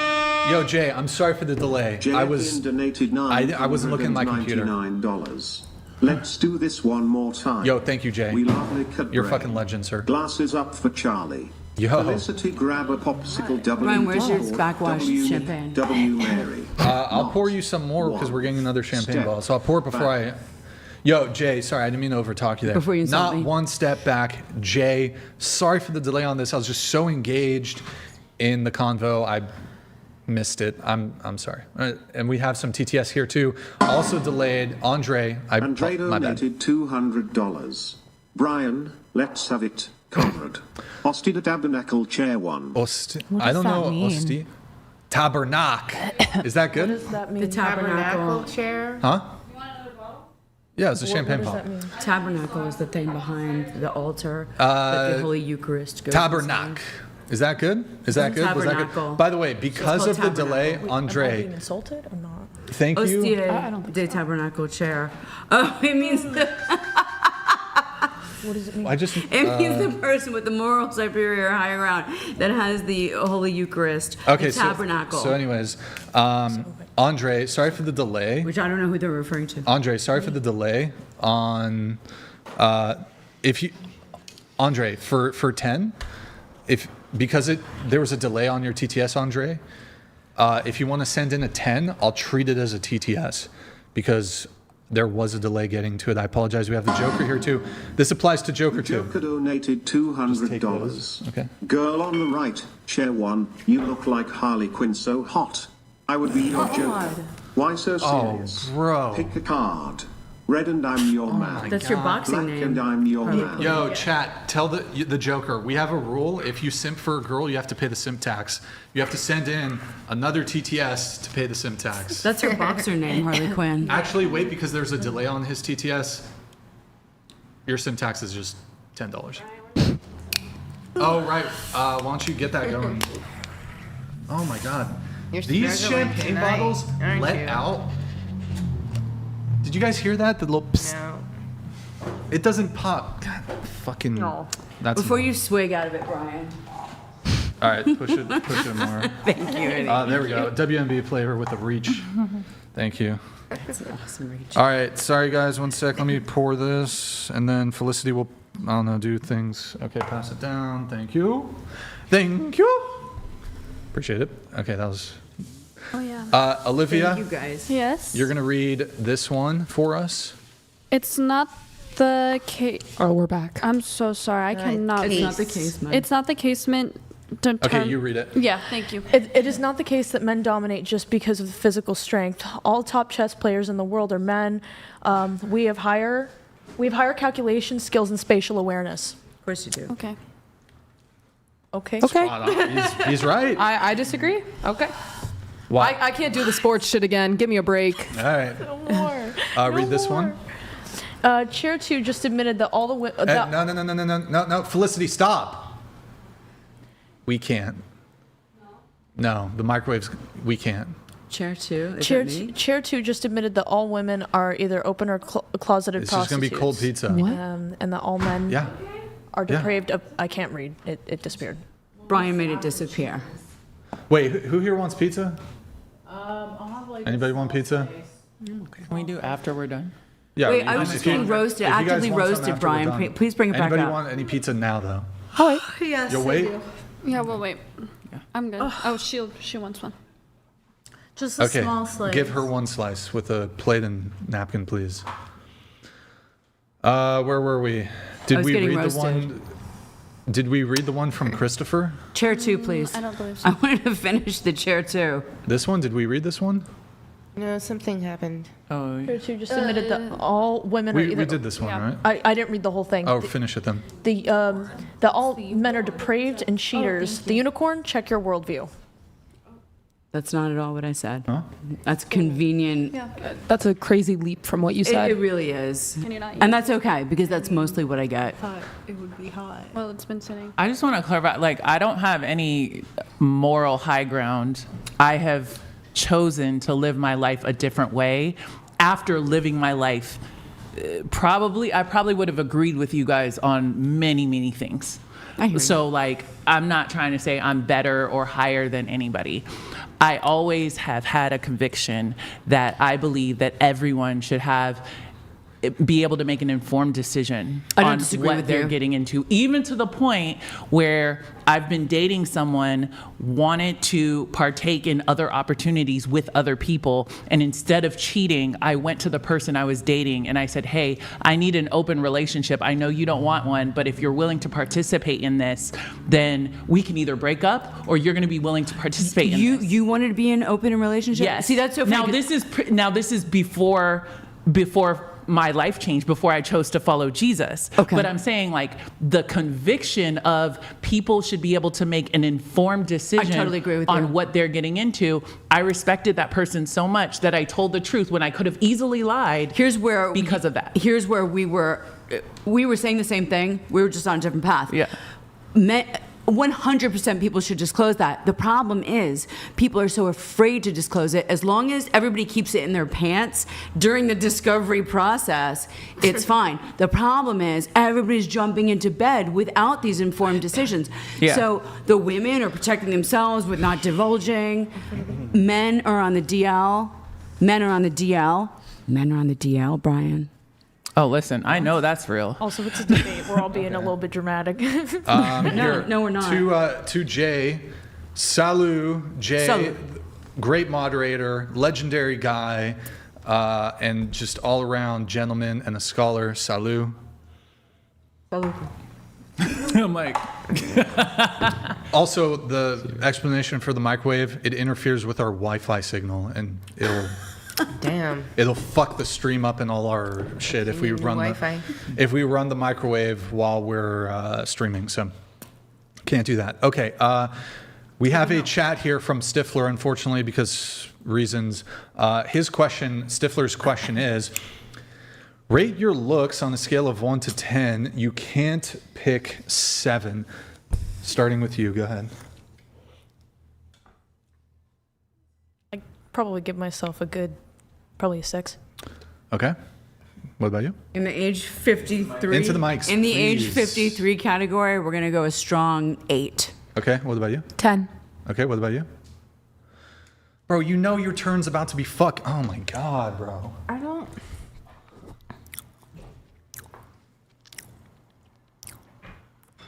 $5.5. Like a 6. Like an 8. 8. 8. Why don't Oh, sorry. I was a bit premature there. Cue the jokes. I give myself a 5. Why don't average women, why don't they just consider themselves average? That's always confused me, but okay. Okay, who are you referring to? Like almost everybody who rated themselves like more than a 6 or a 7. Right. Can I comment? Sure, go ahead. I've watched quite a bit of these when they rate themselves, and when the girls say 10, they always get flack. But I just feel like you're always going to be ugly to someone. You're always going to be beautiful to someone. And if you truly value how you were made, then you don't really need anybody to validate, because everybody in their own way is a 10. Like, you may have not the most appealing face to somebody, but if your character is amazing, that makes you a 10. If your character is garbage, but you look pretty, that may make you lower. So it's relative. If the framework and foundation for the question is not just strictly about me, and it's about, okay, some self-assessment of what you think other people might assess you as and what the truth actually is, then but the truth is relative to who's saying it, because if a man loves long blonde hair, they're going to think a long blonde hair is a 10 over someone who has long brown hair. There's women with long blonde hair who are like all not 10s. I was not just like the sole determinant. I understand where she's coming from. I'm just making an example. Like, depending on what your preferences are, what you're attracted to, that's going to determine if you think someone is beautiful or not. If you think they're a 5 versus someone who strictly likes Latino women are going to think maybe black women are 1s. It literally is just the best way relative. to do this controlled experiment is for Brian to put up what he believes to be a 10, and then we can rate ourselves against that. Is that basically? So, Brian, what is average to you, Brian? Because you always ask that, but you ask on a scale of 1 to 10. Well, which one is average? 5. 5 would be average. 5 is average, the middle. Yeah. I think that, like, say if we were to rate each other, every single person would give every single person would give every person at this table different answers, most likely. Like, we're not all going to agree on something. And you could average it out and come to some Sure, but then if you ask a group of 10 different people, like, my point is, an average 10 for you? If you were to ask, I'm sorry, go on. Well, the amount of people there you referenced 10 is very low, but if you do 100,000, for example, if this was even possible, you don't think there'd be any patterns? No, I mean, I'm sure that there would be, but I just do not think that there would ever be a uniform answer. And I think that this goes to show. Well, hold on. Yes. So I agree that, like, one person might say, like, there's outliers, right? So somebody could say this person is like a 7, and somebody else might say that person's a 3. Can I ask you a question, though? Sure. If I were to ask all the women in the United States if they think Donald Trump is more physically attractive than, like, Brad Pitt when he was 25, what do you think? Like, do you think it would be purely subjective? It's purely subjective that there wouldn't be any sort of... This is wrong. Okay, that's great. You don't think that there would be any sort of consensus? Well, I'm sure that there would be. Like I said, I think that What do you think the consensus would be? I think that people would probably say Brad Pitt is more attractive. And you know what? There probably would be exceptions, but I also think that if you were asked to rate Brad Pitt on a scale of 1 to 10, people would say different things. You can guess a range, sure, but all of this goes to show that if we are defining like objective beauty based on what the collective thinks, and the collective cannot agree, sure, you can find an average, sure, you can guess, but the point is, no one's like view is ever going to be objective. We can't come to a conclusion of what is most correct when it comes to something that like can't be quantified in any real way. Well, I mean, so beauty, it's not objective in the strict philosophical sense, but it's not purely subjective either. So there are objective components to it. Yeah, there are like beauty standards. There are, just things which change depending on who you are and where you are and what age you are. Absolutely. And who you're asking and all of the things. Where you ask these things. Like, I think that... Well, but even across cultures and time periods, there's still sort of generalized things that have always been deemed as attractive or beautiful. Things like symmetry, balance, these sorts of things. Even across cultures, there are things that would just make, regardless of your race or whatever it is, would make you physically attractive in any symmetry. culture. Sure, but symmetry, yes. In that case, is your argument that those are the only things that we can judge based on if we all agree upon them? Because otherwise, they don't really hold. It doesn't matter that we all agree because it doesn't hold any more weight than the things we disagree on. And if you go back in time, like 60, 70, 80 years, the body of a woman that was considered beautiful and healthy is going to be completely different than the body of a woman who's completely healthy right now. Even if you go back to before the Kardashians, that beauty standard has changed drastically. And so, well, they paid to look like that too. I mean, they didn't look like that in the beginning. Even they are taking out all their plastics, well, not all of it, but they're taking out some of their plastic surgery. But I think it's like, it's the case that beauty standards change over time, but these are typically fairly small. For example, I don't think that for most of human history, obesity has been deemed to be attractive. Incorrect. Very correct. Very correct. No, there was absolutely periods in history, whether it be the Roman times, whether it be old English times, where where having a plumpness denoted wealth, riches. So they're attracted to that, not the actual. That's a representation of something right, and that's else. the look. So whether you were plump, you were fat. Am I wrong on this? There were various. You're not wrong. But, hold on, but there were first off, back in that time, people weren't like you're talking about royalty and shit, like kings and queens and princes and princesses. Have you ever seen the Queen Victoria, the meme that always goes around that she, the men that killed themselves because they couldn't get her? Did you ever see her? Yeah. Do you think that people were marrying back then, especially the aristocracy or royalty, they were marrying for looks, or they were marrying Habsburgs? Look at the Habsburg dynasty.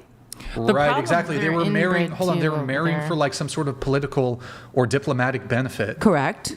Right. It has nothing to do with looks. Okay, hold on. You very conveniently slide. You almost gaslight from one topic into another, and you do this thing, and it's very, very slick. I've never seen it before. But damn, I want to steal that move. I'm literally engaging with your argument. Okay, but you do this thing where let's stick back to the topic. Were there times in history, Brian? Were there times in history where obese women, chubby women, zaftig women were the beauty standard? So I don't think we have really good records among for example, so we can point to aristocracy, royalty, and that it could be a better political match for you to go with this princess, and she's fat as fuck, but she's going to confer benefits to your family and survival. So that's 100% different than I don't know what the peasantry was doing, but I think on a base biological level, obesity is not inherently something that's deemed physically attractive. At different times it was, Brian, because you're famine. looking to the outlier. No, and because of famine, Different there were times. No, but and that different doesn't engage locations with my as well. conversation. Yeah, if you're a fucking Brian, don't gaslight stop. me. If you're okay, hold on. First off, if you're a starving peasant, you're not gonna, whether you're a man or a woman, you're probably not gonna be able to pair off in a marriage with a super wealthy like a super wealthy prince or princess. Can the average guy Princesses looking at and a Kardashian pair off with a Kardashian? No, You're but the one it's the citing beauty. you're the one citing to historicity and like princes and princesses in the 1500s.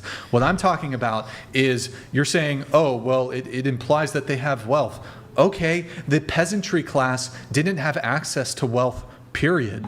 Your initial question is problematic because you said, why can't average looking people ever say they're average?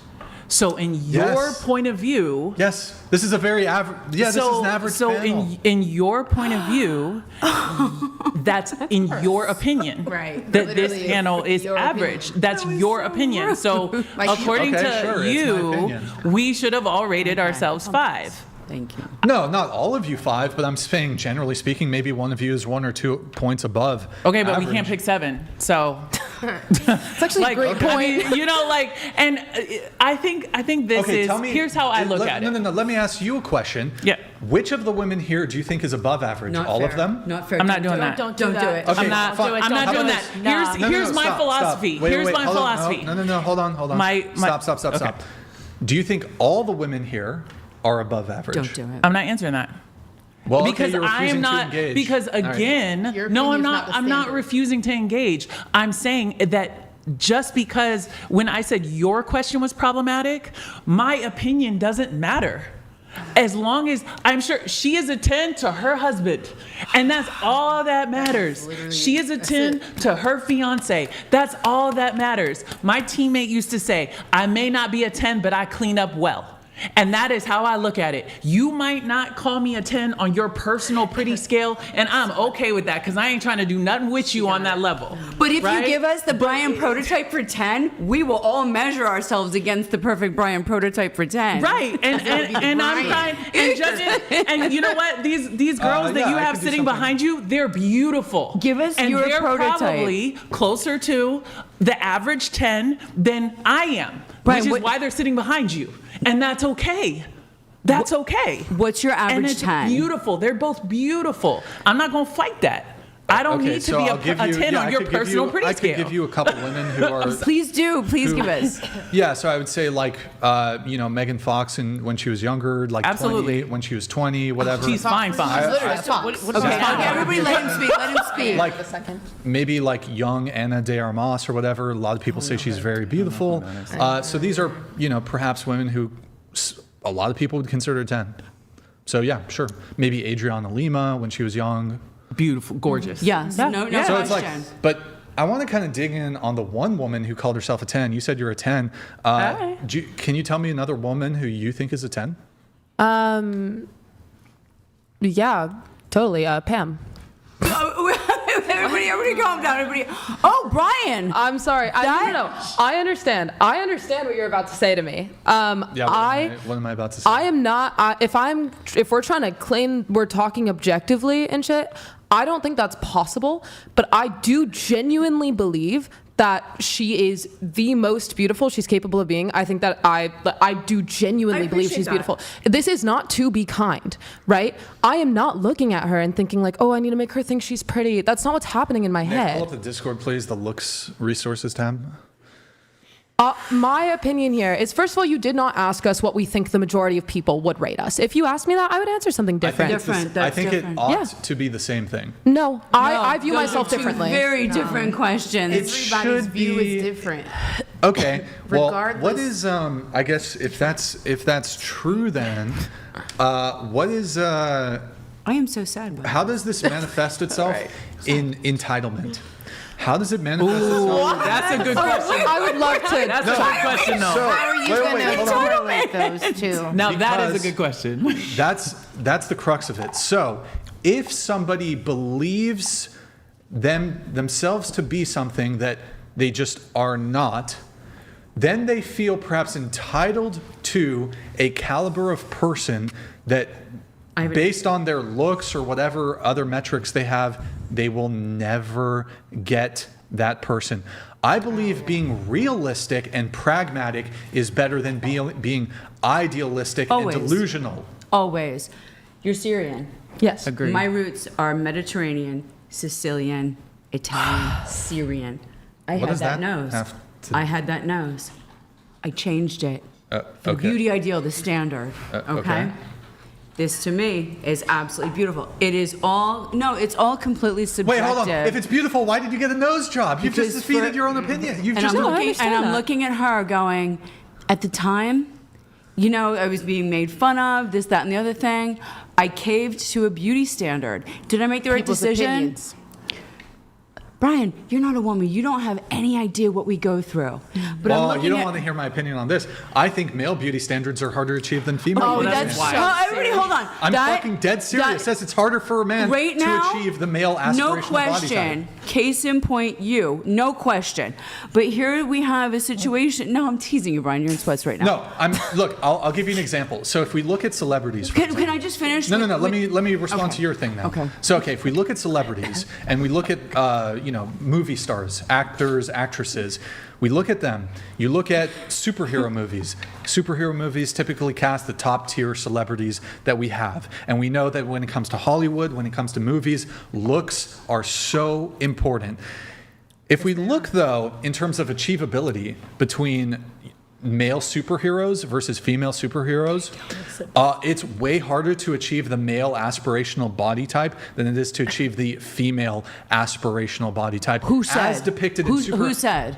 Okay, you look at like female superheroes, Scarlett Johansson or whatever. You just need to like diet and maybe do some Pilates classes. If you want to, have Chris Hemsworth? Is that the guy who plays Thor? You literally need to do steroids. You want to be Wolverine? He does steroids. They all do steroids. Brian, this is so subjective to your genetics. I mean, diet. No, it's literally true. These guys, and also they treat the gym like a full-time job, and it takes years and years to achieve that kind of physique as a man. Literally, 18-year-old women have better, like naturally, without fucking doing fuck all, have better bodies than like female depictions in female aspirational body types. This is so apples to oranges. Like, I hear you. It's literally true. It's absolutely.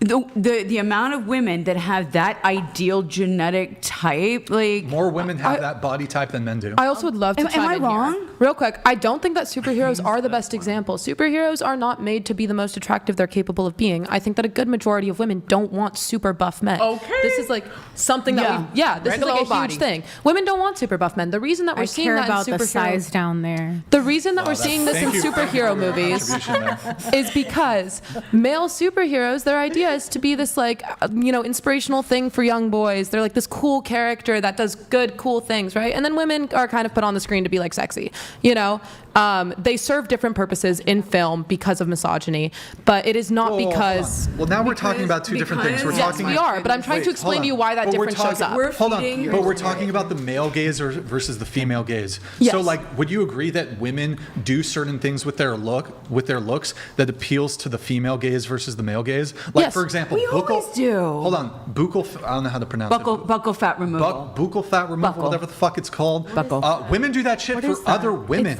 Men don't like that fucking look. It's fucking terrible. No, it's any of the fat in the face. Lip that, filler. Men don't like that. There's a lot of things women do that men don't. Aspetta. Hold on. So any of the fat in here, the women have it removed so that they can look chiseled. We're all going to get there eventually, but they're removing the buccal fat, and now they look super chiseled. Who's the Hadid girl? Gigi Hadid? They all, no, the other Bella. one. They all want to look like Bella, but the thing they don't realize is between your 20s and your 30s, the buccal fat dissipates. Like, she has beautiful contour, now, like a beautiful face. How old are you? Thank you. 20. I'll be 29. Oh, both of you. Both of you. her. 29, and how old are you? 19. So in the next 10 years, you guys will see that the face will thin out and the buccal fat will be gone. But I don't disagree with what you're saying, Brian, but we're comparing apples and oranges. I mean, men and women, superheroes. Angry Feminist donated $200. I hate the rating question, because it shows how narcissistic and delulu women are. Stop making us look insane. You all fall for it because you are stubborn and need to be right, and you make us look stupid. Look, you used to do real estate, right? Real estate just Guys, stop. Fuck. If you're just fucking saying some bullshit prattle to each other, stop. Unless you're making some like palpable contribution or substantive conversation, stop with the fucking bickering with each other. Like I warned you multiple times. God damn. Mom or dad? You used to do real estate, right? I've had a real estate license, but my father owned a lot of real estate. My husband and I own a real estate portfolio. And you would agree that the market dictates the cost of a house? 100%. Right. So for example, like let's say some like the market would say, well, this house, and you might agree that the market would say it's between the range of 400,000 and 600,000. Correct. Maybe that's a bit wide. I was going to say that, yeah, close the gap. Maybe it's like 450 to 550, something like that. I don't know. Maybe that's still too much of a wide gap, right? What if the owner of the house, though, says, you know what? I don't give a fuck what the outside world is telling me. This house is worth $3 million, and I'm not going to settle. I'm not going to settle for anything less than $3 million. Is that house ever going to get sold? Yes, because when the right person comes along, it will sell or it won't. But the day you buy a home, you put a for sale sign in the window, and eventually, if someone wants it, real estate, a home is an emotional. Real estate is an emotional purchase to a woman. You used to do real estate. What? So just to be clear, have you represented a client?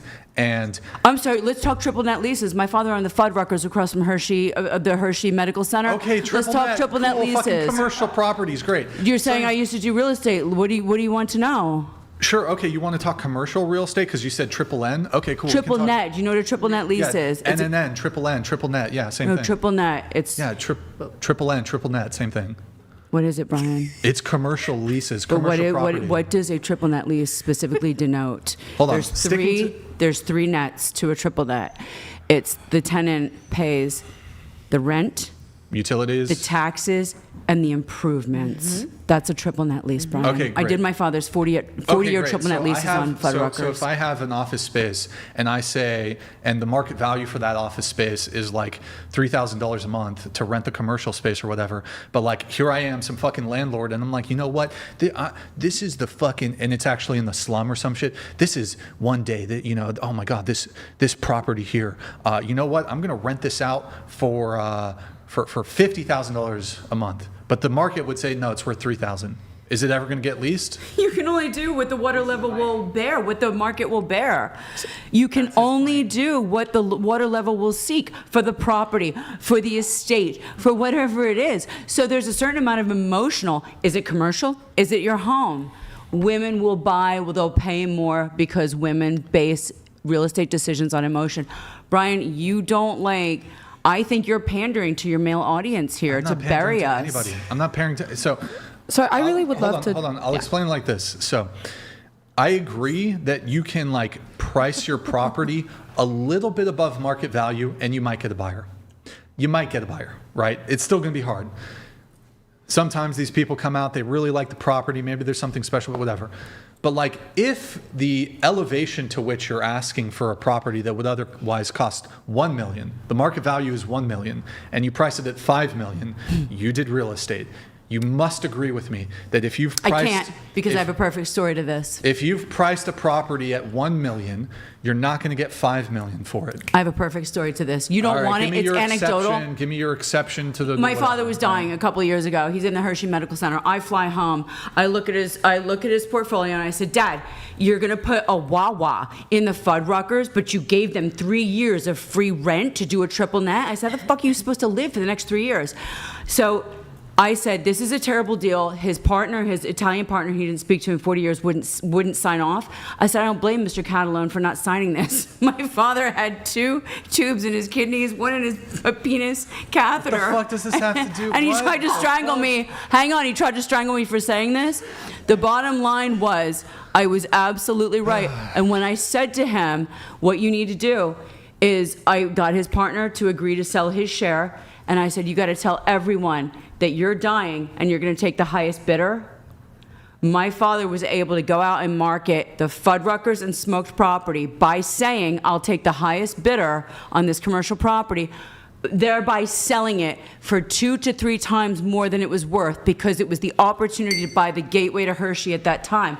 So it's subjective to the situation. I don't care about the exception to the rule. Generally speaking, is a property, and all the houses around it are valued at $1 million, and this house is valued at $1 million, subjective. and you put it on the market for $5 million. Generally speaking, is that house going to sell? No, it's not. Sorry, can I please chime in here? Why can't people? I don't get why with this exception bullshit. Look, the point I'm trying to make with this is, if a woman, because of her own whatever, she thinks she's a 10, cool. Is that going to then entitle her to thinking she can get a caliber of guy that she ain't ever going to get commitment from? Yes. There's leagues. What I would like to say here, I think that will. a major problem in this whole conversation that kind of negates everything that's been spoken about, beauty does not equate to value. Yes, people can like value that you should be attracted to your partner. Yes, absolutely. But You I'm don't not. believe in pretty privilege? No, of course I do. Do you genuinely think that 10 out of 10 beautiful women don't fare better when it comes to... I do believe in pretty privilege. Do they not... So beautiful women and ugly women have just as much options, just as many options. No, I believe in pretty privilege, but... So this would seem to counter your position. So what we're referencing is in relationships, right? I do not think that anyone is dating someone or staying in a long-term relationship purely based off of physical attraction. That doesn't work. That's not functional. This is a female projection, I think, a little bit. Is it now? Well, I think so. Men care about less things than women do, but those things that men do care about, they care about them quite a bit. So your argument is that men are more shallow? My argument is that men care about looks more than women do. So they are more shallow? Yeah. Yes. Well, So- there's other dimensions and metrics by which women can be shallow. Sure. I mean, okay, by this logic. Like, for example, I think women care more about money than men do. Sure, In fair terms enough. of what they want in a partner. Are women more shallow because of that? Okay. I personally believe, obviously I rated myself a 10, right? Do I think that everyone else thinks I'm a 10? No, absolutely not. Yeah, that's fine. Yeah. I also think that I have an awesome personality. I think I'm funny. I think I'm charming. I'm super kind. I'm really cool. I'm intelligent. But I do not think that because I personally find myself attractive, I don't go around thinking like, oh my God, everyone's going to want me. If someone sees me and thinks that I'm hot, right? That doesn't necessarily, like, that's not always a good thing. If they just want to date me because I'm hot, that's not someone I want to date anyways. Yeah, I agree that there's other components to relationships than just looks, but obviously physical attraction is a massive part of dating. Otherwise, there wouldn't be a fucking $1 trillion cosmetics industry to basically, what's the word for it? $1 trillion cosmetics industry to placate the insecurities of women as it relates to your physical appearance. Well, it's because we... Why do women spend trillions of dollars on cosmetics if they didn't? So is it women spend way more money on cosmetics? Are women more superficial? No, I think that women are taught from birth that their looks are their most valuable asset and that they must look a certain way to get anywhere in life. I don't think it's true, but I do think that that is something that is instilled into our brains from a very young age, and it takes a lot of dismantling to get past that. Do you buy makeup? It is true. Me? Not anymore. Okay, you used to? Okay, yeah. great. So at least you're consistent there. Yeah. Great, cool. I was going to say I would agree with Pamela when she was saying how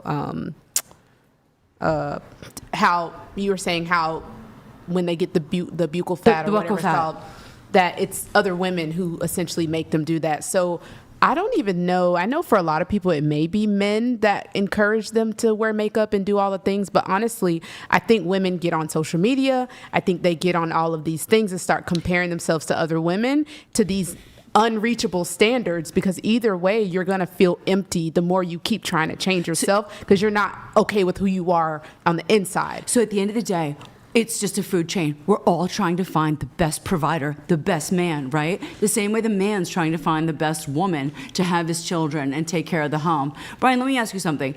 If you were to marry, you would need not just the virgin, because we know this, that you would want like the really nice girl, but you would need the strong woman who you know could take care of the home, right?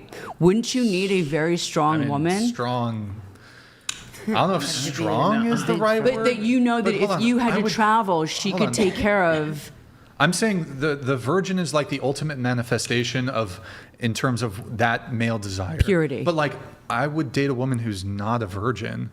But I mean, it is a consideration, like a woman's body count, but it's not like I must date a woman who's a virgin. No, but what I'm asking is, don't you need a capable woman that if you're traveling, say you're doing a podcast around the world, you have to know that she can take care of the kids in the home. Something catastrophic happens. You have to have faith in this woman. So there has to be a modicum of strength. I care about other things besides just looks, yes. Okay. That's what I'm saying. It's not just about being the ideal 10. It's about so many other things. Yeah, I agree. And I think, like, for example, I mean, some men fall for this all the time. They see a pretty face, but she's like a terrible person, and they're like, they still pursue it, and that's a recipe for disaster. I think you should, look, physical looks comes first, but if she's a terrible person, you shouldn't date her. Like, I'd much rather date. Now, obviously, there's extremes, right? It's like, okay, well, Brian, would you date like a 1, but she's like the most amazing person ever? Or would you date like there is a point where there's just a threshold of she's just not physically attractive enough that I would be, regardless of how amazing she is, that there wouldn't be that physical attraction there. We don't need to, okay. We don't. Sorry, I lost my train of thought. No, you said that there has to be a level of physical attraction. Yeah, there needs to be a base level of physical attractiveness. So even if like a person who's like super ugly conceivably would be like a perfect match for me on a personality basis, like it's just a non-starter in the conversation. So let me ask you a question. Let's say you got your Brian's perfect 10, right? Mm-hmm. You marry her, you have a life with her. Something tragic happens to her that changes every physical thing about her. So now that she no longer has this physical attraction, where's her value now? Oh, the burn. That's just the question. I'm not. Well, first off, I don't want to get married. Why not? Why not? That's not the question. That's beside the Sure. Okay. And I do want to the answer person I want to spend whatever, mother of my children, et cetera, et cetera. I mean, how crazy is the disfigurement?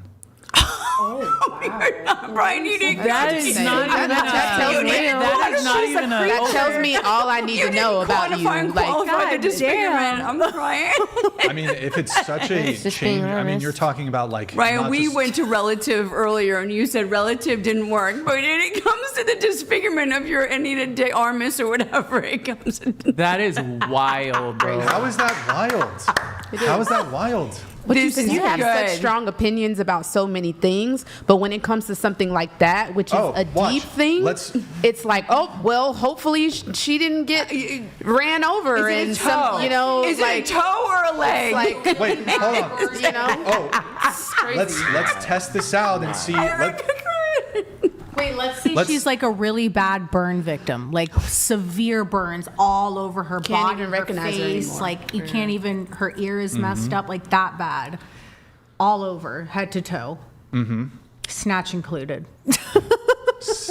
So like she couldn't bear me children or something? Is that? No, that was the big labia would be just head to toe, everything. I mean, look, it's a difficult question. I think it's a nuanced thing. Obviously, you're not going to like this. Hold on. The circumstances, I've never been faced with this sort of situation. It's a super extreme example. It's honestly hard for me to actually say what I would do in that situation. Conceivably, it would, if I stayed with her, it would probably have massive, yeah, sure, okay. Well, hold on. Let's test this out since you're all on your moral high ground. Hold on. No, we're not. The whole point is everything has served. Stop. Respectfully. No. Respectfully, I was about to make my point. You've cut people off all Yeah, I'm the host. night long. I'm the host. I will willingly cut people off as I see fit, as it is part of being a host to do so. No self-control. So, there's plenty of self-control. Okay. But you guys, look, it's 1 versus 8 of you because we got some Christian feminists at the table. So anyways, back to this. Whoa, what? Yeah, you guys are fucking feminists. Anyways, covert feminists. So anyways. Absolutely not. Yeah. I forgot about the Christian hooker too.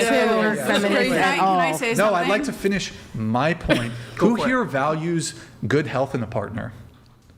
I do. Like, do you want your partner, like, I don't know, maybe you want your partner, they don't have to be like some super athlete, but you'd like them to be physically fit. Yeah. Who here values that? Okay, so if you get off your moral high horse a little bit, if you were dating a guy and at first he was physically fit, but he let himself go after marriage and he became obese, would you stay with him? Absolutely. Okay. Yes. So it wouldn't cause any conflict in your relationship when this person who at one point, like, you don't think a partner has some duty to maintain their physical health? I 100% do. And if something happened and he gained a bunch of weight or lost his physical fitness, then absolutely, I would probably be less attracted to him at that moment. But you know what we would do? We would work together. We would try to figure it out. We would try to figure out why. Now, if he had some incurable illness and that's why he was gaining weight, or if he had a tragic accident, as in our example, and that is why he gained weight or that is why he looked different, then yes, I would absolutely stay with him. Because, like, that's not even... Because women are these, like, moral, these creatures of moral superiority, where once they've made a commitment to the man, hold on, once a woman has made a commitment to a man and his circumstances change or the circumstances of the relation change, they never break up. Women never break up with men. Women never divorce men. No one Here's said the that. fucking No one's reality. saying that. Oh, women No all one's saying the that, time. but okay. I got this one. Hold on. All women all the time, due to a change in circumstances, divorce their husbands, break up with their boyfriends. So this idea that, oh no, because of the change in circumstances in the relationship, you can't, like, feel a new way about your that's ridiculous. No one said that. Women overwhelmingly end relationships. Women overwhelmingly initiate divorces. True. This idea that women are, like, steadfast, this idea that women are steadfast in sticking with their husbands through thick and thin. No, the moment shit gets hard, that's when the women peace out, and they do it for far less than, like, I that's please fucking crazy. say something? Okay, but you asked me. A man's change in his, like, financial status, the number one reason for divorce is because of finances. We're not so the moment a man, this idea that Please, I got this one. I'm begging you. I don't care about your exception, honestly. The point is this idea that, oh my God, Brian, yeah, if there was, like, a massive, I don't know what I'm giving you the honest answer. I can't definitively state what I would do in that situation. I can't definitively state. That's if fine. she was That's literally honest fully answer. covered in burns and I'm going to be the caretaker for the rest of her life, I don't know. That might be too much for me to handle. I've got my own fucking problems. But that means she, as a person, as a human being, as a soul, did not have actual value to you. Bingo. If her What? That's exterior crazy. changed, That's her incoherent. as a person did. Okay, That's just him let's being use- human. I assume you care about your producer very much, right? If we're gonna Yes, I'm gay for Nick. Go ahead. I'm gay for him. Go ahead. Make your point. It might be the most solid relationship. Okay, fine. I'm heterosexual for him. Go ahead.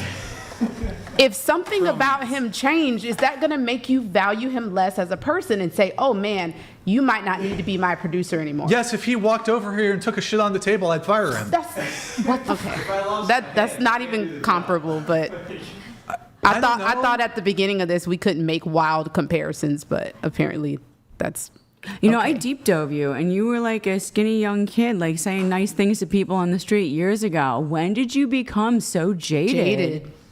How is this jaded? I feel like you speak from a lot of pain. There's a lot of pain behind and I said at the beginning, I value you so much. Who hurt you? I value you. I asked the question of times When I first The got rumination. here, when I first got here, I said to you, I value you so much because I watched you run around here and get this stuff done yourself.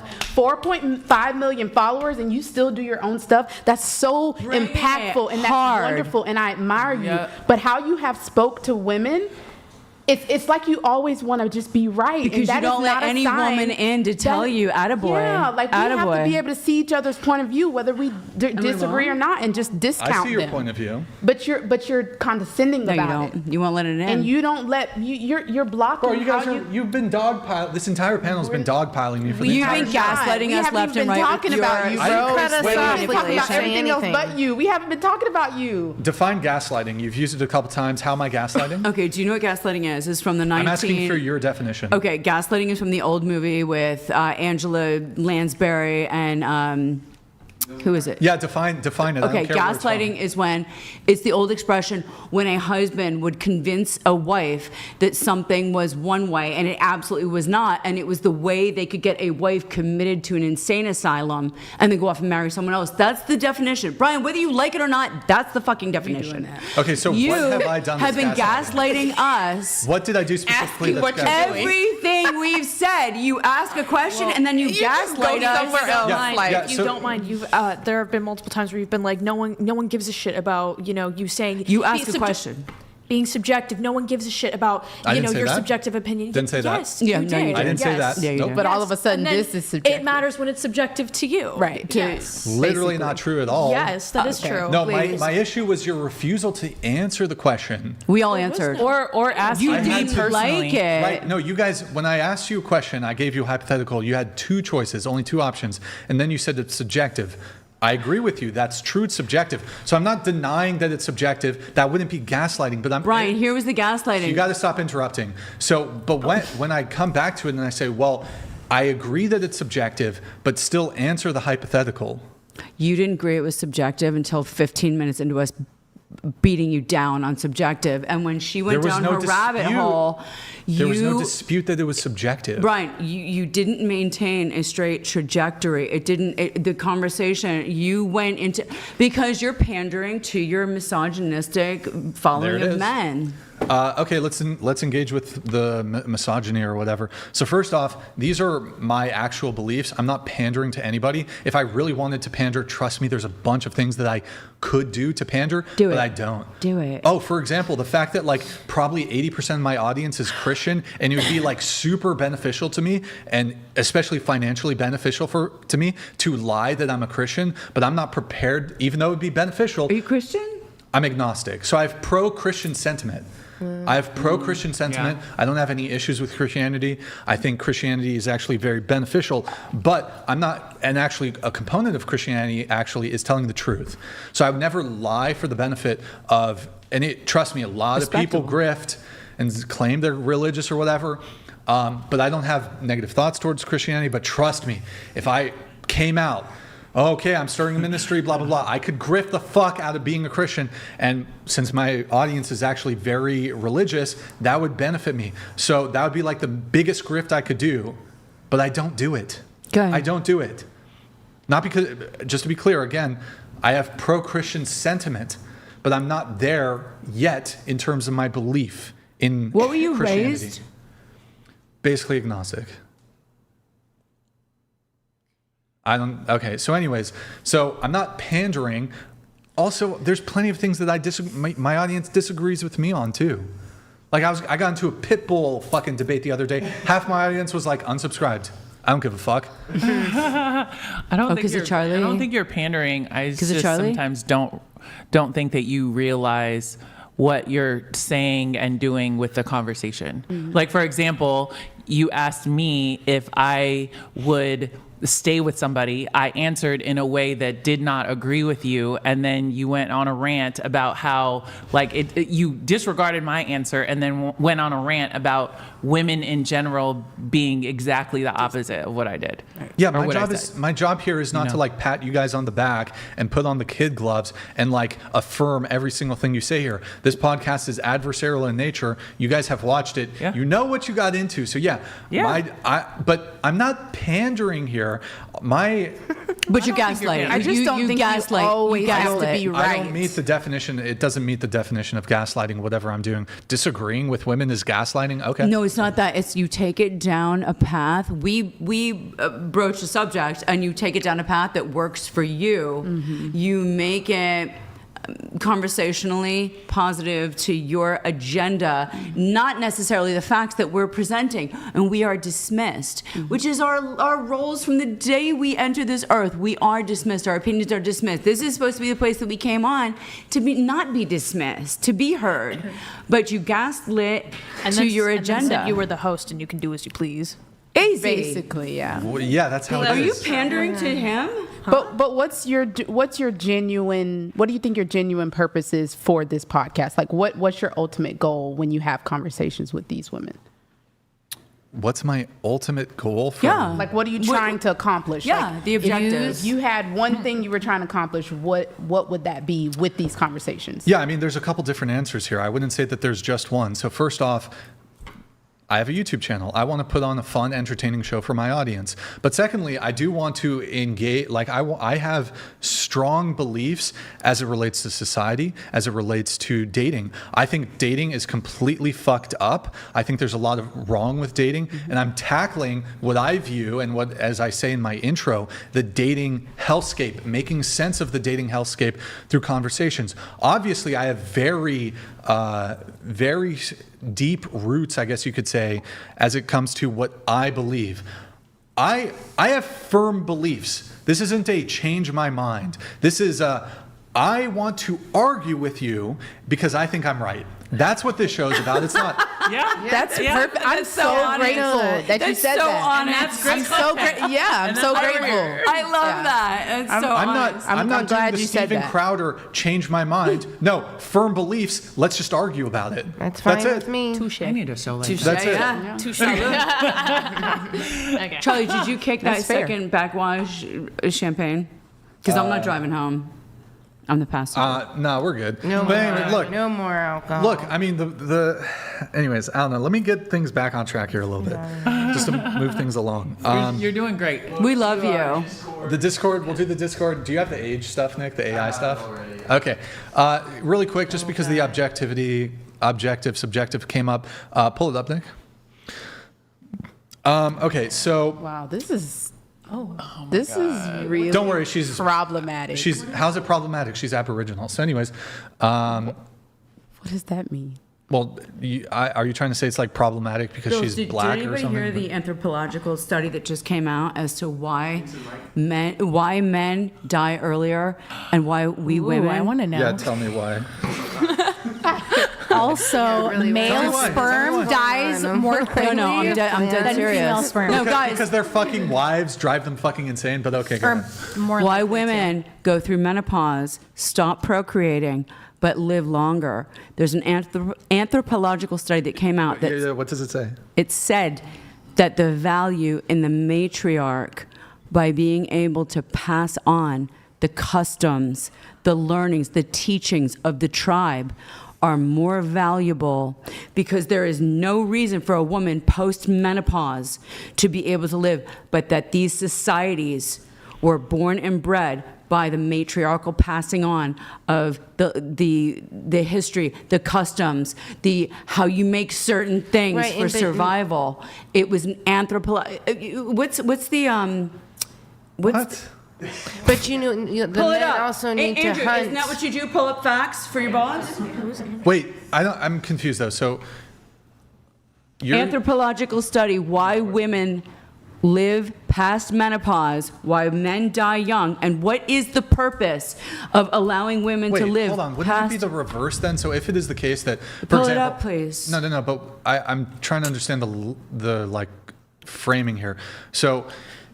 Your position is that anthropologically, and I disagree with this, I think women throughout all life, whether they have children, don't have children, absolutely provide value to their family and community. So if it is the case though, anthropologically, after menopause, when women can't have children, wouldn't that make the case for the reverse, that women should die sooner? Which because is they can no why longer have science children? couldn't understand what was the reason that women were living longer, and it was to pass on the traditions for the survival of the species, the survival of the tribes. You can argue. I'm not the anthropologist. Hold on, but that literally doesn't make any sense. Men have access to language also. What?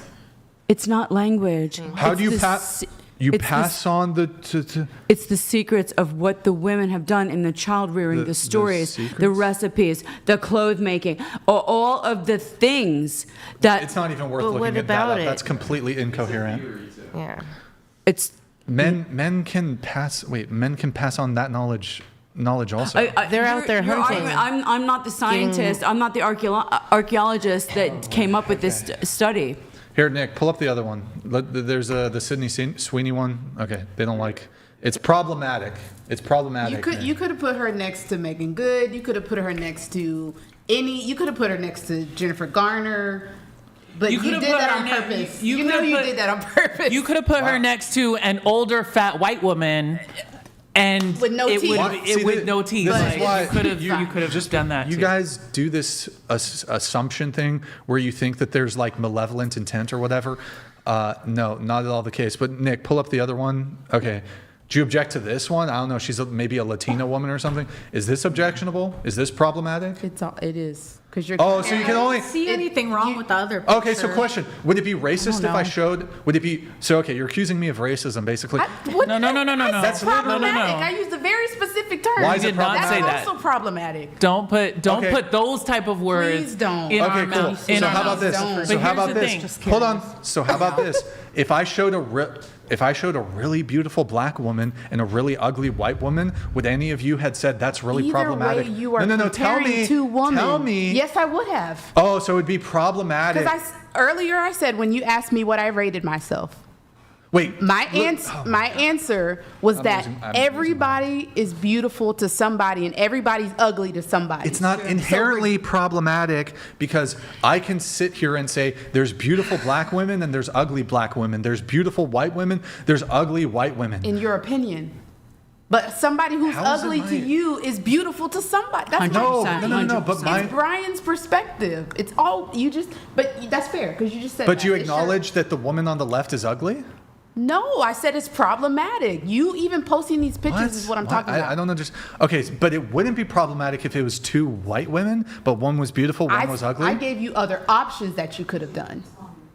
Yeah, but I don't know either way, it's why would problematic. you jump to a conclusion? Why would you attribute some sort of malintent as it relates to race? I didn't. Here's the thing. When did I say race? Ladies, when did I say anything about You literally, it is. Wait, hold actually, on. I'm the one that said that. Let's test out the logic here. I'm the one that said that. Whoa, why couldn't you have used an ugly white woman and a beautiful white woman? I said that. That's about race. You could have used Megan Good. You could have used Who's Megan Jennifer Good? Garner. Who's Jennifer Megan Good? Garner's a black woman. Jennifer Garner's a white woman. You could have used any, but the problematic part is that you're comparing two human beings when it's subjective. Who thinks who's beautiful and who thinks who's ugly. One is Aborigine. No, I wouldn't be fine with it. One is Aborigine and she's beautiful and Aborigine. Hold on. So just to be clear though, I'm a little confused. You say, why don't I use these other people? So is the issue then for you, it's not about race, it's just about me using an ugly person? No, it's the fact that you're comparing two women. Okay, I can compare two men. And making a, because what the point you were. I've compared, every time I do this. By you asking this, you were probably, and I'm not going to assume, I'm going to say you were probably going to say, okay, which one do you think is more beautiful than the other? Yeah, it's all about you're looks. Getting our women. It's all about you're looks. Getting these women to compare the beauty of two women that somebody's going to think they're ugly, somebody's going to think they're beautiful, regardless. Oh no, women their beauty being compared. Heaven forbid, like women do this all the fucking time too. That's the problem. There's never been a woman by women. There's never been a woman spending those $12 trillion. You remember? That's the problem. There's never been a woman ever who was like never in charge of like a marketing campaign, and you know, I believe pretty privilege is a thing. So women absolutely engage in this. It's not a sexist thing. It's not a racist thing. It's literally just looking at beauty. No. So I your agree. position must be beauty doesn't exist. Felicity, can you take the plates and stuff off the table? I got you. I agree with that. I'm the one that said it, and it's because Why? What do you guys have to talk about? The prevailing standard of beauty in America has traditionally been white women. And the closer you are, the proximity to whiteness depends on how beautiful you are looked at to be. And so if we're going to have a conversation about beauty, which is your right, this is your show, we can do whatever, we can talk about whatever you want, but it should not be a fat black old woman compared to a young skinny beautiful white woman. Aboriginal, whoever. It shouldn't be. Yeah, but it's not about race. It's not about race. It's about but you looks. say it's not about race, but you're missing the fact that in America, the closer you are to the proximity of whiteness, the more beautiful you are looked at as. You're missing that dynamic. And I understand. I'm not one of those people that makes everything about race. I hate making. You just did. You made it about race. No. I You could have hate looked at it making as- it. Oh my I God, hate bro. even bringing up race. But you I'm not brought it going up. to. But I'm not going to acknowledge the fact that this is not a thing in America, and you were about to play right into the hands of that stereotype. So I'm just letting you know that you were. I can sit here and say that there's. Hold on, this is completely incoherent. There are beautiful black women. There are ugly black women. There are beautiful white women. Can you name There's a few? ugly. I agree. How would that matter? I agree. Can you name I a few agree beautiful with black you. women? Why are we doing Okay, No, who was the girl in I Clueless? agree- I agree the with girl that. in I'm Clueless, just Stacey Stacey Dash. Beautiful black woman. Look, I'm not like a big movie buff. I agree why with the you. Fuck what I need to. Oh my Who's god. doing I'm just saying don't put a beautiful young skinny white woman against Aborigines. right against a dark skin classically black featured with a bigger nose and overweight black woman and tell us to compare beauty. Like, don't do that, because that plays Okay, you're right making it about race? Because Great. no, I'm not making it about race. You literally. That is. I'm literally telling what you are doing. that your comparison is playing right into what? the stereotype in America of the fact that proximity to whiteness determines your beauty. If we had put Naomi Campbell up against Sydney Sweeney, right? If it was apples to apples. That's apples to apples. That's not about race. Then we're on the same wavelength. I Then mean, we're okay. Right, or But if you can't would've put an Aboriginal or woman if you up. would have But put, or if you would have put an older, overweight You somebody guys are you reading- consider, You're the one reading into it as race. Again, yes, I could have. and that is gaslighting. That is gaslighting. Because you're telling me that I am crazy for saying this when I'm not. The proximity Wait. to whiteness determines beauty in America. So we're talking about race?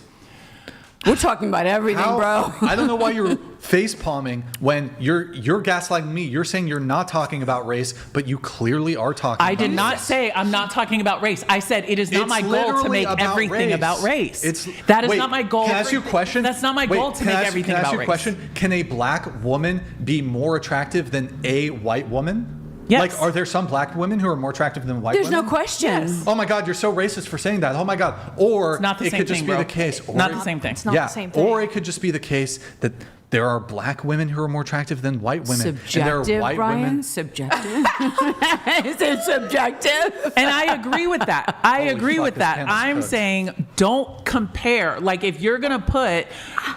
So you're again- making about race. Holy No. fuck, dude. I am not making it Bring about the race. apples to apples. I'm Yes, saying you that are. example ignores the fact that proximity to whiteness in America is looked at as more beautiful. That ignores the fact. And you're looking at this through a racial lens. No, I'm looking at it through a factual lens. If you look at America, Show me a man that doesn't look at it Can through a something be racial factual lens. and racial too at the same time? Look. yes, which is the point. Okay, so you're making So it. don't- You're making it about race. That's not gaslighting. No, you. I'm not making it about race.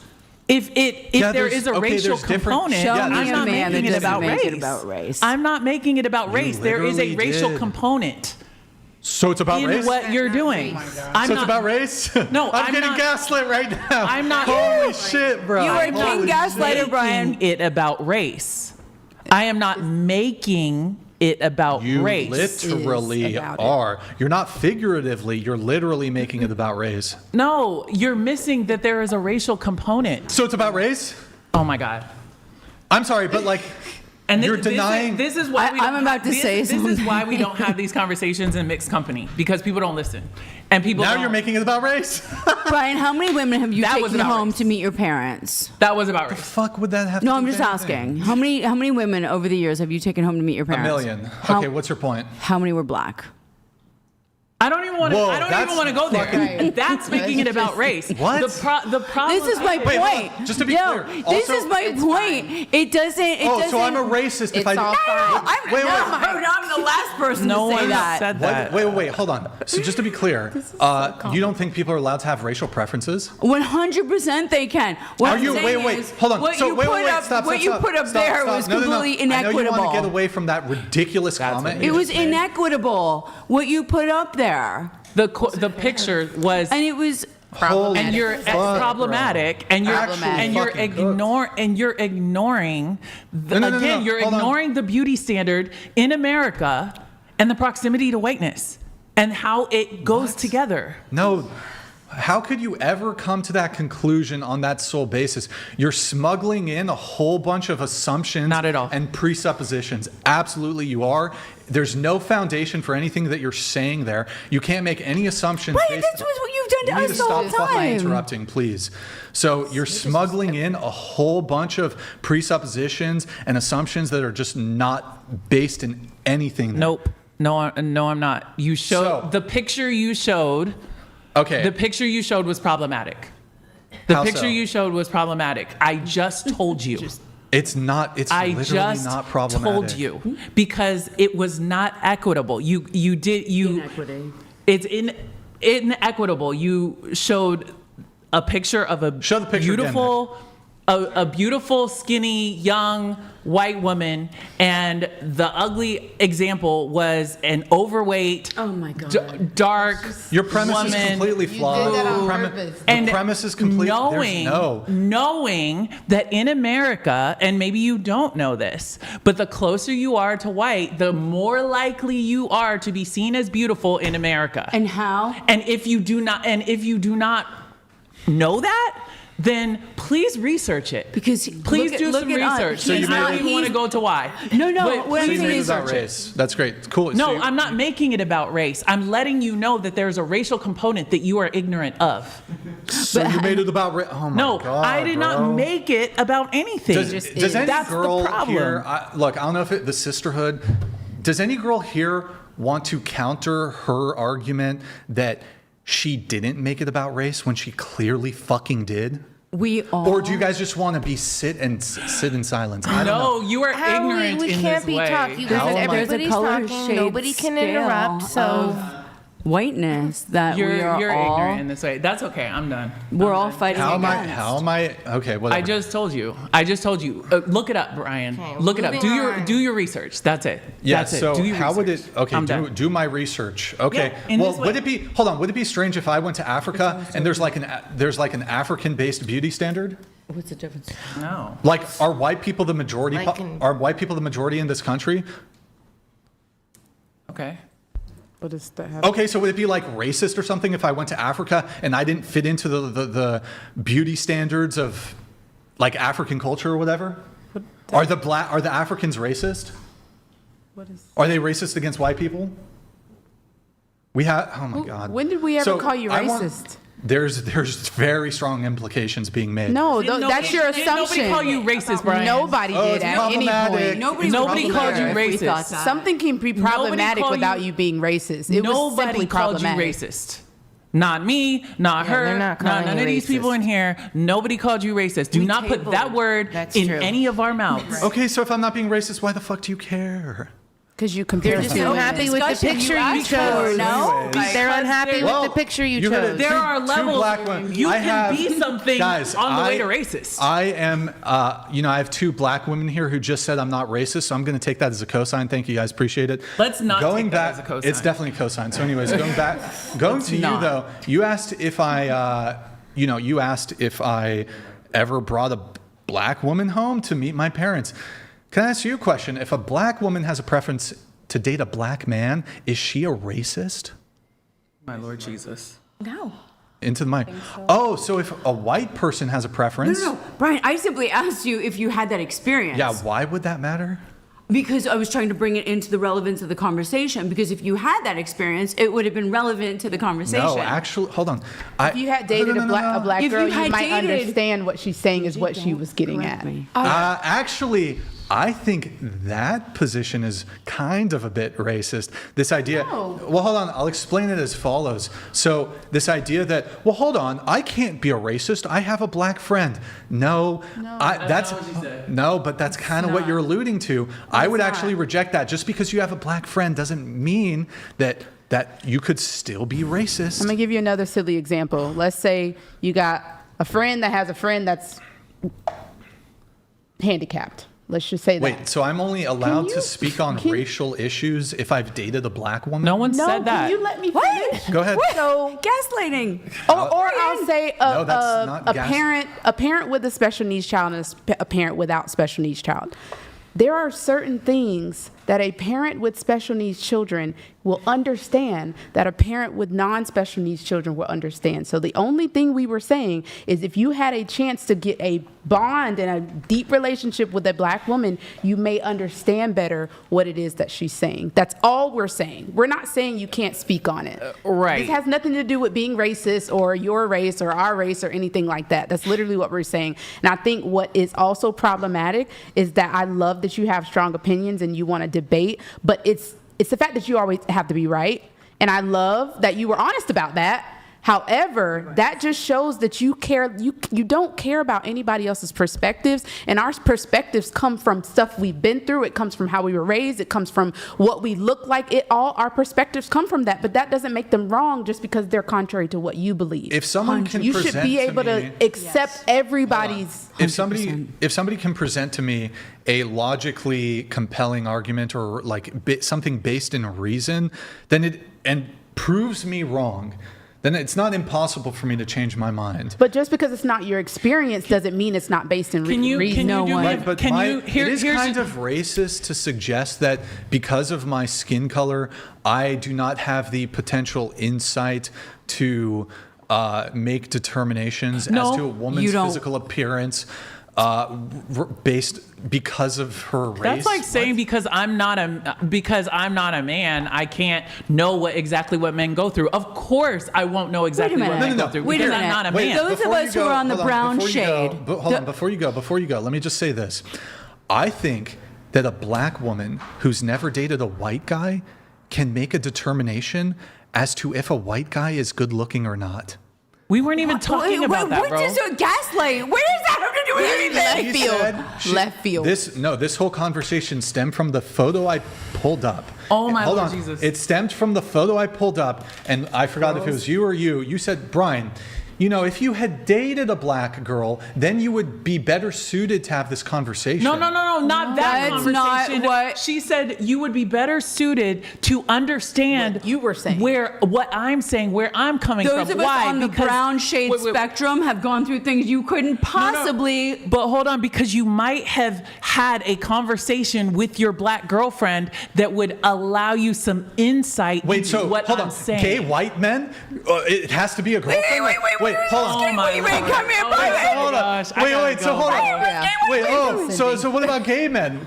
What about gay white men who date black men? What about that? Is that okay? They probably had a conversation with their boyfriend too. Amen. Oh, okay. Just checking. There's conversations. There's conversations we can have right now about hair and weaves and extensions, all of which I wear. And you wouldn't. That's why I was asking, because if you had dated a girl on the color spectrum, you would know. You would know these things. You're not hearing us. My wife is black. You're not hearing us. Hold on. I only date black women. What the fuck are you guys talking about? Well, then I'm gonna need your black girlfriends to have some conversations. Put you up on game. You haven't noticed just my you haven't noticed my insatiable lust. Oh, Madonna, with that picture. I only date black women. If that picture is a thumbnail on YouTube, I swear to God, I'm boycotting this episode. Brian, if you want to educate yourself, on the point I was attempting to make. Yeah. Okay. Yeah. We're out. Look up. I'll look it up. Do your research on what colorism is. Colorism. Just do your research. Race? No. Yeah, colorism is a specific thing. Colorism. Look it up. research it, research the origins of it, research why it's a thing, research what it is, and you'll probably discount it anyway. Amen. You gonna discount it, you wanna discount it, but at least look it up, because that's what I'm talking about. Should I read White Fragility too? Do you think I should read that book? See, now that's wild. You're doing That's a gaslight, Brian. How's that? You need to remove that from your lexicon of words, because trust me, you're not using that in anywhere near approaching the way that is. Oh, Brian, do preach to me on psychology, please. You know what's I just did. When is this? You know what's crazy? All Like, right, so anyways, if you gave me something to like. Hold on. We have our good friend Gio here. She's going to read this one. Go ahead, Gio. They didn't call you racist, but I want to put all these women on a what? On a boat. I can't see that because far of because the implication and then sink that boat. This is a Always Sunny reference. Thank you, Low Paladins. Because of the implication. Because of the implication. She knows. Okay. Oh my God, my laptop. An awesome reference. Okay, we have some. These are from a while ago. Can you read this one?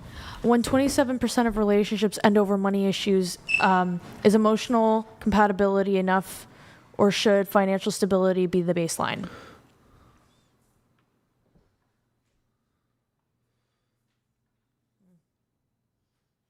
Panel, you can.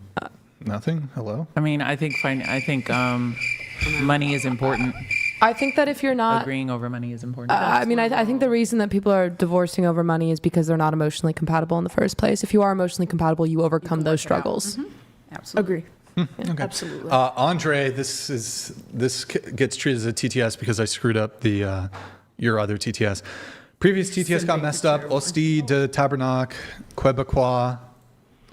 Hold on, let me replay it. Oh. All religious words, also simping for chair one. You're engaged, not hitting on you, just want to. Yeah, she's engaged, bro. What the fuck? Tabernacle. I don't know. Is that how you say it? Thank you, man. Yeah, my son-in-law. I'm vetoing that the one. Joker, syntax at Brian. As an autistic person too, I see the world in rainbows. Sorry for the simp. Joker, thank you, man. Appreciate it. Thank you, Joker. He got a little bonus because I delayed on his TTS. So I said send in a $10 because I was late to read your TTS. You got 100 on me. You're good. Can you read this one? Plumpness back then meant 140 pounds. All of the ladies at the table would be considered plump by medieval standards because we aren't literally starving to death for the lack of food. That is a good point. The difference back then in terms of plumpness was different.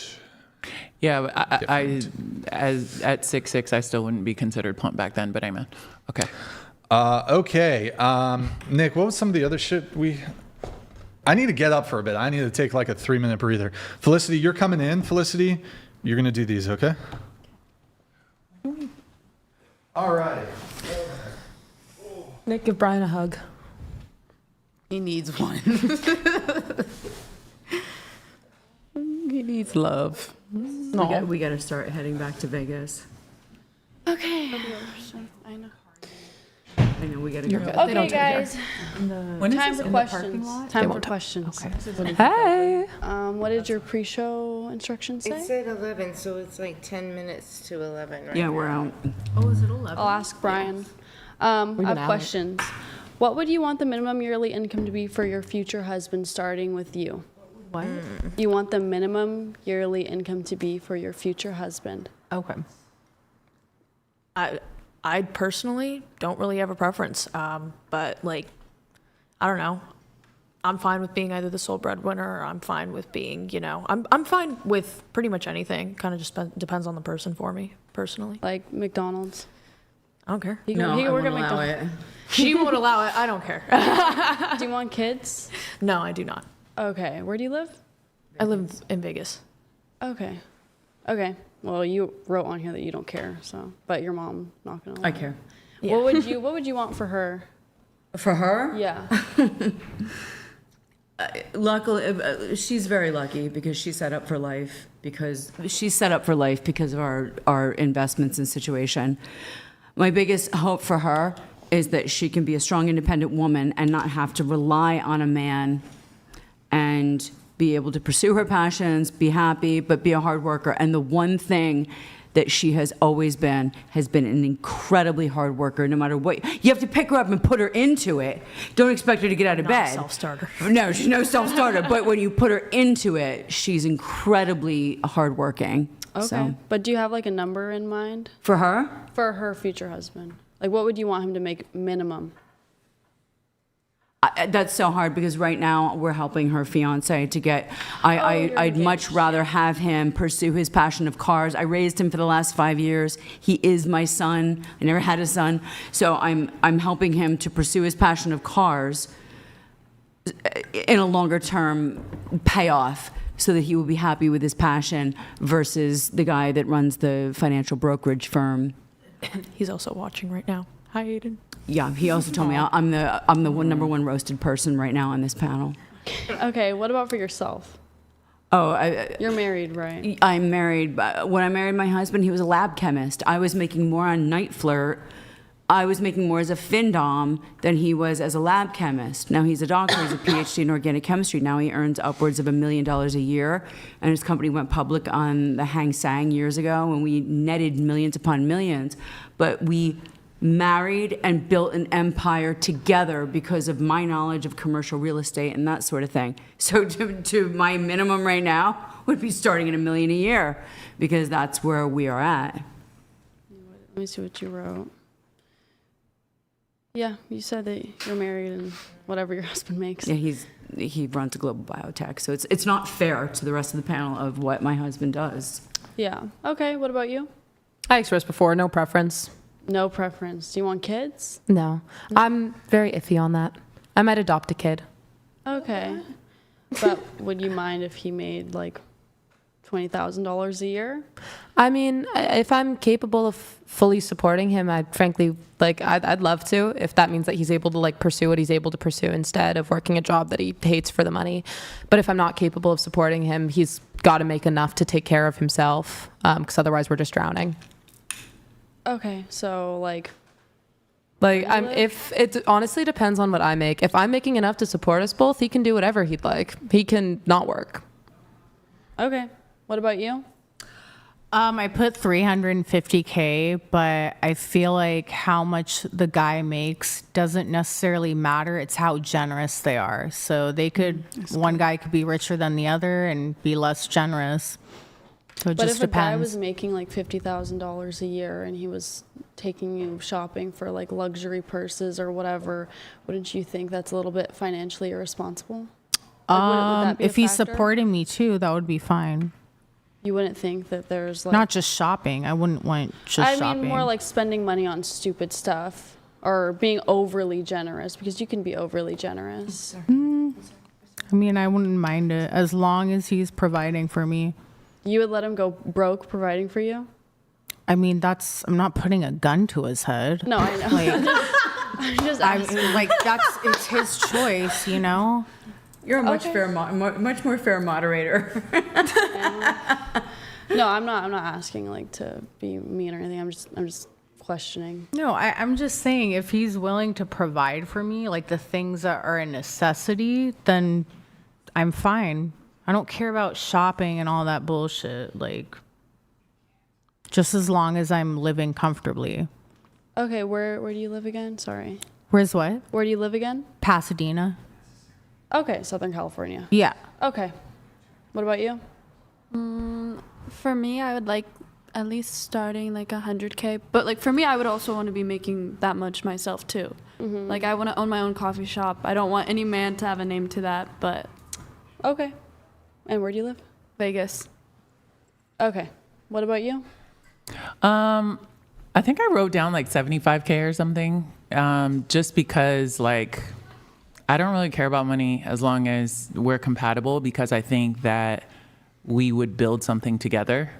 I just would want him to come to the table with enough money not to judge me for my lifestyle, or to judge me for when you start getting lifestyle differences, that can be difficult. I also would want him to be confident enough. And it's hard to find a man who doesn't make a certain amount of money who is confident in who he was. Oh, so even if he was making less than that, but he's confident in who he is, then yeah. That's worth everything. Okay. Okay, what about you? Into the mic, please, into the mic. Yep, 75K is what I wrote. Okay. What about you? Wouldn't want him to have nothing, but if he has nothing and he's still ambitious and willing to build something, then I'm okay with that as well. So I don't know if that answers your question. Do you have like a range in mind? No, not really.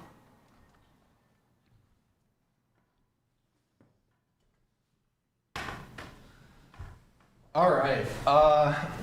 We have a really fun segment that we're gonna get into after that rather heated exchange. We have a fun segment. There is, I don't care. You said 1 million per year? That's how much your husband makes or whatever? It's an audio podcast too. Maybe you could just say yes or no? Yes. Okay. Not relevant to you? Okay. Doesn't matter. 350,000. Yeah. Can you just move your mic back to where it was and leave it there for the rest of the night? 350,000. I said like starting 100. Okay. 75K, 75. Okay. 300. You want a guy who makes $350,000 a year? Yeah. Can you speak? Oh my God, bro. You What, in can't the be mic? here. You can't be here. I answered her question. Yeah, I'm about to engage with you. You're sitting there bored. This is the moment that I'm going to actually engage with you here.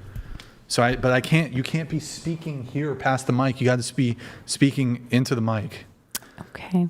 Yeah, like Nick politely instructed you, and then I instructed you. But when somebody keeps repeating the same mistake, it can be frustrating.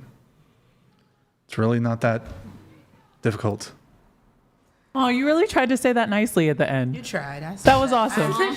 No, I was still being a dick. So anyways, it's okay. You guys don't need to be nice to me. I'll still be a dick. But okay. That was a compliment. Okay, well, thank you. So you want a guy who makes $350,000 a year.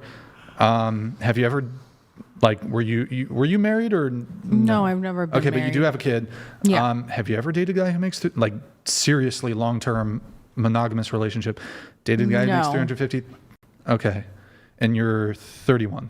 Yeah. Okay, you're 31. You're a single mom.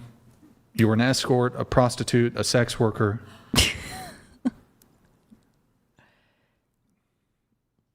I would be prepared to say even, I'll call probably most women delusional if they want a guy who makes $350,000 a year. Do you think that, single mom? I also said that to her that income might not matter because if, let's say a guy makes 1 million a year, but he's not that generous. Let's say there's a guy who makes 50K a year, but they're really generous. Sometimes it doesn't matter how much they make, it's the generosity. You know what I'm saying? How they provide. So you would date a really generous 50,000? Very generous. As long as he can provide for me and as long as I'm comfortable. But in your notes here, and then when you were asked the question, you said the minimum yearly income to be your future husband was $350,000. Yes, and same thing goes as what I just said. But how do you reconcile? How would you?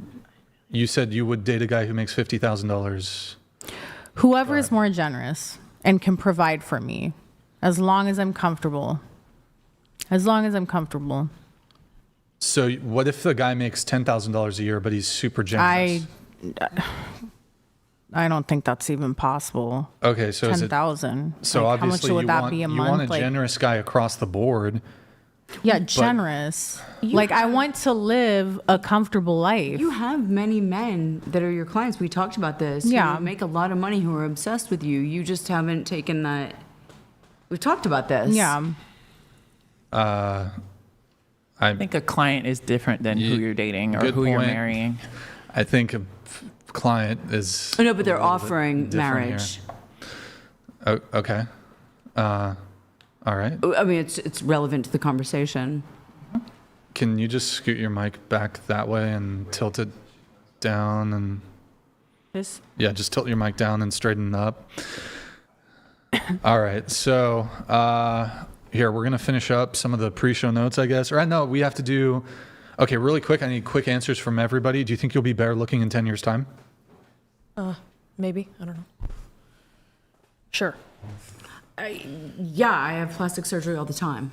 Yes, I have plastic surgery all the time. I have an unlimited budget. Yes. 20 years' time? Probably not. 20 years' time for you, better looking? Probably not. And you're 52. Were you better looking 10 years ago? No. Okay, better looking 20 years ago? 32? This is the best I've ever looked in my life. Okay, so you're, what about 30 years ago? 22 versus 52, better looking now? 100%. My nose was like that. Yeah, everything was out of proportion. And everybody knows it's all over my TikTok. I look way better now at 53.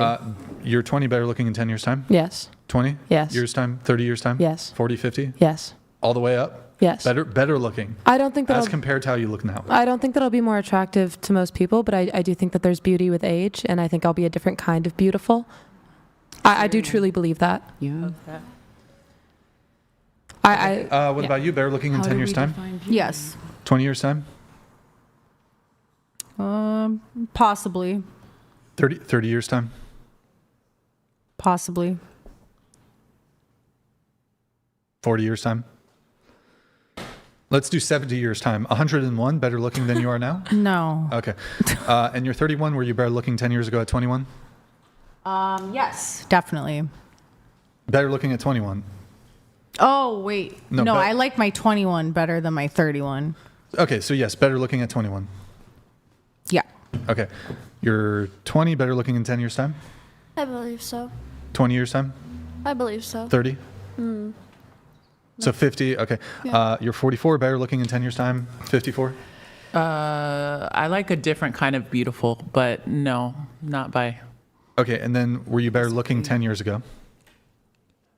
No. Better looking 20 years ago at 24 versus 44? No. Better looking now at 44? Yes. Okay. You're 45, better looking in 10 years' time? I better looking? No. Okay, and then you're 45, better looking 10 years ago, 35? Probably. Yes. Okay. You're 28, better looking in 10 years' time, 38? Yes. 48? Yes. 58? Yes. 68? Yes. 78? Yes. Wait, just try to, hold on, scoot the mic a little closer. 108, better looking at 108? Probably not. Probably When's your peak? I don't know, because I'm not in the future. Okay. Well, we have put all of you through. We've put all of you through AI. Brian, you 10 years from now, 20 years from now, 30 years from now. Worse looking in 10 years. I was better looking. I was better looking when I was younger too. Did we do? Sorry, you've done what? Put us through an age filter. He's going to show our age filter. Oh, wow. Yeah. All right, go ahead, Nick.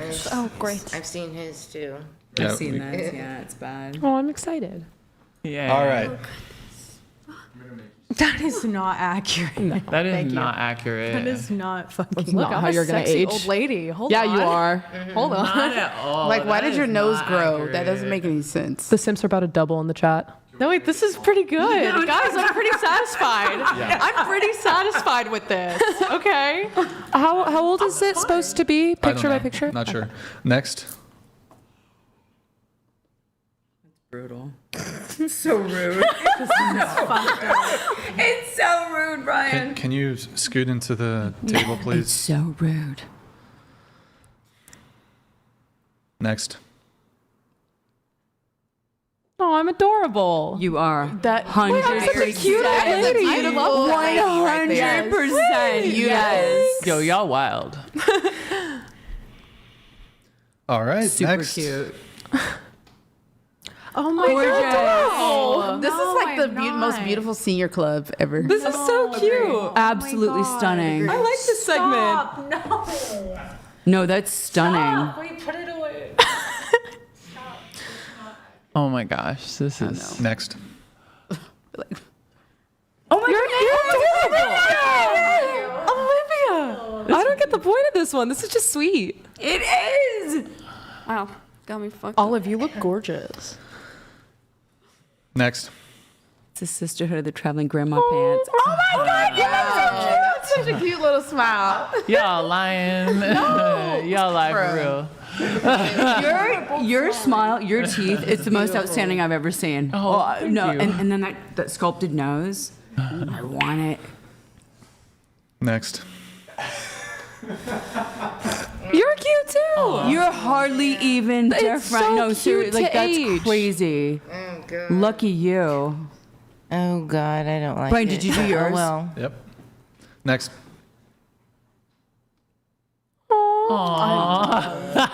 You look happier and happier in each one. Right? We're gonna be adorable old women around bingo tables. This is awesome. We like. We You like. look like the Oracle from The Matrix. Here. Take it. I haven't seen Can it. never go wrong with an oracle. Appreciate it. That's a good one. All right. Next. Brian's next. Oh. So cute. She goes next. You want to do your backup? Do we have it? Yeah. Yeah, sure. Why not? All right. You got it? Yep. All right. Oh, wow. Oh, this is actually awesome. This is so awesome. Took some milk. I like that it didn't gray your hair. He said no. Girl is safe from graying. Next. Okay. No, you're gonna be a cute old man. Come on. Oh, Brian. That's adorable. I want to hear the monologue from Jaws with a bottle of Santa Claus. whiskey. Did we put Nick through there? I am Santa Claus. Santa Claus. I'm Santa Claus. Let's see here. We also changed all of you to men. Oh my God, this is my favorite. This is my favorite. I like that the light's being drained from his eyes. Is this not fun for you anymore?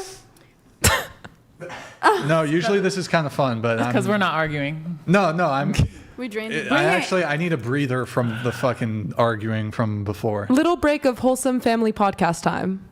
Exactly. bonding. We like exactly. it. Family Exactly. All right. Let's see here. We have it. We got it. Okay. Oh yeah. Oh, holy shit.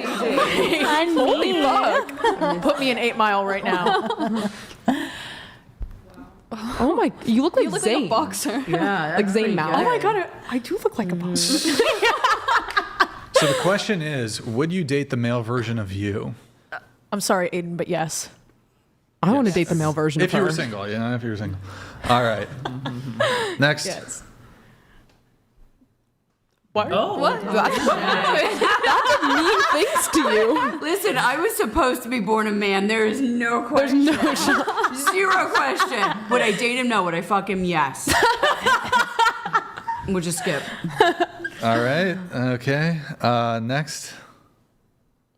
Oh, wait, you look good. He looks a little too much like my cousins. You and me are going out to pick up chicks. That is it. Can you imagine? He looks too much like my cousins. I can't do it. Sorry. Yeah. So no. No. No go. He's cute though. He's a cutie pie. You can date him?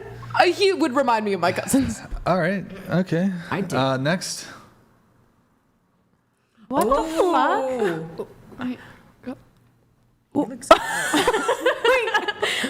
They keep taking it away. Wait, can I see it again? Oh no. It's giving CEO. Not date him. It did weird things to you. CEO. That was What? It's giving C-level executive. I don't know. Next. Ooh. What am I looking for? I like. Me personally, I want his no, number. I would not. I'm getting that number. Yeah, right. You wouldn't date him? Oh no, not my type. Did you? He's you. Put on an accent there? What? You put on like an accent or something? You're like Canadian. Oh no, he's not my cousin. She's had an accent the whole time. What? All right. Hold on.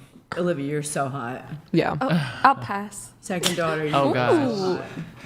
It makes everyone's eyes so small. Oh, you're so cute. No. Absolutely not. You wouldn't date the male version of you? Nah.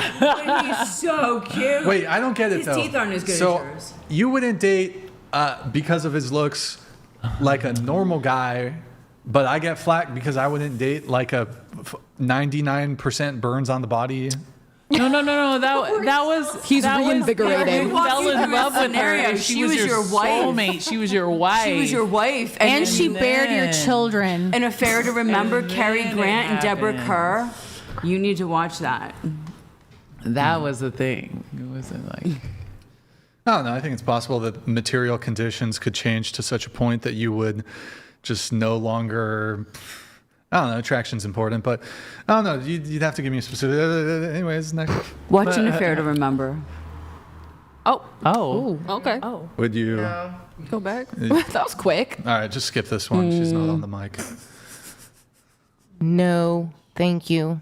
Would you date the male version of you? He's cute. What's is it? Is it because he's black? It's a He little is racist. cute. Oh my god. You wouldn't date a black guy? Wow, that is crazy. Oh, he got his energy back. It is All right, so it's a tough. It's a tough. sitting here.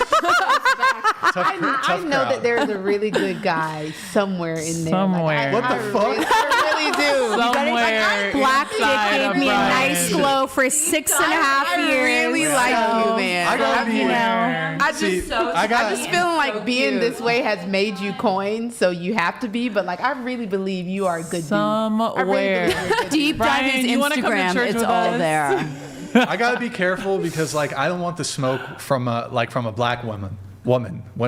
Sorry, I don't want because like black women they'll roast the shit out of you. So I gotta be careful. I gotta be careful with what I. You're like we're Christian. We Christ-like, but you know. Right. No, like a But- black woman. Why do I? Oh my god! You got it. Woman. Holy shit! I am cooked. A black. See, I talk shit about myself too. A black woman will verbally dismantle you in a way that on your deathbed You'll cry later. you'll be like, damn, she fucking She got me. Literally. Like I don't know, black women. I agree. Yeah, I'm just As a saying. high school teacher, I had to learn to in the most respectful way, humble my kids, and they'll think about it later. It's like, oh my, but I supported them. They gonna know I love them, but you gonna get Anyways. Oh, we have more, right? We have me as a woman. Oh, okay. Boom. Ooh. Yo, it's actually kind of good this time. Felicity. He's hot. Would you smash? / date / my gay friend, but sure. So you He's would definitely be, gay. You'd be a gay man if you were a man. Kind of looks like my injector. All right, next. He's definitely gay. He looks so innocent. He has innocent eyes.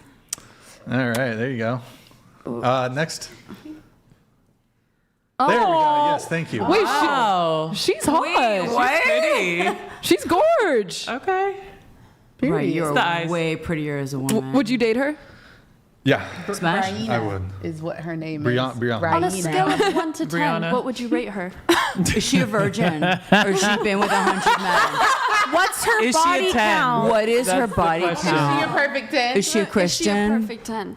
As a guy, I'm a 5, but as a woman, I'm a 10. See? As long as you believe that. That's all that matters. Yeah. Look, if I became a woman, fuck it, I'll just You be could. delusional too. No. What? I didn't say anything. Okay, back to Vegas. We're No, girl, let's be we're delusional all right. together. Let's end on a good note. Right. Let's all love each other. Snow Bay on Alley. a good Follow note. me on The Instagram. show's not over. It's not. No, we're still going. We gotta get back to Yeah, Vegas. so we need to. I still gotta go. I still have a long drive ahead of me, man. We do too. I have a mammography in the morning. And I was committed to 11. I was committed. All right, just to leave. 11. That's fine. That's fine. Just Thank go you. ahead. Just go ahead. I'm glad that was easy. Okay. Okay, bye. Bye. Have a good night. He's a man. I don't know what you said. What? You looked hot as a man. Oh, thank you. You're welcome, honey. Okay, let me see if did she have any notes though? Did you have any notes or? Hardly nothing. Love it. Love it. Okay, let me blast through everything so I can try to get people out of here as soon as possible. There's probably, are there any chats that came through? No, I think we're good on chats. What are we going to do? Okay, here's what we're going to do. We have a few other things to get through. Yeah, we don't need to announce that. Thank you. Nick, just, you're okay? Okay, Kiana, you said we're not going to be able to hit everybody's notes, but I'll like try to do like one or two for each of you. Let's see here. Yeah, you know, we had to go back and forth. I got to be conservative time here. But Dalton. Oh, she's leaving. Okay, Lola. Hello.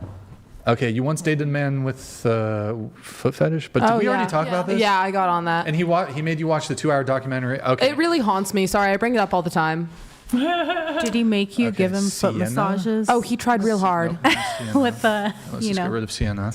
No Sienna. That was the no-show. Olivia? Yeah. We already did yours. Giovanni.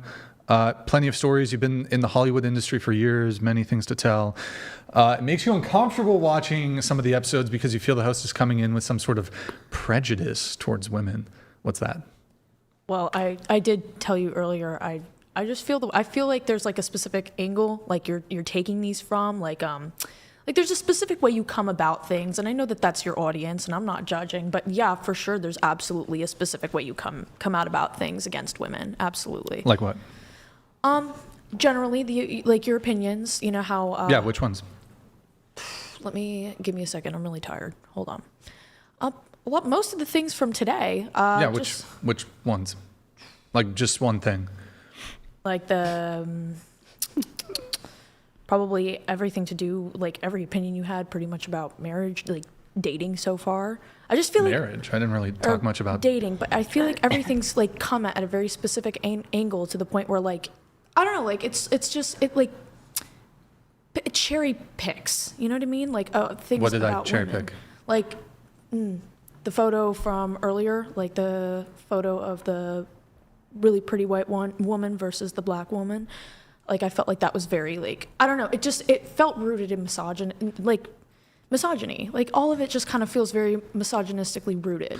Okay. Like that's how it feels. Sure. So just I think it's important when we're using certain words that we share like an understanding of what that word means. So what is misogyny? How do you define misogyny? Oppressing women and uplifting men. Oppressing women, uplifting men is misogyny. In my opinion, yes. Okay, so that photo, what about that photo would be, I disagree with your definition, but that's kind of secondary. What would be oppressive about that photo?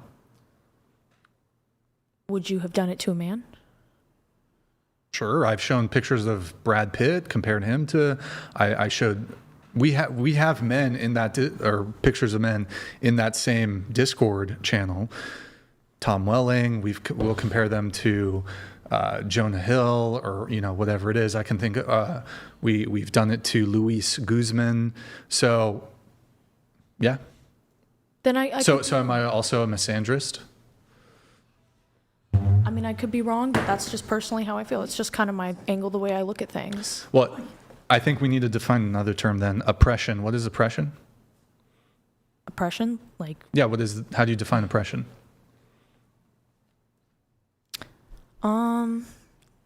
Putting someone down, like viewing things as below you and, not allowing. Putting somebody down? Yeah, putting somebody down as below you. If I called somebody stupid, is that putting them down? So yes. Would that be oppression? Just calling somebody stupid? Well, no. Okay. A better way to look at things is like stopping them from expressing their opinion, or like. Gigi, I don't think you want to be here to be debating this. Yeah, not really.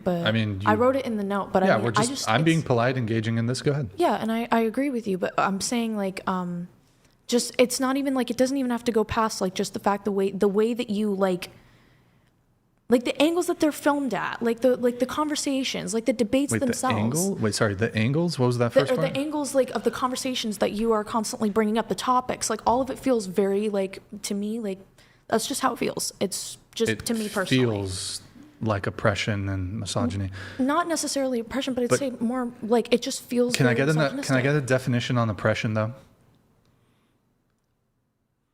Give me a second. I'm really tired. As her mother, may I take a pass for her? May I take a pass? Your daughter's a superstar boxer. This is like milquetoast pushback. It's not for her. How is it not? Well, I think when you sent out the questionnaire about, we felt that we had to say something, so she is trying to back up that stance. Yeah, that's what she believes, though. So I also would like to say, I do understand where you're coming from with this. Like, it is an open dialogue, and you are being like understanding and trying to get there. But I do think that it's like very understandable for it to be difficult to be put on the spot, especially when like you're in a circumstance where, like, obviously a big point of this podcast is we're all picking apart each other's wordings. We're all calling each other out on stuff, and there's a lot of pressure on that circumstance. I think if she wants to pass, just pass. I mean, if you want to pass, like, you know, do you like pineapple on your pizza? Okay, well, whatever. But when if you've accused somebody of misogyny, essentially sexism, of being oppressive, I think it's fair to at least receive an explanation for these assertions. Sure, yeah, absolutely. But I also do think that she has come to a middle ground, specifically on what she brought up about the pictures. When you said that we do have pictures of men in there, she said, like, I didn't know that. I understand that. As far as I'm aware of, that was your take. I don't want to speak on your behalf. You are absolutely correct. Yeah, so I do think that it could have just been rooted in a misunderstanding. Well, I mean, this was provided even before we got to that segment. If you've seen the show before, you would know that we will challenge, you know, I'm open to hearing criticisms of myself, of my show, but they won't go without challenge. Yeah. So especially if these criticisms relate to misogyny, accusations of sexism or misogyny or whatever. So do you want to, I guess, back up your claim with anything palpable? Just challenging women in a lot of like it might be clickbait. Because I went through, just like a lot of people here, I'm sure, I went through your Instagram and I went through viral clips on TikTok, and a lot of like the questions that it seems like you ask women are challenging, but like they're specifically targeted to they're targeted to a specific demographic of audience. Like you ask women what we think about like money and like the beauty standards and like, you know, how we feel about, you know, men being breadwinners and if we're traditional. Like that feels very like baited. Very baited. Very baited. I don't believe that How would it be baiting to ask a woman? Wouldn't it actually be sort of an evidence to the contrary that my willingness to actually basically give an open mic to a woman and say, tell me what you think about all these things, wouldn't that actually indicate that something to the contrary? That's not a privilege. That's just equality. Like we're having a conversation. So if I ask men, like if somebody's asking men these questions, it would be evidence of like anti-male sexism? Okay. So as her mom, allow me to step in. Hold on, your daughter, she's 20 years old, she's an adult. I get the want and desire to generally protect your It's not that, it's that I forced her to answer that questionnaire and she wasn't exactly on the same wavelength.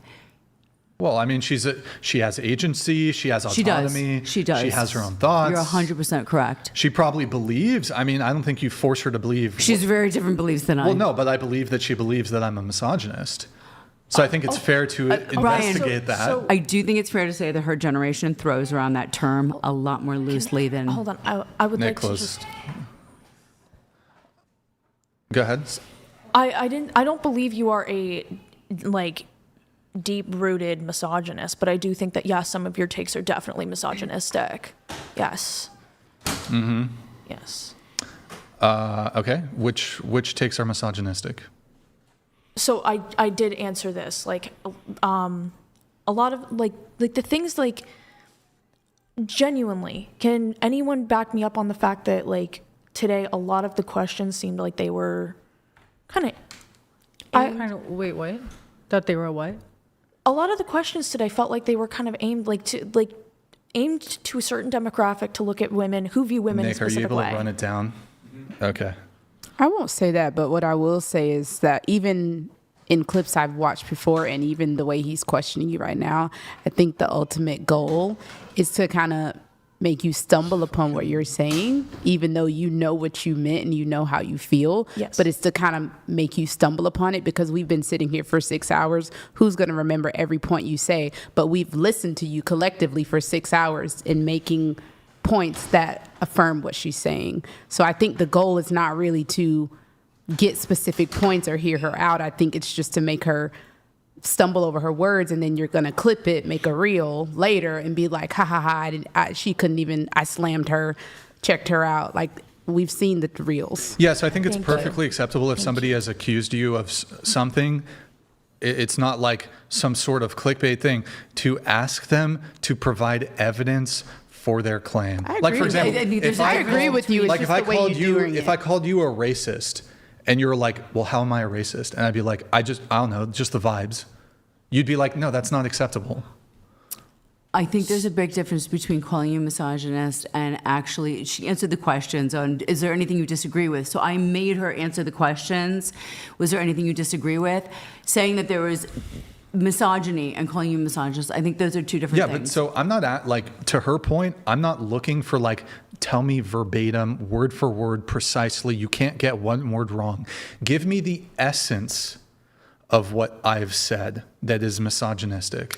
It was in previous clips, no? Yes. Sure, you can cite, you're welcome to say, Brian, in this clip over here, you said this. And it doesn't have to be verbatim. It can be in essence. It's not going to be in verbatim because, to be fair, I mean, I've been sitting here for like 6 hours. I'm not asking for verbatim. Yes. I'm simply asking the essence of what I said. The essence of what, so you're like, i.e., your opinions on certain things, like regarding, I'm trying to think back to, you know what, I want to think back to today. I want to think about the topics we said today, but my mind is totally going blank. Let me think. Can you remind me of some of the topics we talked about today? I mean, it's your claim. It's not my job to make your argument for you. You think I should cut it off? Yeah. Sisterhood here. This is this is feminism. It's not feminism. Yeah, but I'm going to support her because we can all clearly see what your ultimate goal is. So it's not that it's okay for you to want somebody to explain why they made a claim about you. You're pro-life, right? Yes. Okay, so would you do this same sort of giving like a little alley-oop? An alley-oop, or not alley-oop, that's not the right word. Would you do this same sort of hand-holding with somebody who's pro-choice? I'm not here to be the judge of their choices. That's my ultimate. Okay, but she's a grown woman. Absolutely. I'm not like... 20 years old is trust me, young. if I wanted to put the pressure on, I have the kid gloves on. That's between her and 20 years old is barely an adult. I have the kid gloves on. I have the kid gloves on right now. I'm exerting minimal rhetorical pressure on her. Yes. I'm not, trust me, if I wanted to step up the temperature, I could. I'm simply just asking, if you make a claim, the burden is on you to prove the claim, provide evidence for the claim. I'm asking. She's just asking you to go over the topics we talked about tonight. What's the definition of misogyny? Like, why can't you just go? Because I don't remember the entire. I sure don't. How long has it been? 6 hours of what's the definition of misogyny? Could somebody tell me? Well, her definition is. No, not her definition. The definition. I don't think. Hatred or my definition would be like hatred or prejudice towards women because they're women. Okay, great. So when you went off on that girl for like 30 minutes because that wouldn't be evidence of misogyny because she canceled. That's the key word. Not because she's a woman. If it was some dude who did the exact same thing, yes, it would be. What's that? You'd probably be harsher. Are you? I'm sorry. Were you gonna let me finish or no? Well, hold on. Well, I'm because I know where your argument is leading to. Because the things that you said was specifically personal to her, beyond just her character and canceling, but you went in on her personal character, which came across as extremely hateful. What specifically? I can't say, honestly, I can't say half the words you said. Wait, I don't curse. Oh, okay. So can women be scumbags? No. No, answer my question before you. Answer my question first. Again, you said it means hateful. Your whole rant was hateful and personal towards her. But here's the defeater. Men can also be scumbags. Right. I agree. Holy shit. So I'm not agree. sexist then. Great. Nobody said you were sexist. Okay, you were saying it was evidence of me. No one said you were sexist. Okay, misogyny and sexism are like this, but okay. So you said it was evidence of misogyny. No, you hated her and you were very directly personal to her. Can you hate a woman and not be sexist? Like, are there any women you hate? No, I don't hate anybody, but are there any women yes, you can. dislike? Yes. Okay, because you dislike a woman, does that mean you're a misogynist? No, and I didn't say that, and do not put words in my mouth. I'm just saying that is an example where you came off as extremely hateful and personal. But that wouldn't be evidence of misogyny. I agree with you that I was using strong words, but just because you're... Which preceded a rant about horrible women like her. A woman. Okay, so if you... Horrible women like her. Okay, logically... And OnlyFans and and all these things. Okay, but... And then the divorce rant. And the divorce rant. Gaslighting woman. Extremely women. This is the panel that's going to bury you. You know what? At the end of the day, listen, I ain't trying to fight no more. It's late. I'm like, let the girl move on from her question. We gotta go to Vegas. We gotta get on the road to Vegas. We gotta get back home. I mean, I would just say this. So unless there's some clear-cut evidence, so just because the retract your statement. You got to stop interrupting. For the sake of ending this show, sooner when you interrupt, it's disruptive. Then I have to correct you for the interrupting. Now I'm here 10, 15, 20 seconds later, having to tell you to stop interrupting for the 20th time. So just because, for example, somebody says something negative about a woman, that's not evidence that it's because of misogyny or because she's a woman. We all acknowledge that there's bad men and bad women, and we can criticize these bad characteristics and traits, and it can be absent some sort of sexism. Like, for example, are women immune to criticism? Like women, No. if you ever levy any sort of criticism towards a woman, is that just default? You're a sexist? No. Okay, so I was levying criticisms towards a woman for her specific behavior, and this behavior I find objectionable not just in women but also in men. You cannot point to my objection to her behavior as evidence of sexism or misogyny, because I object to this behavior also in men.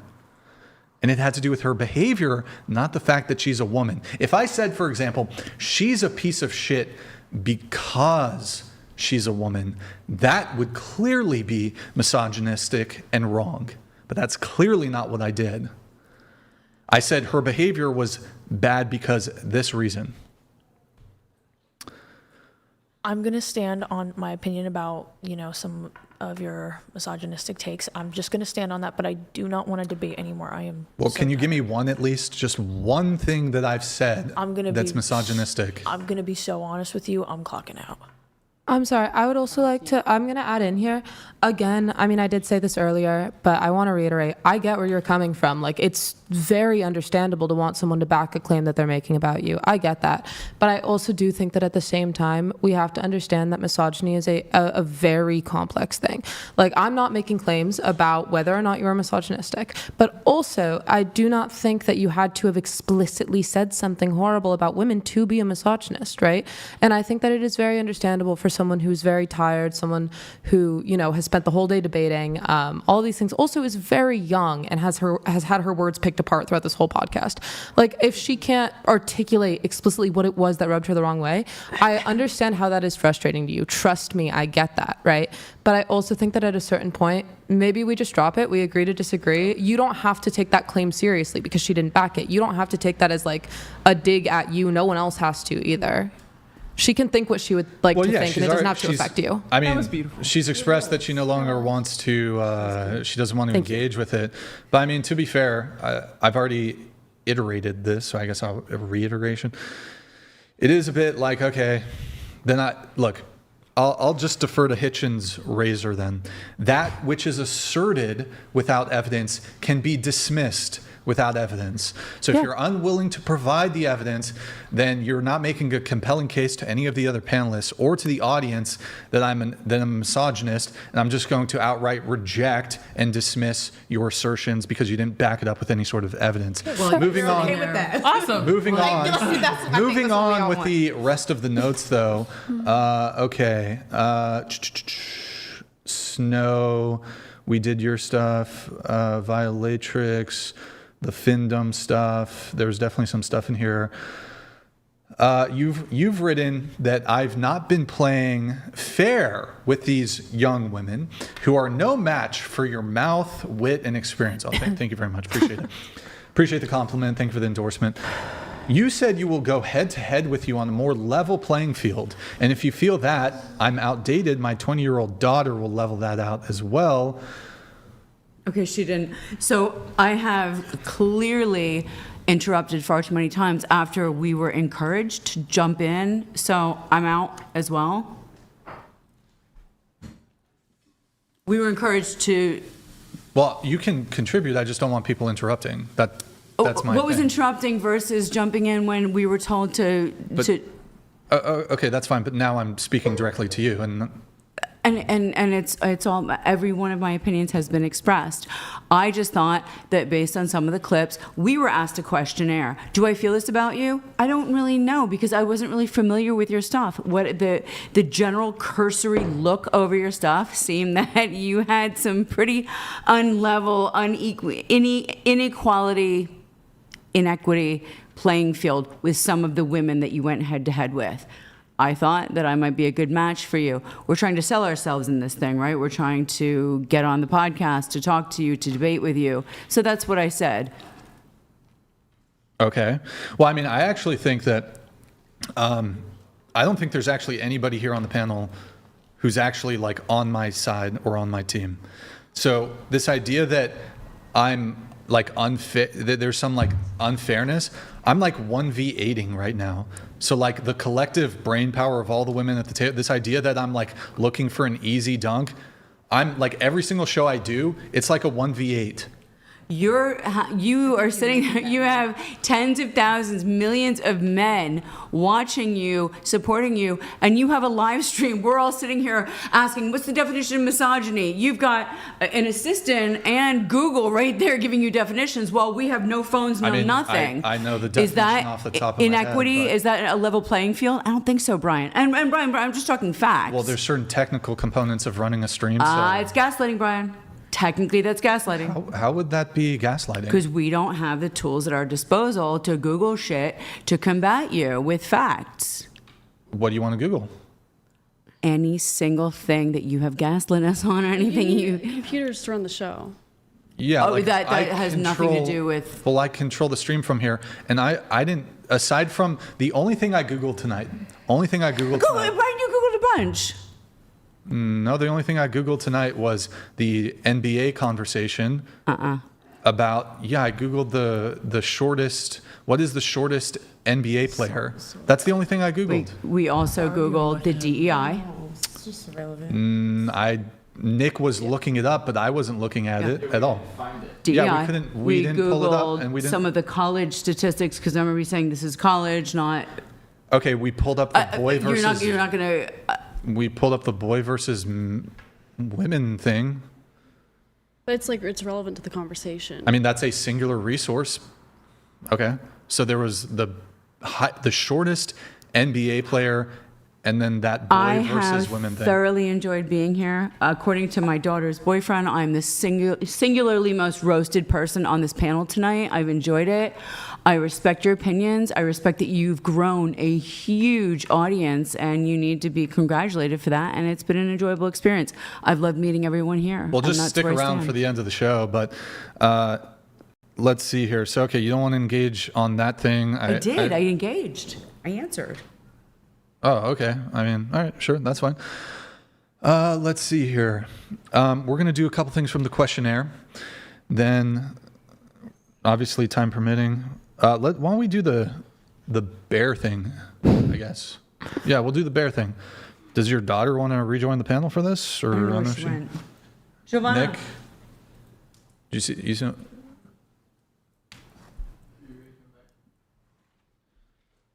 All right, starting over here with you.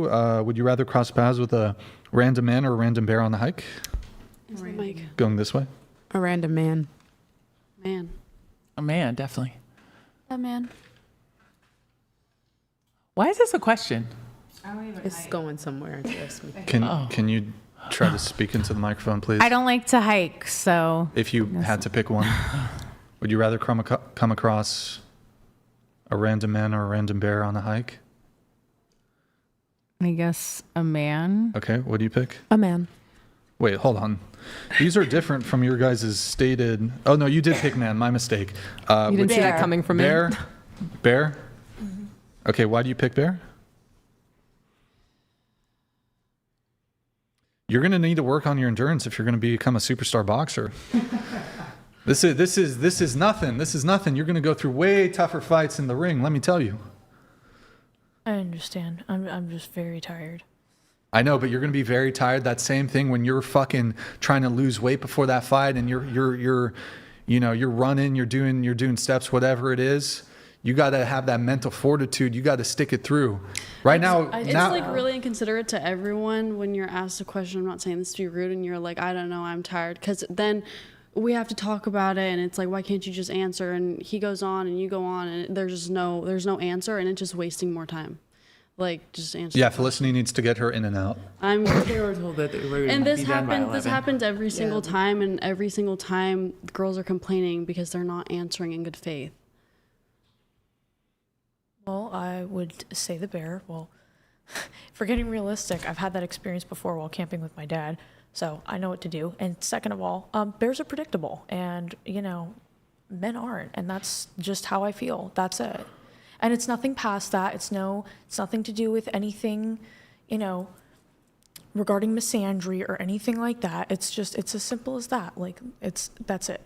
That's literally it. Okay, yeah, you could have said that. Why do you pick bear? Oh, just because we had a summer cabin growing up in New Jersey, and we've encountered every situation. So I feel like I'd be more equipped to handle a bear than I would a human being. Okay, I see. Interesting. Well, my position is if you pick bear over man, I think that, you accuse me of misogyny. I think you probably echo your daughter's sentiments. I do think this is a misandrist position. So I would like to return to you as if like a volley. You call me a misogynist, I call you a misandrist. Fair? Fair enough. Proposition. Fair enough. I do think in the same way that, for example, like I would say it would be racist if somebody picked bear over black person. Like that would be racist. Where did that? Oh, I think it makes it easier to understand by using this sort of comparison, it can make it easy to understand why picking bear over man could be sexist towards men. Do you mind if I jump in here? Sure. Well, I just want to add, I do think the difference between those two circumstances, the reason that people are scared to run into a man is because there is a much higher chance that he will hurt you in some way, shape, or form than a woman, right? But you realize criminality in men is, while it is true that men are overrepresented in violent crime, I still want to focus in and say very small proportion of men would victimize a woman in this way. Sure. I mean, I can understand that. I do think that the majority of men that I know are very good men, but I also do think that the majority of women have faced some kind of like bad experience. Yeah, some violent act against them sexually or otherwise. But I guess this is my issue with it. And if we open the door to saying, because of my own experiences, or even because of bona fide crime statistics, I won't dispute that, yes, men are overrepresented in violent crime statistics. No dispute there. But when it comes to the point where we're essentially generalizing men, and we're making discriminatory decisions, it does enter this realm of sexism. For example, would you accept somebody saying, well, because of I'm not speaking I'm just presenting hypothetical. I'm not speaking about my own experiences. But if somebody said, say a white person said, I myself have had 1, 2, 3 bad experiences with black people. And I know other people who have had bad experiences with black people. And then certain crime statistics that I could cite to that are bona fide crime statistics that indicated or showed that per capita, black people engaged in X crime more frequently than white people. And then I used this as justification and pretext for a broad, generalized racism towards black people. I would find that objectionable. I would say, perhaps these things are true. Perhaps you've had bad experiences with a black person, or you've had 2 or 3 bad experiences with a black person, or you could very well cite to certain crime statistics. But this would not mean that we should have a prejudice towards black people and believe that they are bad or something, or that I would choose to be with a wild animal that is quite vicious and could much stronger than any human, because of crime statistics and because of firsthand bad experiences. Yeah, as much as I understand where you're coming from with that, I do think the primary difference is that men are just more capable of causing harm, right? Like they are physically stronger. And I don't think that there's any actual like real reason. If you have a bad experience with a black person, some people are out of control of their trauma, right? Whatever. But I think that most people in a circumstance like that can acknowledge on a logical level that there is no logical fear with that like general race, you know? I don't think people tend to make generalizations like that if other people of that same category don't pose the same threat. But all men are capable of the same harm that people have experienced, even if they probably won't do it, right? Well, this isn't the Stone Age where people have access to force multipliers, knives, guns. So women can own guns, they can have knives, they can use other sorts of weapons to inflict like massive amounts of bodily damage that completely outweigh any sort of damage you can do with your fists. Well, that's the thing. I'm sure that if a woman was hiking with a gun, this question wouldn't be relevant because it wouldn't matter who she runs into. Like if the question was posed, you're hiking with a gun, would you rather run into a man or a bear? I don't give a shit. But this idea that women are immune to participating in acts of violence seems a bit naive. Well, I don't think that they are. I think that, you know, there are women who have experienced violent acts from other women who are uncomfortable around women as a result. But I also don't think that that stands as a generalization. Like, I think that if a woman would rather encounter a bear, that's not because she thinks that all men are evil or because she thinks that all men will cause harm. There's just a decent enough chance that, you know, like they said, I think that men are less human beings are less predictable than animals. If you are well versed in what to do in a bear attack situation, obviously I'm not, right? But if you are very confident in your ability to handle that situation, then I think that it's fair to rather face that threat, you know? Even if you don't think that that man would attack you, But okay, I get that, but I suppose then, would you be okay with perhaps a weak man, who has a negative firsthand experience with a black person, and they are familiar with crime statistics, would you then be okay? Well, okay, this person, for these reasons then, because you're talking about a differential in physical strength between men and women, right? But you can acknowledge that there could be a specific man who's just as weak, so to say, as the average woman. Like there are men who are just as weak as the average woman. Yes. Okay, so now that we're talking about sort of an equivalent differential in strength, are you okay with a weak man having this preference of bear over black person? If they personally have trauma regarding it, I do think that there's it's not always rational. That doesn't make sense, right? But if they are, you would rightfully label it as prejudicial or racist. I think that it can be. I think it would be. I don't necessarily believe so. But I think the logical extension from there would be, then it so too must be sexist towards men to pick the bear. Okay, I think that my best analogy here is if someone had a really bad experience with someone with curly hair, right? Someone with curly hair killed their whole family. Sure. and therefore they would rather run into a bear on a hike than someone with curly hair. I'm not offended by that. I don't think that's prejudice to me. I think that people have their own experiences, and they feel more well equipped to handle certain things than others, whether the rationality of whether or not they'll be attacked stands or holds, and I can understand that. I don't take offense to that. I think that the offense comes when you would agree that there's differing levels of severity when it comes to prejudice? Yes. Like, for example, I'm really prejudiced against pineapple on pizza. Like, I don't That's like... really fucked up, Brian. I know. I really don't like pineapple on pizza. And, I'm prejudiced against pineapple. And I just, on its own, I don't really... It's a bit bitter. It's a bit sour. Too far. There's way better fruits than pineapples, okay? Mangoes, peaches, plums. Nectarines. Oh, my... Peach. Not a fan of pineapples, though. But most people wouldn't really have, much significant objection to a prejudice towards pineapple. But there's other prejudices that tend to manifest themselves in more harmful ways, right? So, okay. I think when it comes to the threshold of what could be harmful, like curly hair, I think people are going to have less an objection to a phobia of people who have curly hair versus a phobia as it relates to, I don't know if phobia is the right word, but prejudice against curly-haired people versus prejudice towards racial groups or prejudice towards men or women.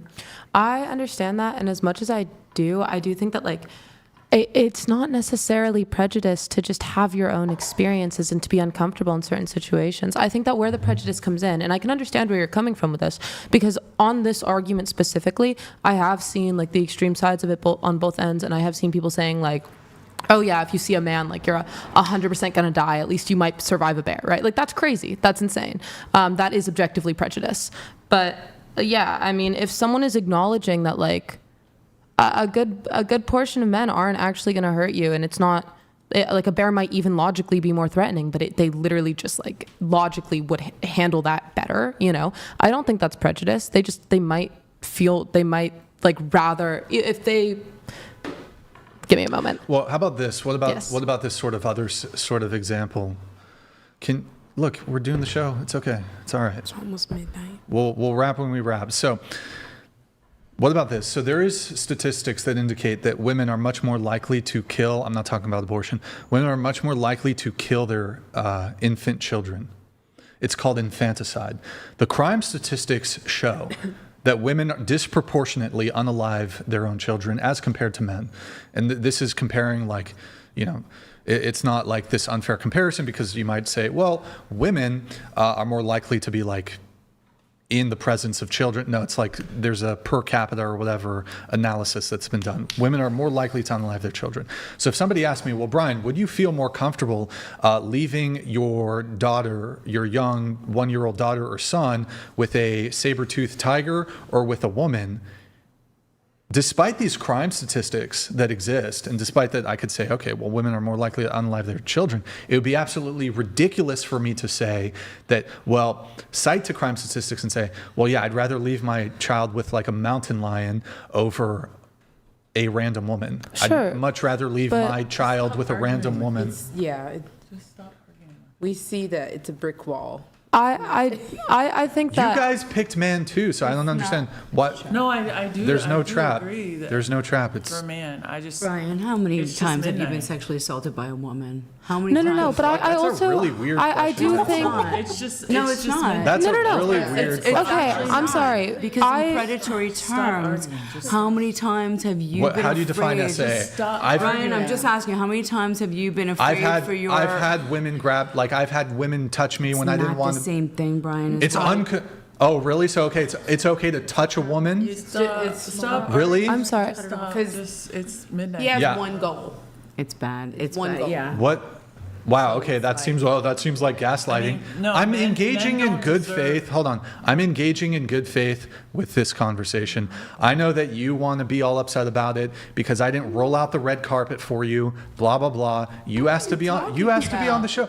bro, you've been undermining me the entire show. You clearly have some issue with me. I'm engaging in this conversation. Guys, did I not beef him up? I literally. What are you talking about? I'm engaging in this conversation in good faith. I told all 4.5 million of your followers how much I respected you for how hard you work on this. What are you talking about? You're making stuff up at this point. What did you just say? You said that at the beginning of the stream. What did you just say now? You're like, you're trying to say like I'm trying to do something malicious. You said that you argue with people so you can be right. So you're not asking questions for them to have a point of view. You're asking questions for you to be right. So if you admitted that yourself. Wait, that's something you said. Are you ever going to change your position on abortion?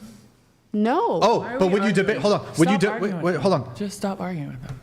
That's the point of the show, lady. The pre-show said 11. Hold on. Right. Would It's hold midnight. on. Stop. Hold on. We're almost done. But hold on. So would you, if you were have you ever debated somebody?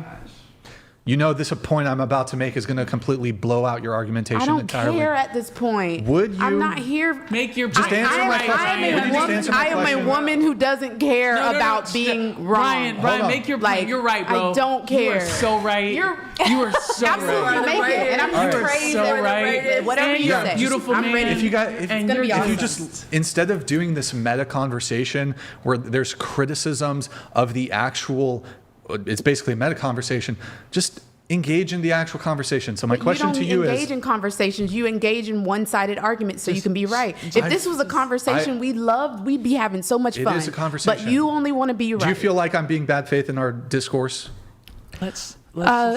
I do want to say on this topic specifically, I mean, I think that we're not hearing each other. We're on different sides, but I do think that he is making an effort to genuinely listen on this subject specifically in a way that I can stand by you didn't do earlier. Okay. But I do think that this is being handled differently, and I can respect that.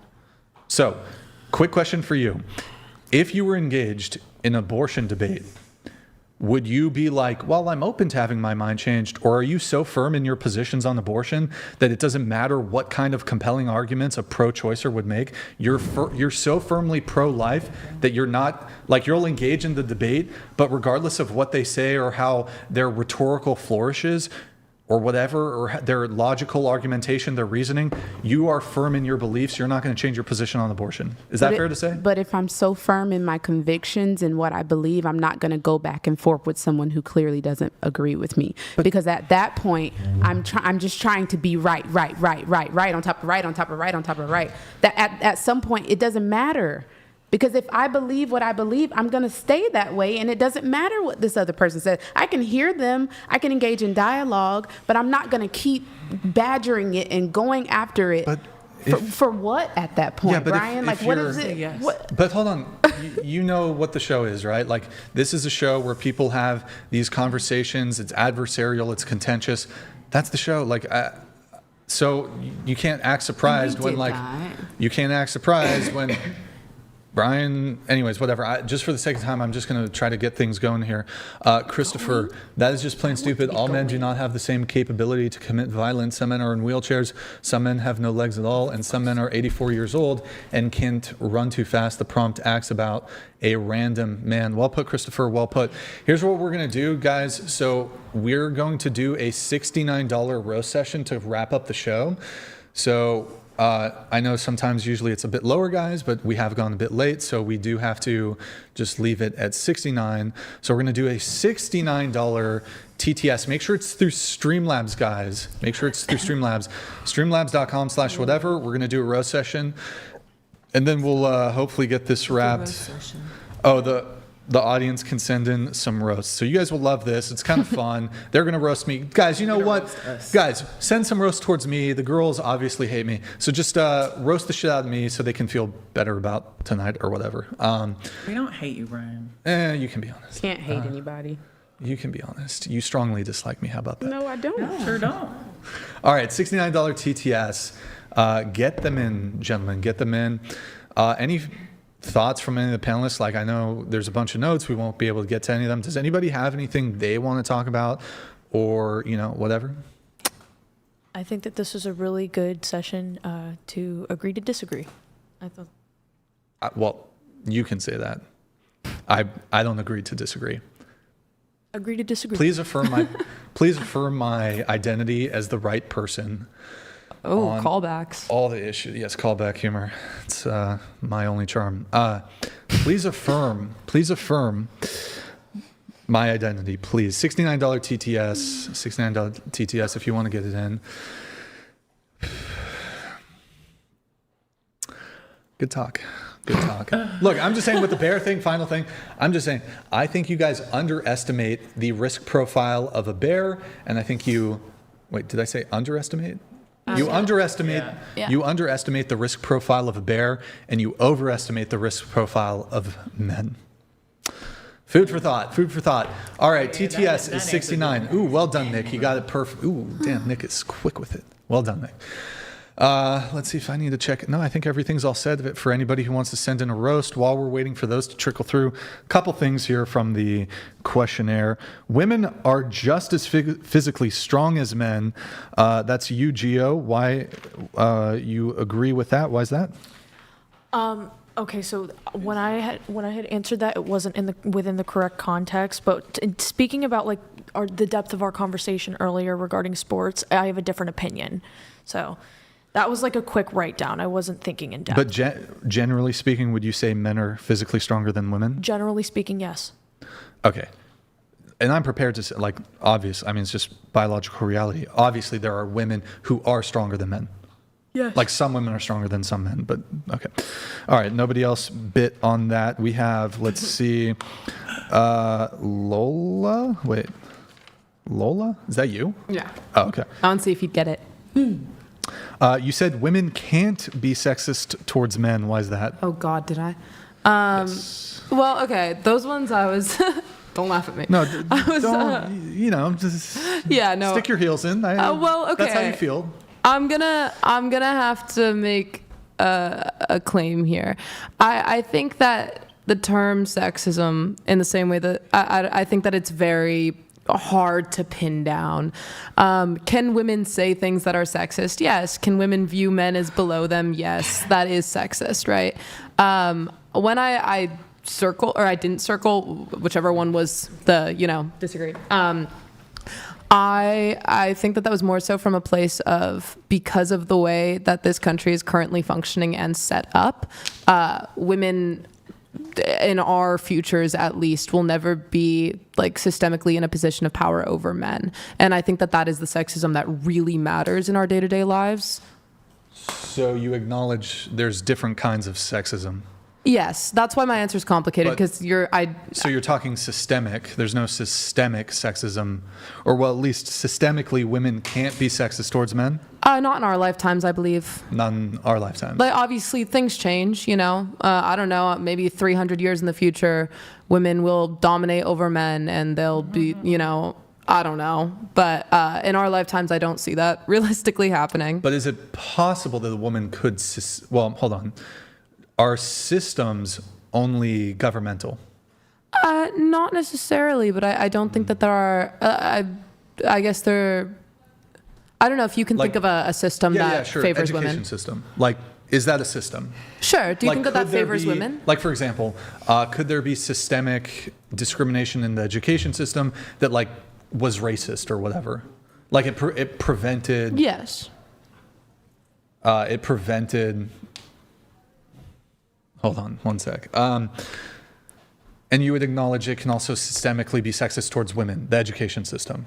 I believe so, yeah. Okay, so now that we've established that the educational system could be systemically sexist towards women at least, you could, logically it's possible you would agree that it could be systemically sexist towards men? In a hypothetical, yeah, but I think that the reason that it can exist towards women is, again, because I do believe that women are viewed as less capable.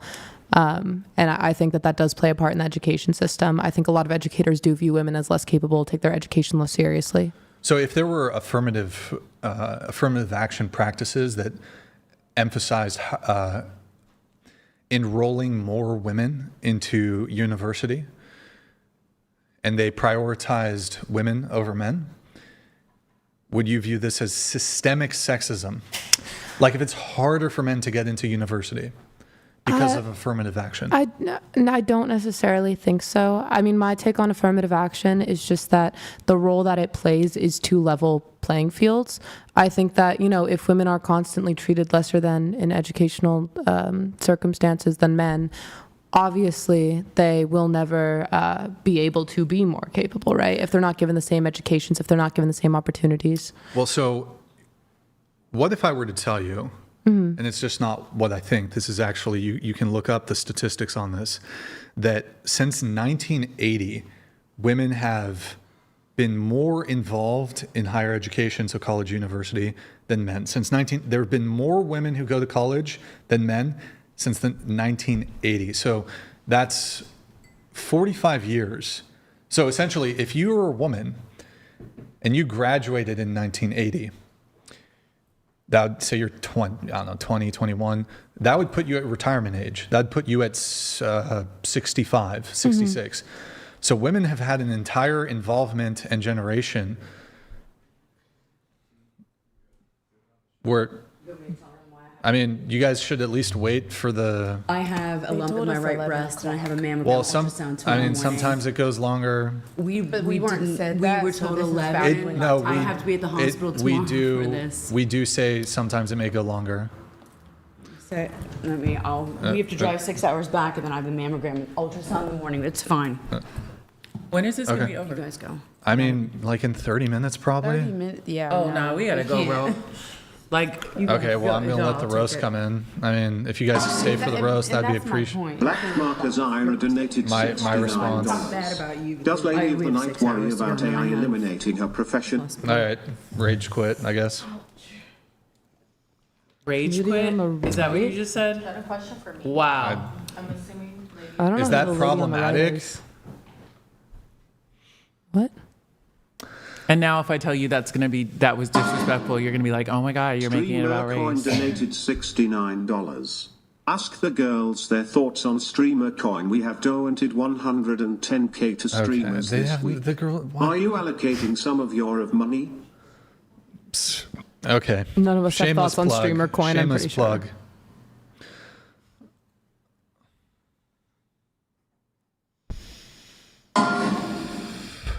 Cho XD donated $69. Of all of the women I've seen on the show, and most of you were pretty insufferable. Wow. I've never seen a more reprehensible, wretched old harpy than the creature occupying chair 2. Fucking vile thing. I told you it was Fuck the roast. you piece of shit. I told you it was the roast session. Damn. Roast session. You were pretty good. To _ real Frank Castle 512 donated $69. Brian, I'd respect you more if you just do like Myron doesn't just Frank Castle this entire... See, Olivia is the homie, They though. clearly don't Olivia, want to is that be your there name? anymore, and it's You're the certain homie. Here, come sit at the quality table. were used to. You take that seat right there. Olivia, take that seat right there. The number one seat, Olivia. See, Olivia's based and red-pilled. I'm based in what? Based and red. It's a compliment. You're based and red-pilled. I do have to drive home though. I'm Olivia, don't worry. We're gonna get you a horse. Do you know how to ride horseback? We have a. Can I get a stallion. horse? You can get a horse. I've earned a horse. This is fucking, what is it, Oprah Winfrey? You get a horse. You get a horse. So I think Felicity that's has earned a horse. That is a full, guys, W's Olivia in the chat. Guys, send in a nice roast for Olivia. Olivia's based in Red Pilled. Say something. We're going to hire Olivia. She's going to work for the podcast. What? Why? You're replacing me? No, there can be multiple. What the? Oh my God, chill, Felicity. Don't be so jealous. Can you zip it back there? Okay. Quiet. If you're gonna be back there, don't talk. When are we ending this? He said. All right. You know what? I feel like you and me have pretty much been the only ones who've had like a good faith, productive conversation. Olivia's kind of based too. Are you down to? I think she wants to go. Wow. We're gonna wrap soon, but I think. Wow, literally, you just said that. Like, I haven't been engaging in a good faith discussion this whole entire time. Like, you're going to say that like I haven't been engaging in a good faith discussion this whole entire time? Yeah, That's you've been like tone wild. policing You know what? Tell him. and Wow. Okay. no, you're being look. I've been trying to get through it. Nobody's fucking letting me actually get through. I've been everything. talking the entire time. The problem is that it's midnight, and you told us we were going to be done at 11. Hold on, you weren't even scheduled to be on the show, lady. Okay, great. So I don't need to be here then. Your Don't friend. disrespect me. I'm not disrespecting you. Your friend basically begged to have you on last minute. So, anyways, look. Yeah, in our you question, had people cancel last minute, so you were actually excited Great, about that. thank you. Felicity could have taken your seat too. Ultimately, deuces. I would say. Afuera! This is Sparta! Wow, this is an interesting one. Oh. What? Yeah. I thought she fist bumped Nick. I thought she hit Nick. Yeah, I know. I thought you hit him. I was like, what was You know that? what? This is exactly why NBA players make more than WNBA players. Oh, come on. That's funny. I just didn't understand. That's funny. Come That on. was not funny. That was not funny. Said somebody who, you know what? She wanted to call me fat. It's okay. I know I'm a little chubby. I know. I get it. I was not going to say that. It's okay. Oh, okay. Whatever. Wait. So. Oh wait. Hold on. I need to play. Peace out. Peace out. You too, homie. Oh, we needed that. Wait. What was I gonna say? Oh no. We tell people it might go longer. Anyways. Okay. Wow. Look at how beautiful. It's so peaceful and calm. Let me just get into my Zen garden. Wait. Do you want to just? All right. Whatever. All right. We have. Yo, Olivia's a fucking NC legend. Blue Caller donated 69. She should put some makeup These on women that hickey, soak up though, I'm logic just saying. like water I was. upon I forgot rocks. about it. It's okay. Ryan, I don't know how the hell you put up with this. She slammed the bathroom door. If people are rage quitting, we shouldn't let them use the bath. Like, they just gotta leave. We can't let them use the bathroom, bro. Wait, was that a rage quit? It was a kick. Were So all of was these it a quit? rage quits? I think chair 2 was definitely maybe a rage quit, but that was because of the comment that the person. Yeah, made. somebody It was kinda mean. sent a roast. Well, I want to say some nice things to the two remaining panelists. I know we'd probably disagree on quite a lot. You've been super good faith the entire night. You've been rational. You've been reasoned. Well, for the most part, you've been calm. And I appreciate. I know maybe you don't hear some of these. What's the right word? What would be? Oh my God, I'm cooked. What's the word for disagree? Disagree. No, like is the you want to just check on the? There's nobody. No, there's like There's what? There's people still. Yeah. Where? They're just like watching us from behind the wall. Oh. Oops. Okay. I don't know. You've probably heard things you disagree with, so I want to give you credit. Olivia, I think you've said like 3 words all night, but you've been sitting there respectfully. So W's, Olivia. Do you have any like hot takes you want to just drop here? Like, are you a flat earther? Say something insane. Are you a flat earther? Say the earth is flat. Hot takes. Hot takes at the end, Olivia. Guys, I do believe the Earth is flat. Oh shit. I knew it. Oh my, this is And ridiculous. I do believe that Pluto isn't a planet. Any other hot takes, Olivia? I think actually it was a dwarf. It was kind of true. It was kind of true. Yeah. I still take offense to it for the sake of the drama. Oh my God, you guys should fight. Oh yeah. New segment. We start fist fighting. Pulling each other's hair. What? Okay. All right, guys, if you want TTS roast, $69, get it in. Final few points here, then we're going to get wrapped up.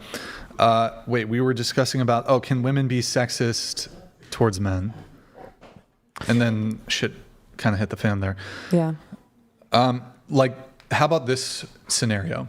let's say when it came to the admissions board of a university, let's say it was predominated by women and they had like some sort of bias towards letting in more women, more women than men. Could this constitute systemic sexism against men, I guess? Are we just discussing like affirmative action? Well, they're specifically generally having like a bias against men, and the bias is in favor of women. So they're letting more women in. They're like, we prefer to let more women in. Is there like reasoning behind that? What is the logic, or is it just we'd rather have women? I think, well, I mean, there could be a whole bunch of reasons. I would say, generally speaking, women tend to have an in-group bias for other women. Sure. So they just be like, I don't know. Maybe they could just be like raging sexist and be like, I hate men. I don't want men to go to the university, so I'm going to like make it 70-30. Sure. Yeah. I mean, I believe in a circumstance where if there's a panel of women who are like, we cannot let men into this university because we hate them. Yes, that is systemic sexism. Do I think that that's happening? Probably not. But do I know what's happening behind every university board? Of course not. But I do think that in a circumstance like that, yes, I can get behind. Wait, scoot over one seat. No. You scoot that way, and then I'll just have you scoot down one. That way we can do like splits like this and make it a little easier. Sweet. And that angle is really flattering. Anyways, but I don't know. Sorry, I'm cooked. I'm not sure what I'm saying. Final few things here. Obviously, we're not going to get into all of it. You said that... Here, let me just get rid of all these. I guess I just can look at yours. Does Olivia have any... Oh my God.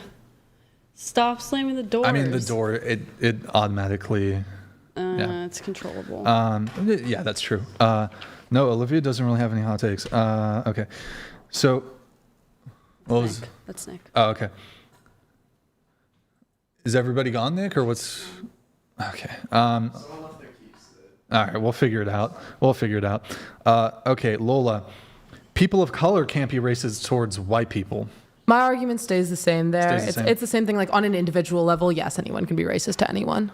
But like I systemically, think it's possible that you could be systemically racist or sexist towards men or black people or white people. I think that, if our whole like dynamic as a society shifted overnight and black people had the power in the way that white people currently do, then sure, yeah, like maybe in a couple hundred years that'll be how it's like.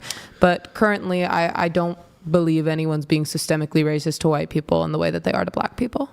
Well, what about this scenario? So say there's a black majority corporation or company, and they wanted to specifically just hire mostly black people. And they refused to hire a white janitor because he's white. Would that be racist? Yes. If there's no other reason behind it, like say that it's, a program to... don't worry about those, Olivia. Just leave them. We'll take care of those. Say that it's a program to, get I don't know. I know that there are a lot of circumstances in which black people in like communities in poverty are given extra opportunities to get out of those circumstances. I don't think that's racist. I think there are other reasons behind that. But if we're saying purely someone got rejected a job because they are white and they were looking for a black person, yes. So is your definition of racism prejudice plus power? Yes. Okay. Which it's complicated because I do think that individual racism is still racism, but I think that if we just say racism without specifying which one it is, I default to systemic. Okay, but so if, for example, on a more individual level, removing sort of, I guess, power dynamics, would you consider it racist for a black person to say, I hate white people? Would that be racist? I'm going to go with yes. That seems like it would align with my beliefs. All right. I don't think I have too much more pushback on that then. Mm-hmm. You say, I think let's see, how many more do we have? 3 more. You say women do not have equal rights to men in the USA. How so? Rights is a strange term because it implies that it's like, based in policy, right?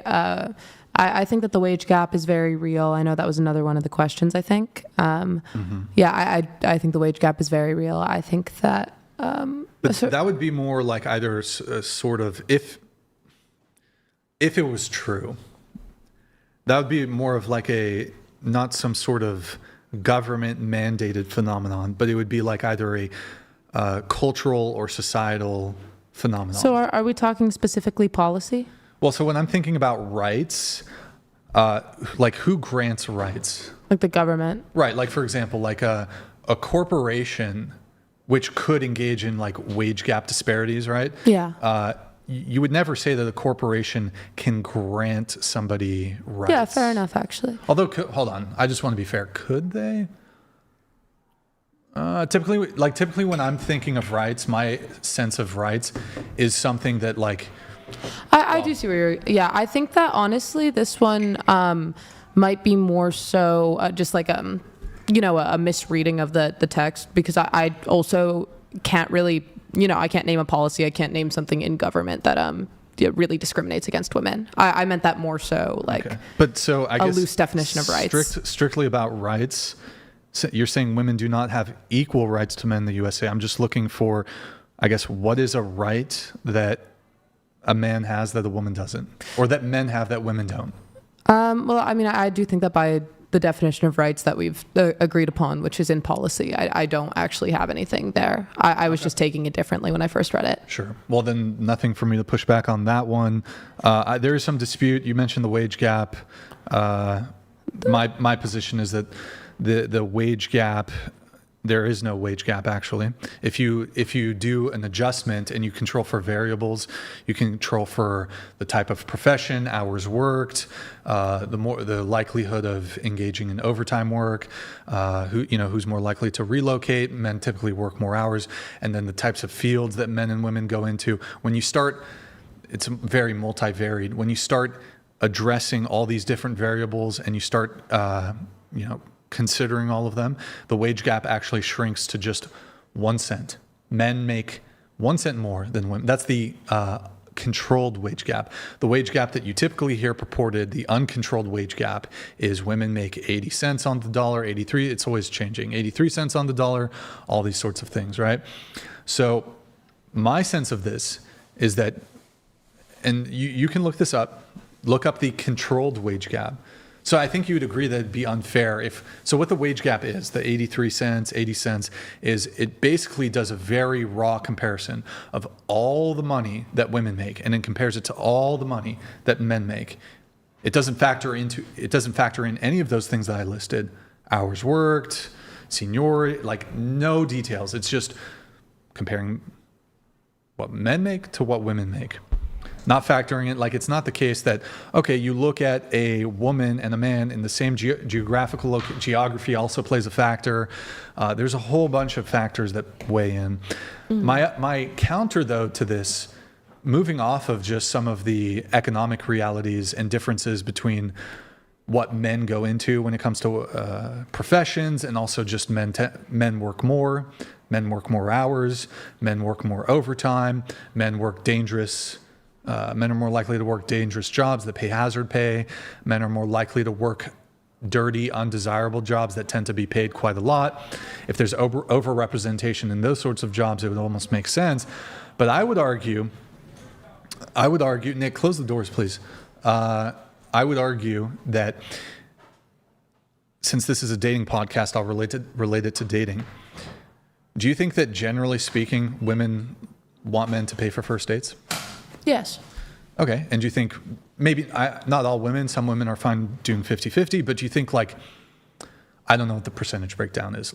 I'll be super conservative with it. Let's say 30% of women want like a guy to be a provider. It might even be more than that, but maybe 30%, would you say that's a fair estimate? Yeah, I suppose. Right. So, I mean, assuming like, I don't know what the breakdown is in terms of conservative women versus liberal women, you'd agree that like conservative women, for example, are probably much more inclined to more traditional dating dynamics.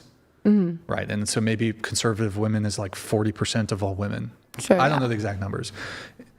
There's even liberal women, by the way, who want men to be providers and pay for dates, etc. So don't you think that this would create a substantial, if like 30%, 40% of women want men to pay for dates, be a provider, that this creates like a sociological,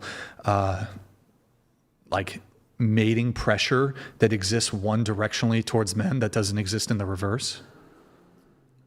Sure, but I mean, I am also very anti the concept of men being providers. I'm very anti the idea of men paying for first dates.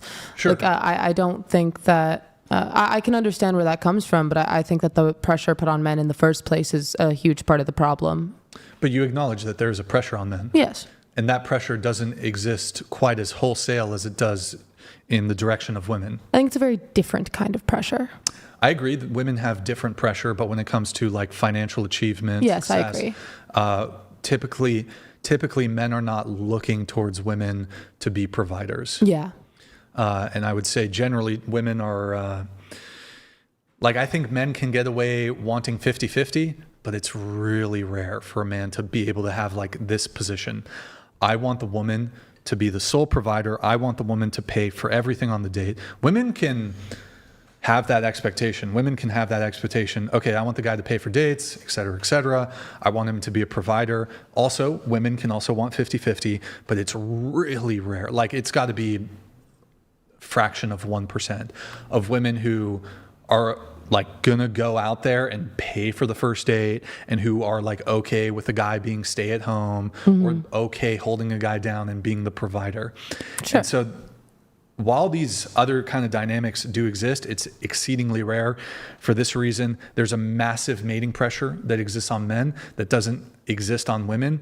And men are highly motivated to, well, I mean, it depends what your specific pursuit is. Men are highly motivated by sex, but they're also highly motivated to find a good woman and to get married and to have a family and to have kids. And if a standard of women is to have a man who's a provider, who pays for dates, and that's sort of the threshold to like, as a man, to getting that thing that they want, of course there would be some, I mean, the way I'd frame it is, if you think traditional gender roles are sexist, I'd frame it as follows. Women's own sexism creates the gender wage gap because women's own standards of men as it relates to dating is exactly what contributes to men's, I would paint it as this. Men are just more motivated to make money. It's more important for men to make money. I can understand that. Yeah, I mean, the controlled wage gap actually is just not something that I have looked into. From my understanding of it, I believe... Can you just tilt your mic down a little bit? Oh, go ahead, continue. I believed that as far as I was aware of, the 80 cents to the dollar was considering factors such as those. No, no, it's just comparing all women's earnings to all men's earnings. Yeah, that's just something I might need to look into more, but I do agree that there is more pressure on men to make more money. And Nick, you remember that pay scale thing we looked up? If you want a source, you're welcome to find your own source on this. Yeah, that's something I'll look into. But this is, and Pay Scale is a very reputable company. I don't believe they have any sort of like conservative or like men's rights leaning whatsoever. Pay Scale, Nick, can you pull it up? The Pay Scale gender wage gap? Yeah, we'll do the 2025 one. Let me see do they have a wiki? Because it's a website. Remember the one with the... So just for Pay Scale, it's I'm just looking it up on Wikipedia. It's a compensation software and data company.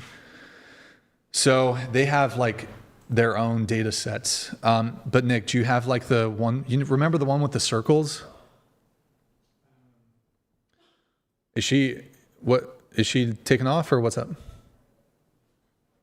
Felicity? Oh, she's coming back, based and red pilled. Oh yeah, go ahead, take your seat. Do you have it, Nick? No, I'm sorry. With the pay scale, gender wage gap, and... Here, Pay Scale 2024. Okay. Just do the 2024 one. Thank you. Oh wait, that's not even finding it for me. Shit, let me see. Hold on, just Pay Scale. Sorry. Sure it wasn't like Pew? No, it was. Wait, here. Nick, do Pay Scale 2024 gender. This is for 2025, but show the images tab. Go F11 on it because we're about to pull it up. Okay, do you just show me? Okay, see that circle one up there? This is for 2025. You see it says 2025. Oh, no, that's the wrong one. It's the blue, light blue, dark blue. Yeah, right click, open a new tab. So that's for 2025. Okay, just show. You have it? Okay, so this is pay scale. You're welcome to look into their methodology on this. So the control gender pay gap, this measures median salary for men and women with the same job and qualifications. Women earn 99 cents for every $1 earned by men. The uncontrolled gender pay gap, this opportunity pay gap measures median salary for all men and all women. Women earn 83 cents for every $1 earned by men. Yep, I mean, this is something I'm just going to have to personally look into. So just look into it. But final two things here. You say women are oppressed in the USA. How's that? I mean, again, that was something that I found the wording to be a little funky. I more so agreed with it than I disagreed. But okay, so women are not oppressed in the USA? I think that women do face discrimination, but I think that oppression is a big word. Okay. And then finally, men are more privileged in society than women? Yeah. How's that? I mean, it's my same takes as earlier. I think that men are viewed as more capable. Men are viewed as more capable? Yeah, I think men are just taken more seriously. Would it, like, you think that? Yeah, I mean, obviously anecdotal evidence isn't really the most powerful, and I can name some other things, but specifically in my life, I know for a fact that I have not been taken as seriously as men, equally as qualified as me because they are men. Well, what would be your evidence for the claim? Like there are obviously like the very little things like social examples. I know that in friend groups, I tend to be...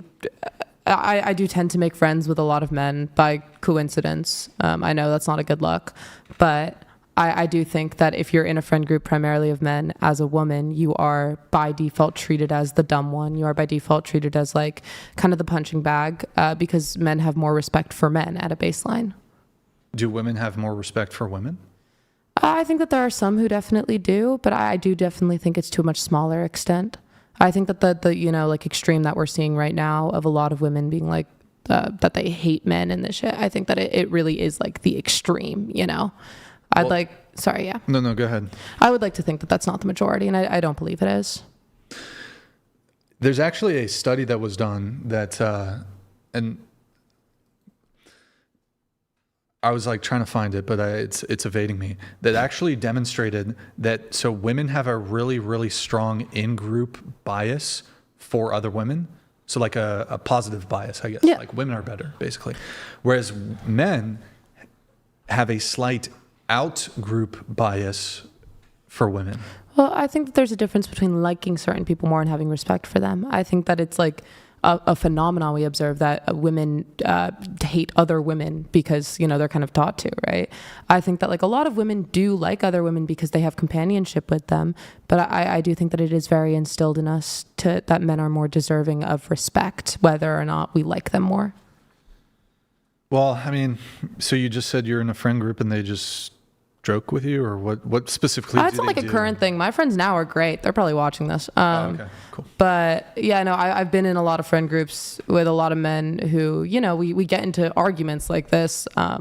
There's a reason that I like to argue so much. And it's very common that they will take each other very seriously. If one of them says something, they'll blindly believe it, right? But if I make a claim, then it's kind of laughed at. It's not taken seriously. And I mean, we can agree on a bunch of things. It doesn't even necessarily have to be about difference of opinion. Like, there have been times where I have made a claim and they will, treat it like it's this absurd, stupid, unbackable thing. And then if one of the other men in the friend group agrees with me on it, then it's suddenly taken very seriously and actually discussed. Which, I mean, again, I don't think that this is how all men or all women view everything. I think that it's just not great people that I was surrounded by. But I do definitely think that there's a lot of those people out there. Okay. All right. We have chats coming through. Then we're wrapping. The roasts are coming through. Here we go. Selena Gornez donated $69. With all the rage quits, this episode is turning out great. Props to the two that stayed. Chair 3 has potential if she gets unindoctrinated. W Brian, W Felicity, W other prop girl, W whatever. Yo, thank you, Selena Gornez. Appreciate it. W Nick. W Nick. GMD Jim donated $69. The reason the NBA makes We're literally more than the rapping. I WNBA swear. is I because swear we're more rapping. men We're are rapping. on the same I swear you're level fine. You're than chilling. women in the They're not gonna. No, they WNBA have my done. purse. They're just spamming me. Fact. It is worthless sport for women. There's like 3 coming through. Trust me, I'm literally rapping as soon as these come through. I didn't find the keys anywhere. All right. Final call, guys. If you want to get it in, get it in. We're rapping. $69. The irony of watching 8 women tell you that you're gaslighting them all, Yep. which is actually was gaslighting, is wild. I don't take back what I said about Chair 2. She's a reprehensible old vulture. You're not chaired too. It was the. Oh yeah, no. Don't worry, no one would ever say that about me. Pretty nice. She just interrupted a lot. Yeah. Chor XD donated $69. I know I don't, unfortunately, have the clout required to be on the panel, Brian, but my goodness, do I wish I could be there to back you up with logical argumentation. I was fuming this show. Bro, I had some covert feminists over here on this side, man. Bro, they were woke. Maybe not covert, even if they weren't covert feminists, they were covert woke. That's fine. Good. Felicity, you take that seat. Felicity, you take that seat. Wow, this is... The most it's ever deteriorated ever. I mean, I think we've had a few times kind of like this before, but it's pretty rare. Most people stick it to the end. Yeah, girl, I'm about to fall asleep. Yeah, it's rapping here. Oh boy. Oh, Justin Martins donated $69. Thank you, man. Strong finish, Brian. You sure do have a way with the ladies. Oh yeah, Always a they charm. loved me. GG. R.I.P. Charlie. Yo, what Cha said though, or no, it wasn't Cha. It was no, it was Cha. That I was gaslighting. Having a difference of opinion and standing firm in your position is not gaslighting. Like having a disagreement with somebody is not gaslighting.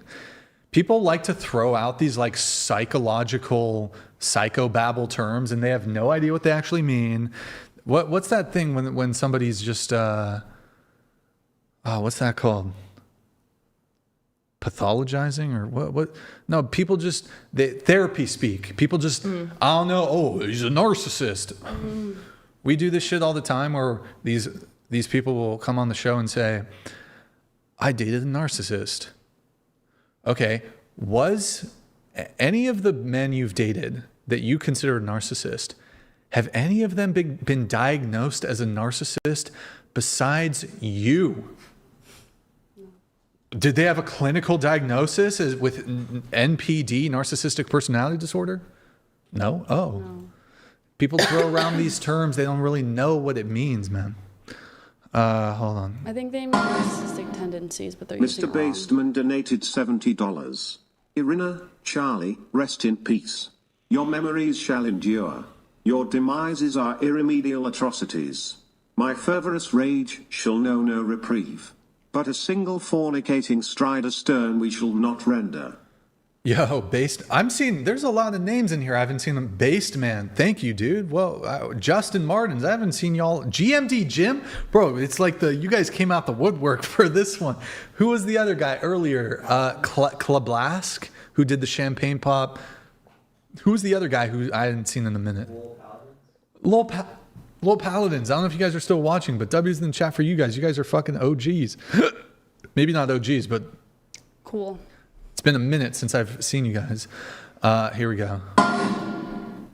Brian's huge dumpy donated $69. Thank you. It is big. Brian needs to Frank Castle bad faith capping 304 panels in the future. Terrible panel making bullshit claims with no evidence, then the sisterhood always has to defend pussy as thoughts. BTW, R.I.P. Charlie. Yo, I thought, sorry. Thank you for that. Appreciate it. You know, the thing is that those 4 girls came together, so I'm kind of in a bind where, like, if I'm inclined, I don't think those 4 girls were, I don't know. I'm in a bind. If I kick off like a group, they're all leaving. Like I can't just, if it's four, and they all four girls came together. Yeah. If two girls come together, I kick off one, two go. So it's like four, four, I'm in a bind. I could kick off two but four, that I lose half the panel. So that is a bit of a bind. And I really, look, I don't want to kick. It would be good for me. Like the kickoff clips do great. Like I could just be kicking off for arbitrary people. I could be kicking people off for totally arbitrary reasons and just farming that shit. And those clips go viral and it'd be great for me. But I really tried to not kick people off. I don't want to have to. This girl here fucking couldn't listen to instructions. I don't know what the fuck. I forgot who it was. Oh, that girl. Yeah, this girl here. I don't know. I'm a problematic person, Felicity. Yeah. I'm very problematic. I don't think, Nick, what do you think, dude? Is it that whole picture? It wasn't equitable. It wasn't equitable. Yeah. They made it about race when it had nothing to do. Like I mean, you've showed that picture a few times and nobody else has made it about race. So I think they've made it about race before. I haven't heard, but not to like that extent. Not to that like, extent. She got triggered. They went full woke. The 44-year-old abstinent, 12-year celibate Christian, totally woke. Went totally woke. James, we will try to get Dr. Orion back. Okay, I think that's pretty much it. Any final thoughts? Do you have any like other super liberal friends you want to refer to the show? Oh, they'll have an awesome time. My final thoughts are I'm going to sleep like a baby tonight. She's going to sleep like a baby. I've tired myself out. Yo, chat, please say something nice about Lola. She made it to the very end. These are they work for me, so. They have to be here. yeah. So like you're the last man. I feel like I've won Survivor or something. You're the last woman standing. We need to give her I've outlasted. Can I have a gift? You are getting one cold slice of pizza. Can I get a better gift? I don't know. Do we have gifts? What can we give her? Do you want Charlie? Oh, do you want a copy of Charlie Kirk's book and a Bible? In a very respectful way, to respect the dead, I'm going to go with no. Why would it be disrespectful to That would be respectful. That would be respectful, except. Well, I'm saying with all due respect. No, I get it. All right, let me do the outro. But yeah, no, chat, say some nice things about Lola. She was good faith. She stayed till the end. She didn't whinge and complain. Oh my God. She's a trooper. She's good faith. I know we disagreed. It's fun to disagree. No hard feelings. No hard feelings whatsoever. I thought you were a wonderful guest. You were the best. You win the award of best guest of the night. Well, I personally think I'm an angel, so. There you have We're it. on the same page. There you have it. There you have it. Let's see here. Oh, two more came through. Just one sec, guys. I'm going to let these final ones come through. Selena Gornes donated $69. Nice. Rest in peace, Charlie Kirk and Irina Zarutska. This is the turning point. Prayers for the family and friends of both. We didn't do body count. Brian and whatever no, I should have done it. Also an inspiration to so many. I think this person used to say mean comments about me when I was first on the show. This is also a person I haven't seen in a while. Bro, I don't know what's going on tonight. Charles Sterling donated $69. Yo, Charles, thank you, man. R.I.P. Charlie Kirk, you will be missed. Yeah, man. A good man, husband and father taken too soon. Don't let his sacrifice be in vain. You guys got to get involved. If you have strong convictions about anything, get involved with politics. Don't do, and speak, guys. And we have some more. Sorry, hold on. Fix. Oh, yeah. I saw some comments about this. I'll explain this. Christopher, fix your flag. The union should be on. Okay, so the flag is actually we don't have any extra space there.